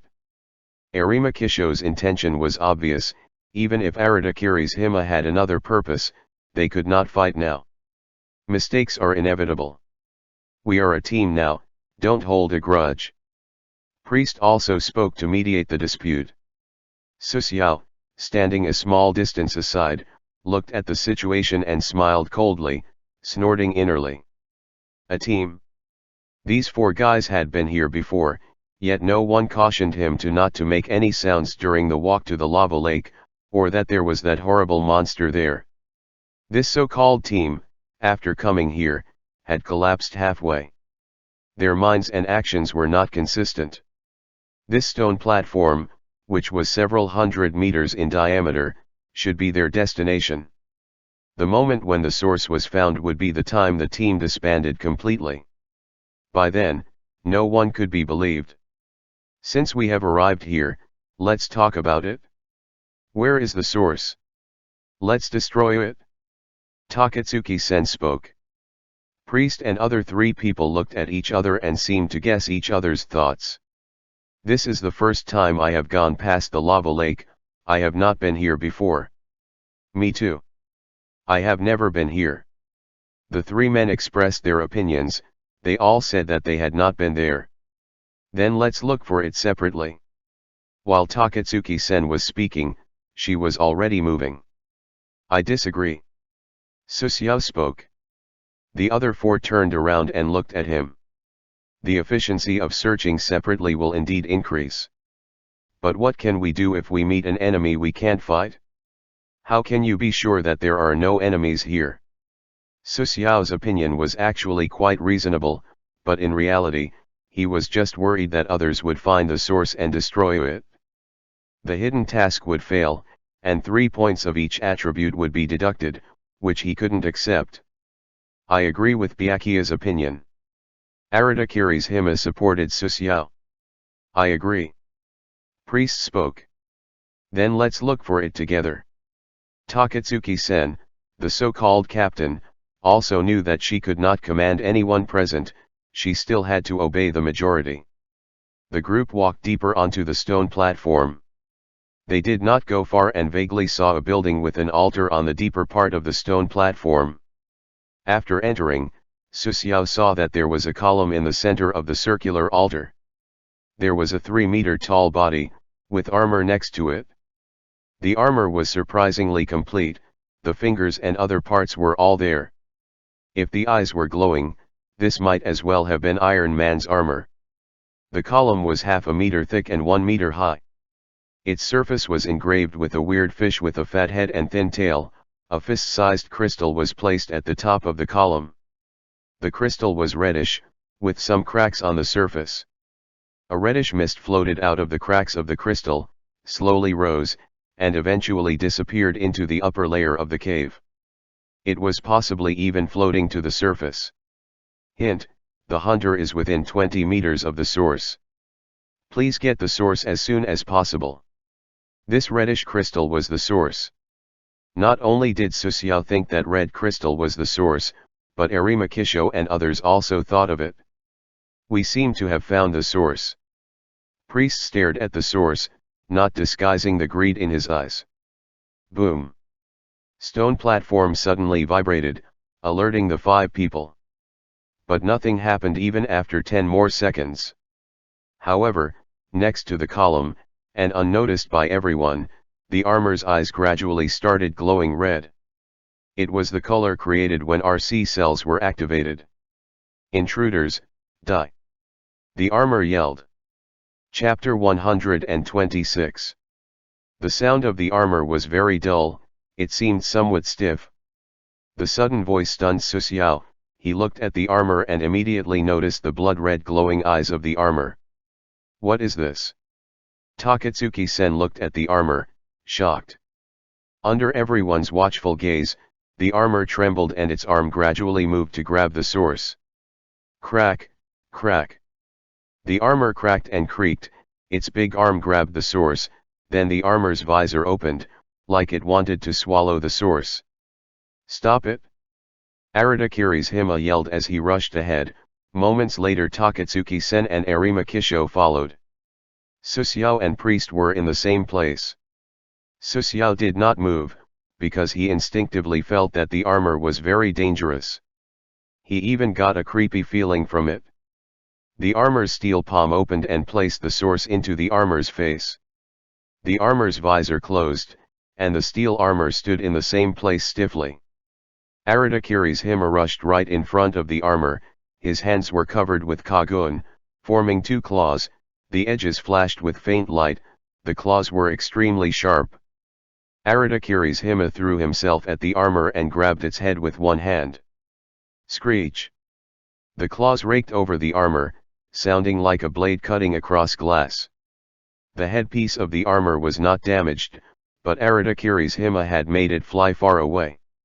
After the armor landed, it rolled a few times, it seemed to have become a dead object once again. Fizzle! A light red flame rose on the surface of the armor, and the armor was like a flame warrior. The armor slowly stood up, its appearance having changed greatly. If the armor was like a dead object before, then the whole thing seemed to be alive now. There was a vague red glow inside of the armor, and it seemed to be filled with a kind of gelatinous substance. Ha! The armor raised his hand and breathed out red mist, clenching its fists tightly. The ground under its feet had formed fine cracks. The armor just stood with clenched fists. Susiao looked at the armor in front of him. A feeling of dread rose from his foot and went straight to the hair on his neck. He had the sudden urge to turn around and flee. Who am I? The armor said these words, and one by one, Arata Kirishima and other people who were rushing at it stopped. They also felt horror in front of the armor. After a few seconds, the armor seemed to remember something. Experiment number 3. And there is an even better one, no 4. The armor first looked at Takatsuki-sen, then at Arata Kirishima. No 4 should be more delicious. After the armor said this, its foot stepped hard on the ground. Bang! Chips of the stone from the platform splashed around, a large hole about 1 meter in diameter had appeared in the position where the armor had just stood. The armor had disappeared. How is that possible? Arata Kirishima's pupils tightened as he jumped back with all his strength, because the armor had already appeared in front of him. It hadn't waited for Arata Kirishima to jump back. The armor had left behind an after-image and once again appeared in front of Arata Kirishima. The red glowing eye hole seemed to stare at Arata Kirishima. The armor's arm, which was as thick as a thigh, lifted up and punched at Arata Kirishima's head. The punch was so fast it even caused an after-image. Squish! Arata Kirishima's head burst like a watermelon, red and white liquid splashed. Arata Kirishima was killed within seconds. As the other 4 people saw this, they felt a lot of pressure. What is this armor? It was too terrifying. The armor lowered its body, his palms easily penetrated into Arata Kirishima's chest, just as easy as piercing tofu. Squelch! Squelch! Arata Kirishima's body gradually dried up, he turned into a dried corpse without a head. Delicious, ha ha ha. The armor let out a dull laugh, then it looked at Susiao and others. At this time, no one needed to be reminded to be careful. Priest and others immediately approached Susiao, standing side by side in a row, staring at the armor. This thing was too horrible, if they don't cooperate against it, they would have no chance. Susiao used basic detection to obtain information about the armor. 10 points of mana have been consumed. The basic detection is used successfully. The following information is obtained. Name, Mars, the first ghoul in history. Strength, 30, the strongest in this world. Agility, 24. Vitality, 26. Intelligence, 15. Charm, 10. Skill 1, first generation the ghoul, passive strength plus 15, agility plus 10. Skill 2, radiation of source, passive HP recovery rate increased by 200%. Skill 3, primary RC cell carrier, passive no fatal weakness, immunity to spiritual control skills. Skill 4, elite, passive, has expired. Skill 5, absorbing originality, active absorb RC cells from a ghoul's body and restore HP according to the amount of RC cells absorbed. Skill 6, ground shock, active slam down on the ground severely to form a high-strength shock wave, causing dizziness and oscillation to the enemy. Skill 7. After seeing the information about Mars, Susiao took a cold breath. The python with blood-red eyes he had encountered before also had 30 points of strength, but there was an essential difference between the two. The bloody eyes could have high strength was because of its huge body. The one in front of him was only 3 meters high and still had such huge power. Its agility and vitality were not low, even the lowest attributes were still double digits. As the armor moved, it caused afterimages, although this was related to Susiao's dynamic vision which wasn't strong enough. Let's cooperate, or we will all die. Takatsuki-sen's Kagun surged and transformed into their Kakuja state. I agree. We don't know what kind of creature this thing is. After it woke up, the vitality of the RC cells in my body began to decrease. Priest's false smile had disappeared, he seriously stared at the armor. After starting the fight, you try to hold him down. I will try to circle it. Susiao could only cooperate with the three, otherwise, there was no possibility to win. Takatsuki-sen stood at the forefront. She was more defensive in her Kakuja state. Arima Kisho looked for opportunities on the side. Priest was next to Takatsuki-sen. Susiao was responsible for finding opportunities to give Mars a heavy attack. Who allowed you to step into it? Do you have permission from Boken Marquis? Mars spoke, but what he said made everyone was stunned in the room. Boken Marquis? What generation did this guy live in? No, this guy in front of them was not human, maybe the armor just made him maintain the human form. It seems that you mice from an enemy country broke in, and want to steal our holy fish. Mars murmured for a while, this guy's head should not be properly screwed on, he didn't even remember his identity. Go. Takatsuki-sen rushed at Mars, and Arima Kisho, at the side, pressed the quinqua box in his hand, and a sword-shaped quinqua appeared. The sword-shaped quinqua had a very fine tip, but the sword was as thick as an arm, with a long handle.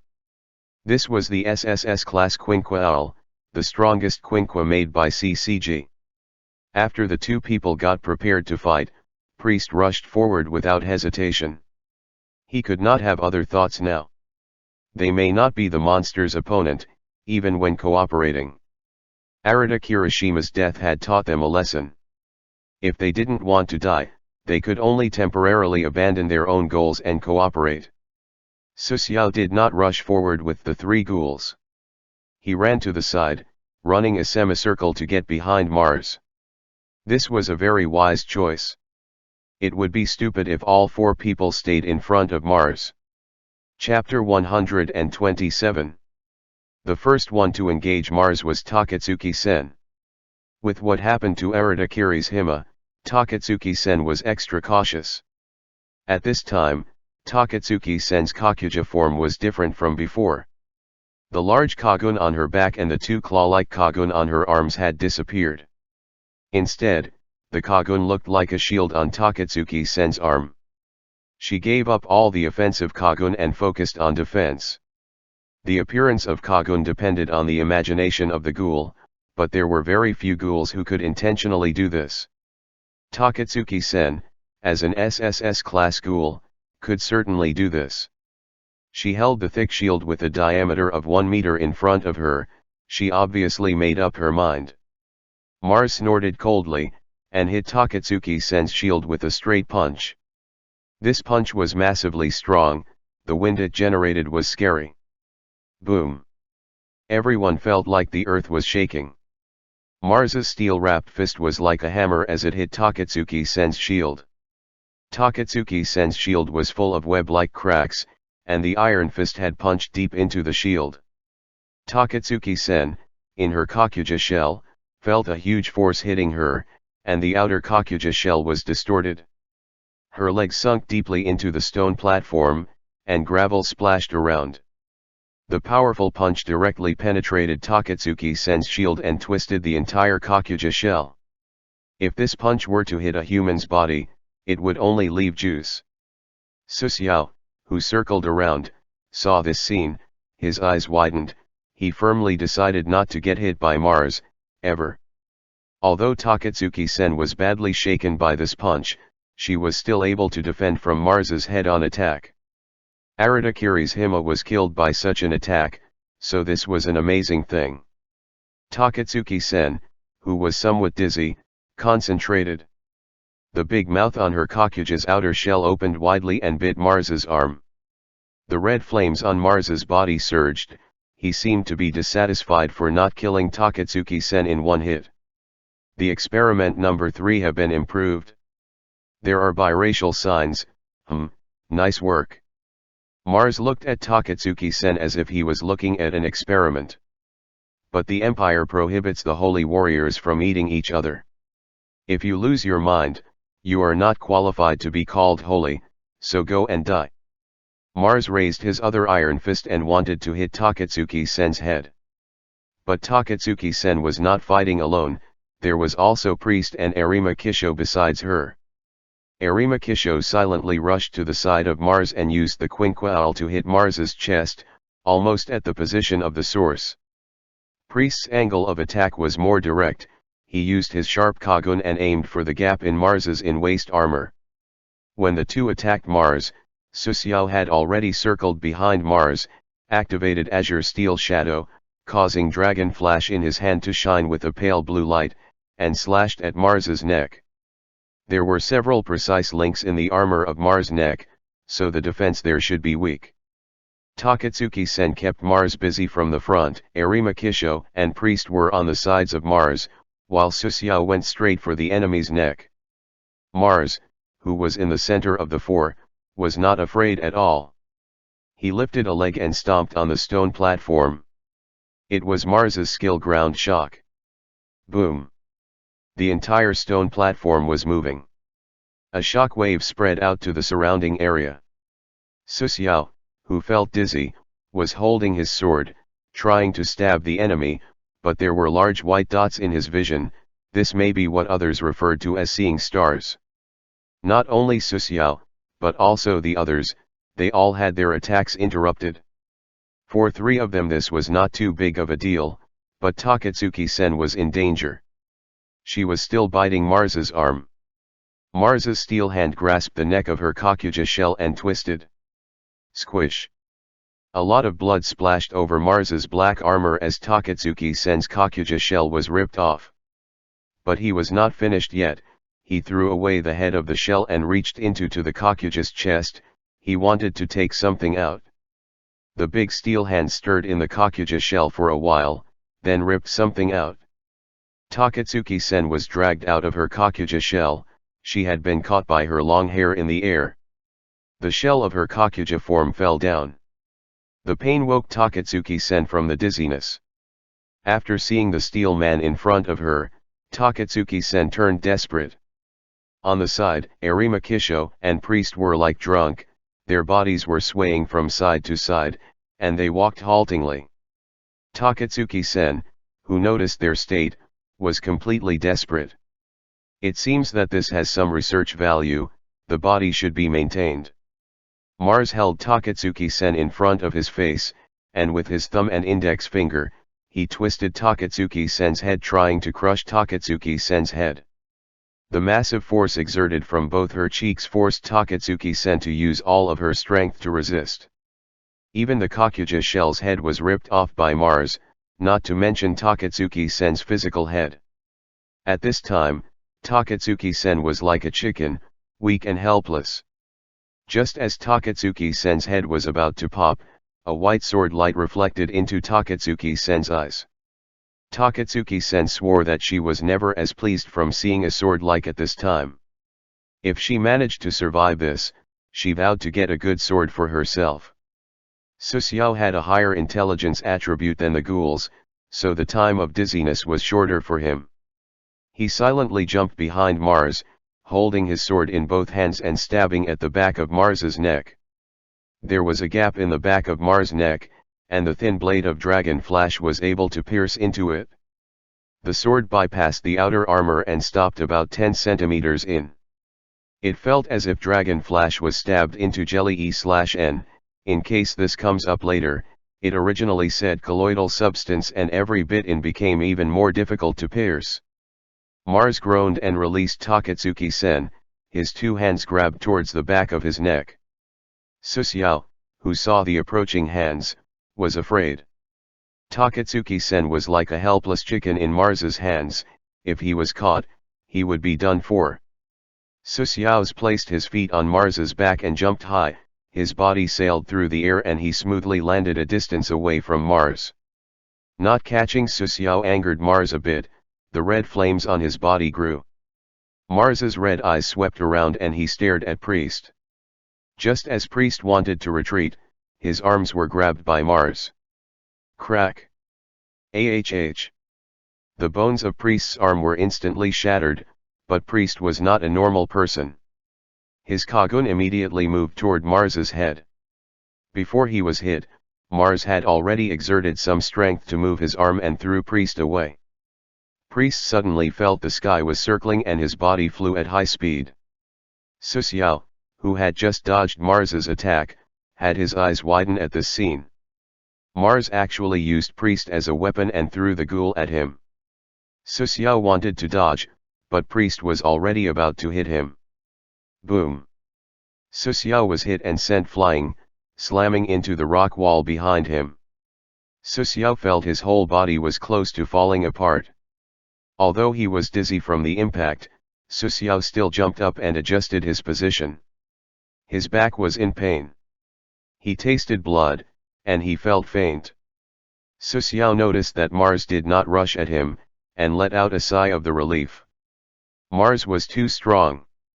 If there were no gaps in the armor that he could use, they would have no hope of winning.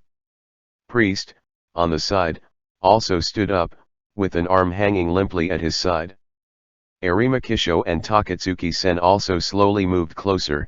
It would be impossible to defeat the monster in front of them on their own. Hey! Susiao shouted to attract the attention of Mars. The other three were shocked. This guy is crazy, they thought. Susiao suddenly had one more thing in his hand as he stared at Mars. How about I give this thing to you, and you let us go? This is our country's treasure. During the conversation, Susiao threw something forward. The other three people were puzzled when they saw the thing in the midair.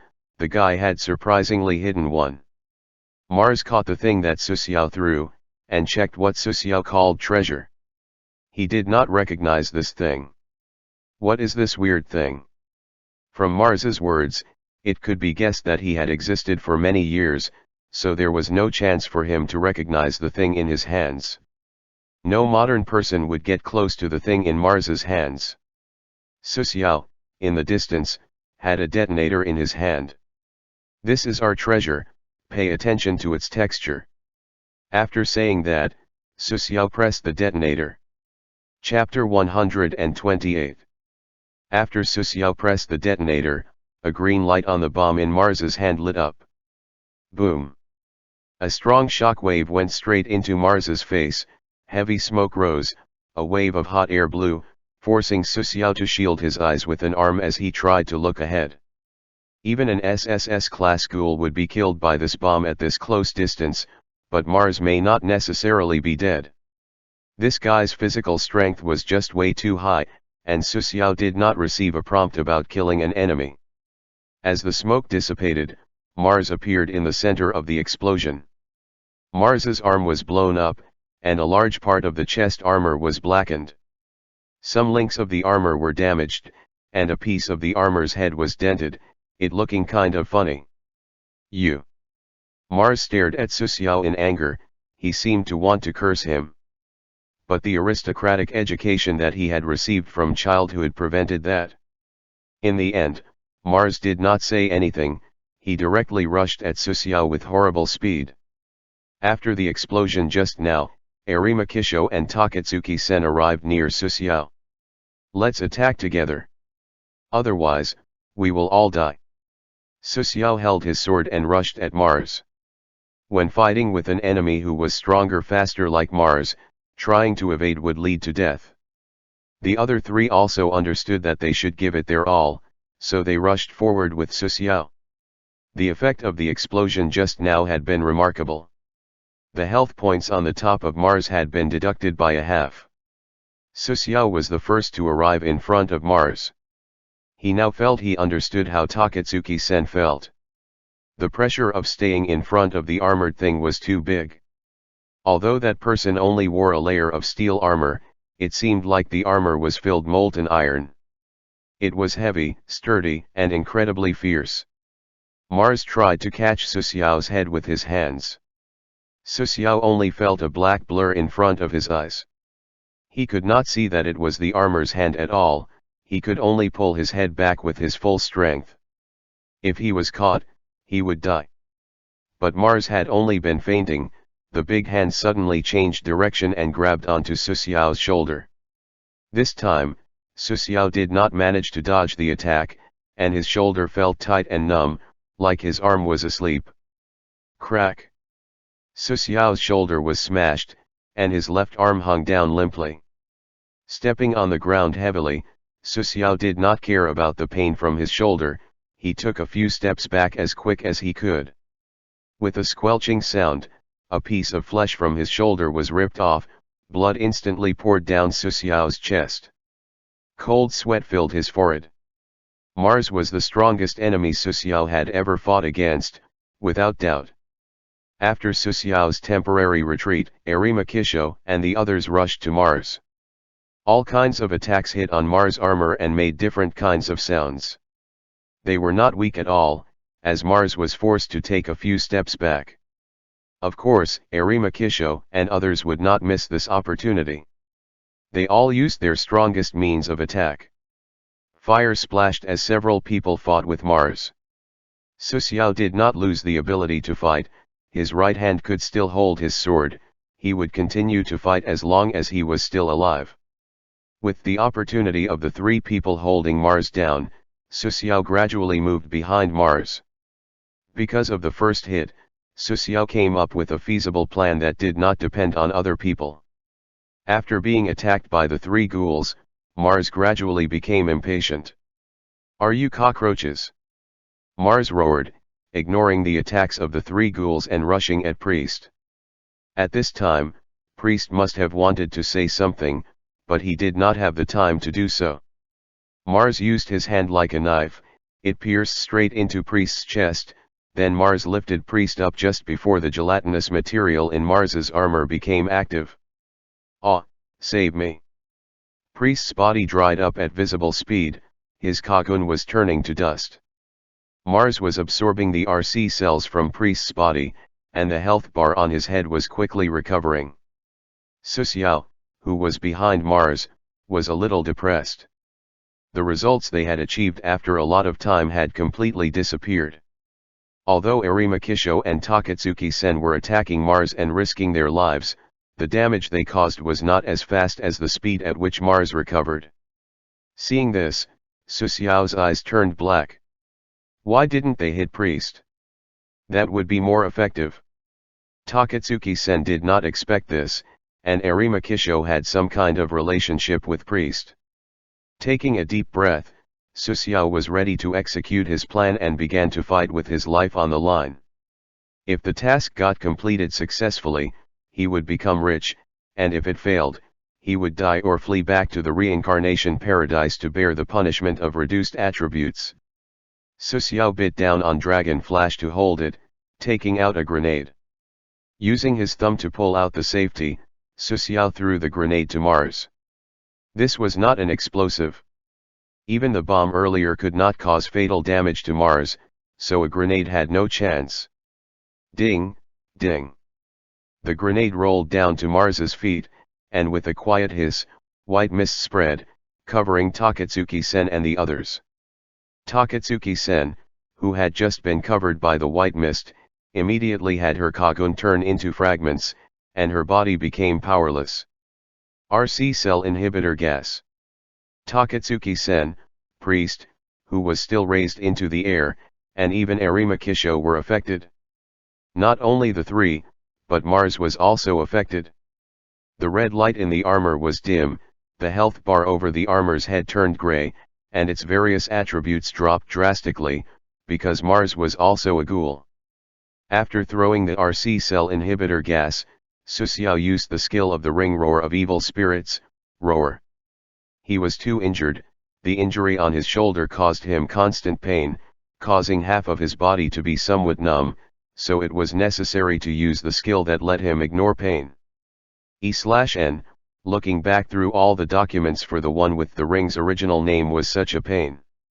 After activating the skill, Su Xiao's pain disappeared, he rushed forward with the sword in one hand. He rushed to Mars's with a few steps.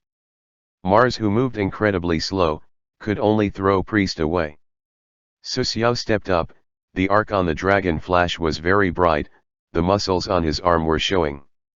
Using a bomb to destroy Mars's armor, RC cell inhibitor gas to weaken the RC cells in Mars's body, and using the roaring skills to ignore his pain, that was all done to deal his strongest attack.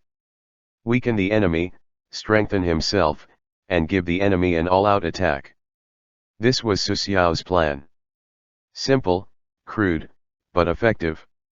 If this strike could not kill or seriously harm the enemy, that would mean that Su Xiao could only wait for death or choose to return immediately. But the cost of returning immediately was too heavy for him. The blade cut through the air, forming a light blue arc.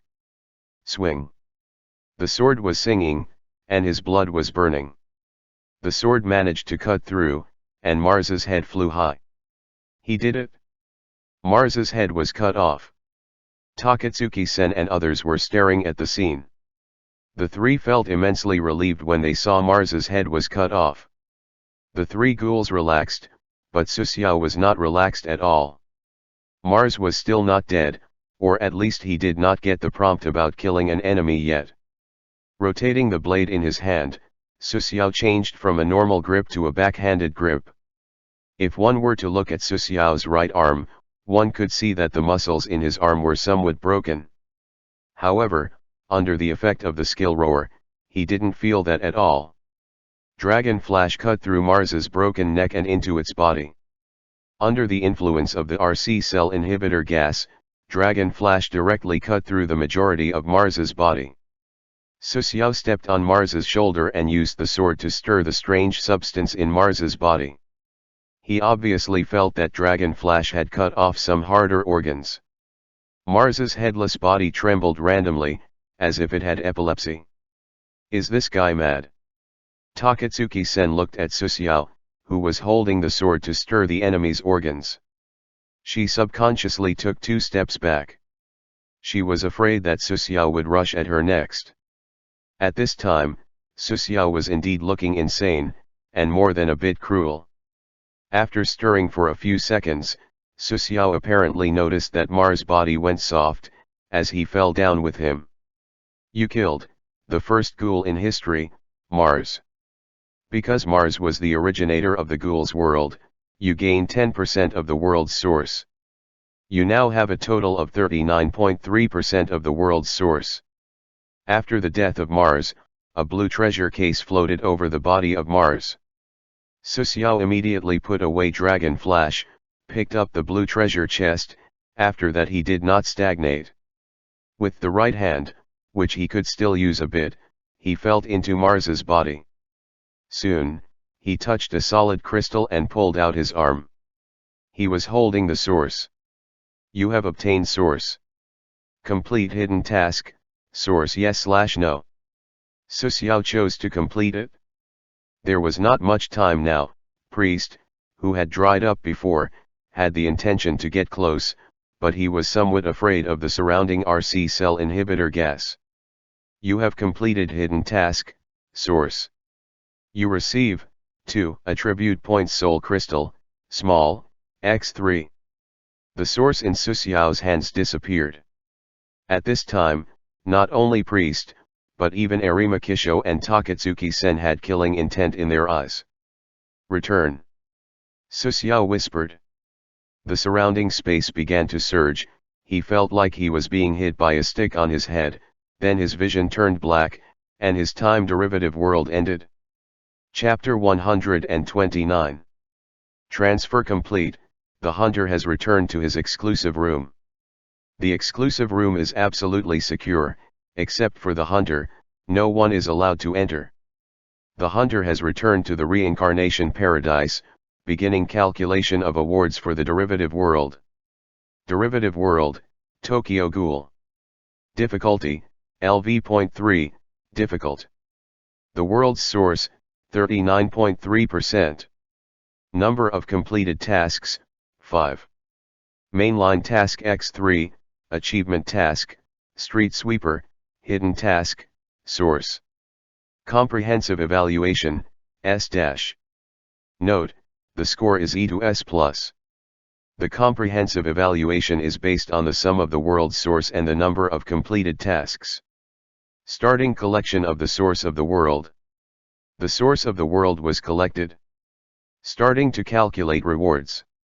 Earned rewards, 15, attribute points 19,000 paradise coins. The overall rating was S-. The hunter's level is raised by 3. New level is LV.5. The level is be increased based on the comprehensive evaluation. The hunter's level has reached LV.5, storage space has increased to 5 cubic meters. Calculation complete, the rewards have automatically been deposited into the hunter's mark. Detecting that the hunter has completed the hunting mission and won the Aojirai Honor Medal. The honor store is now open. Location, in the exclusive room of the hunter. The hunter should explore its functions himself. Su Xiao sat on the ground in the exclusive room to check the clearance evaluation. Compared with the world of One Piece, he had gained a lot in the ghoul's world. The 15 attribute points could drastically strengthen Su Xiao's 3 main attributes. The soul crystal that he had obtained in the hidden task could allow him to further develop the shadow of the law. Detected that the hunter's vital sign is unstable. If hunter accepts, recovery will start. As Su Xiao wanted to choose to recover the shoulder injury, a notification of the reincarnation paradise appeared again. Ding. Since the hunter has access to the honor store, the reincarnation paradise recommends that the hunter actively uses the honor store. Su Xiao was a bit surprised.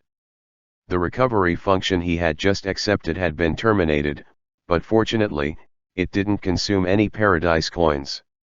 Although Su Xiao wanted to calculate his harvest in the ghoul's world, it was even more important to restore his injuries now.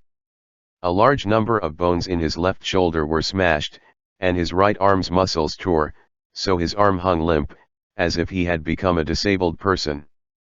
Fuck. Su Xiao struggled to stand up and moved in front of the screen that had just appeared in the room. The screen on the wall showed several lines of text.